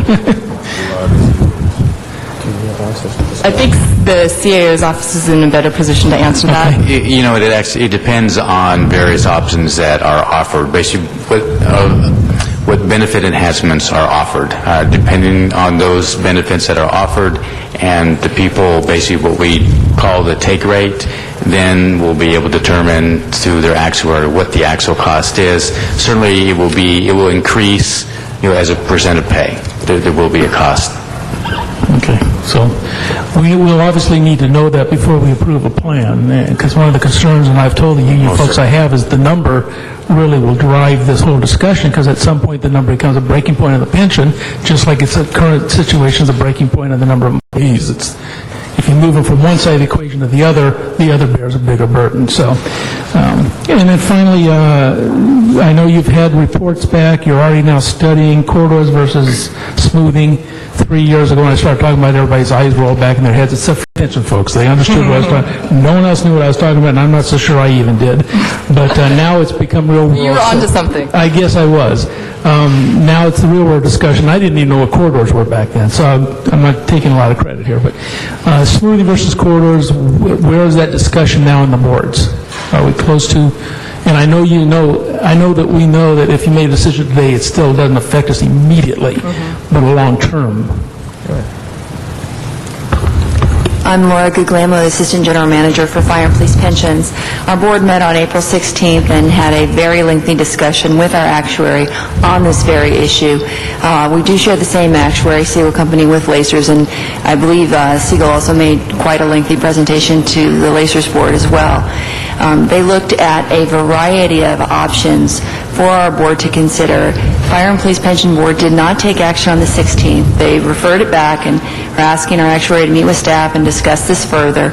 Our staff is taking it very seriously. We're meeting with the city attorney, with our fiduciary council, and our actuary to talk about various options. A couple of things to point out, and that's that no matter what we do, whether we do nothing or we change our smoothing period or we change our market corridor, the liability remains the liability. And these decisions affect timing. That can help the city tremendously, but you should know that for pensions alone, you're looking at going up to, from current 30% of payroll for retirement and health services for police officers, firefighters, and port police officers, to about 80% in 5 to 7 years. That's really an astronomical, we did report this previously, but I think it was hard to understand. And it's an astronomical problem that you're all faced with, and we're all faced with as a city, is how are we possibly going to afford that? I agree with the League of Women Voters, that is unsustainable. And the fastest and easiest quick fix is lower the number of employees quickly. Unfortunately, yes. Unfortunately. That's the only fix. There's no other fix. There's other things that can lessen the impact. Early retirement. And certainly looking at changing benefits going forward will help. Yeah, helps. But the biggest thing is, the biggest driver is the number of employees. And just the payroll costs. Right. So you can also look at salary costs. But I'm also looking at the city's contribution, and smoothing and corridors can help that for the first few years at least. On the long term, it's not going to make a huge difference in the long term. But I think it protects us in the future, and none of us here today probably will be alive when this happens again, but it's going to happen again. Historically, cyclically, you hit these huge depression and recessions. And it may not be in the next 20, 30 years, but I want to set up the city so that when it does happen again, and Julie Butcher's not here and I'm not here, the next group of people will be a little better protected against that, and that's what those can do. If I can, the corridors can help out in a 2 to 3 year time frame, and the smoothing is more about a 5 to 7 year time frame that would help out. Explain to us corridors. Oh, that's... I mean, in English, though. I'll take a whack at it. We average our assets over 5 years, okay? And we can do that as long as the assets, that smooth value of assets, doesn't go above or below the corridor. Right now, we have a corridor where it's 80% or 120%. As soon as it goes through the corridor up on top or down the bottom, we don't smooth over 5 years anymore. We can smooth maybe over a 2-year period of time. So it means the contribution increase to the city is huge. The amount of money that we are working with at that point is a lot closer to market as opposed to an average amount of assets. So. And the reason why it's an issue... Number. It's real-time number. Yes, that's exactly it. And the idea is you don't want your smooth assets to stray too far from the market value, so it's a cap on your smoothing. But why it's an issue now and it wasn't 3 years ago is because we weren't experiencing potentially a 30% market loss. Nobody thought we ever would. Right. And so that's what's taken us beyond 120%. With a loss like that, you're looking at 150, 151% of the market value. And that's why market corridor is an issue now. Bill? Yeah, and with that being the case, the political reality is taxpayers are not going to want to bail out this city's pension plans and its retirement plans. They're not going to want to do it.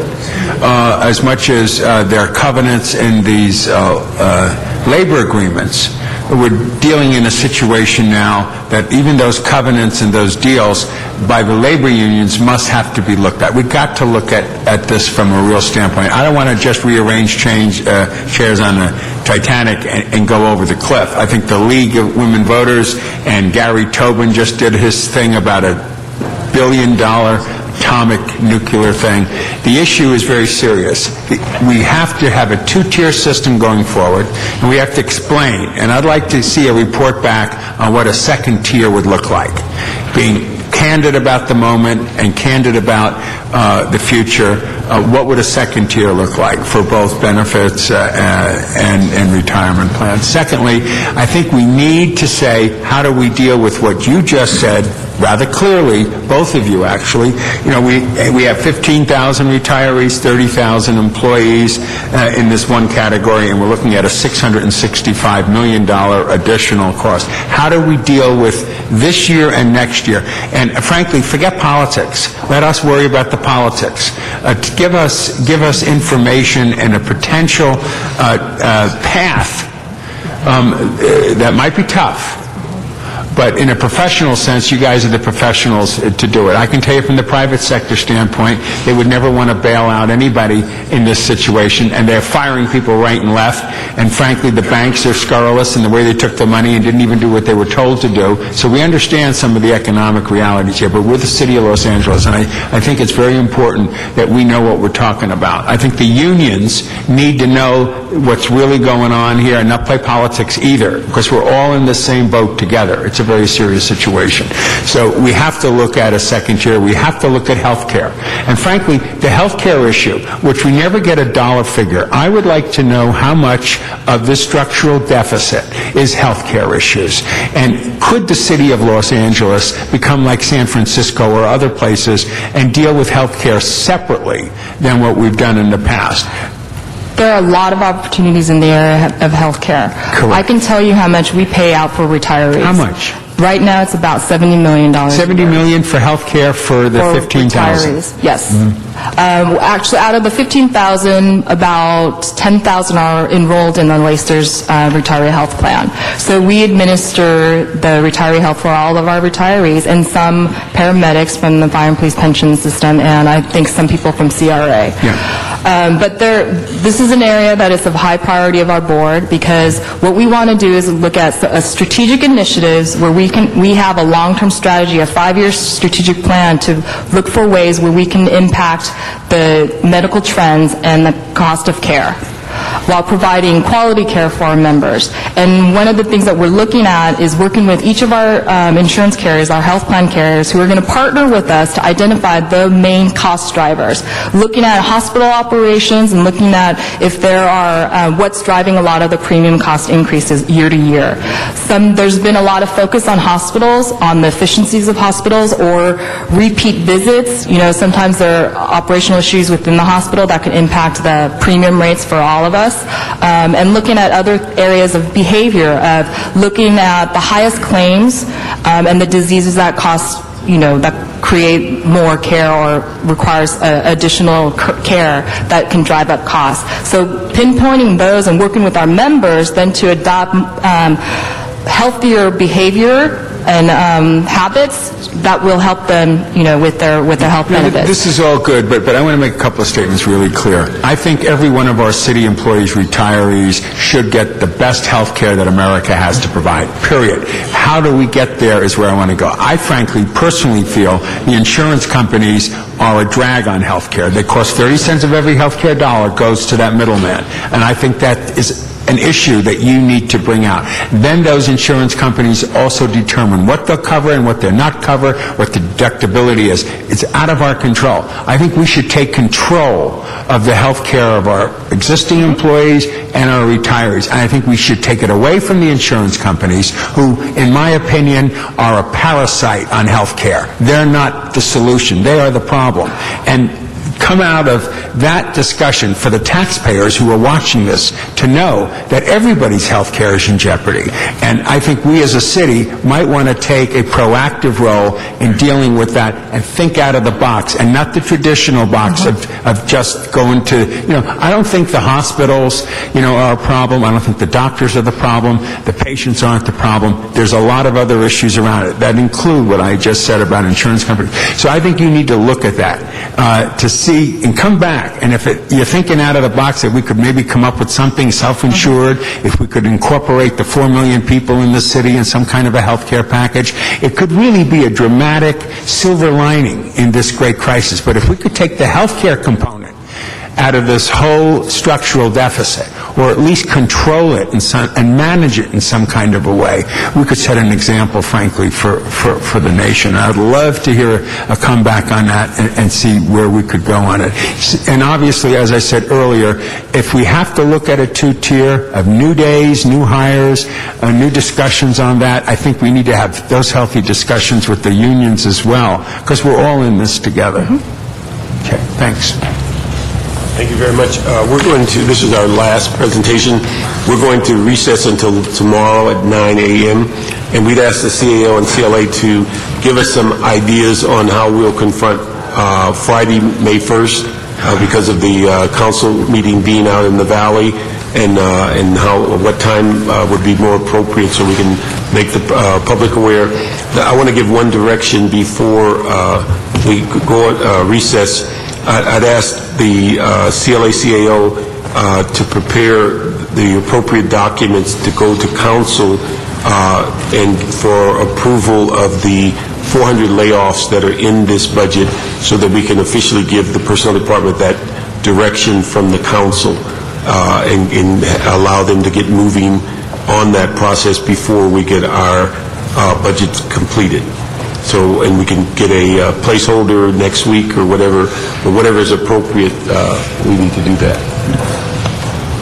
And also, just for the public's awareness, when you look at the schedule for tomorrow, we'll be going down the schedule, except the CAO will be the last presentation tomorrow on Thursday, April 30th, along with all of the trust funds and reports that he's responsible for. So we'll recess till tomorrow at 9.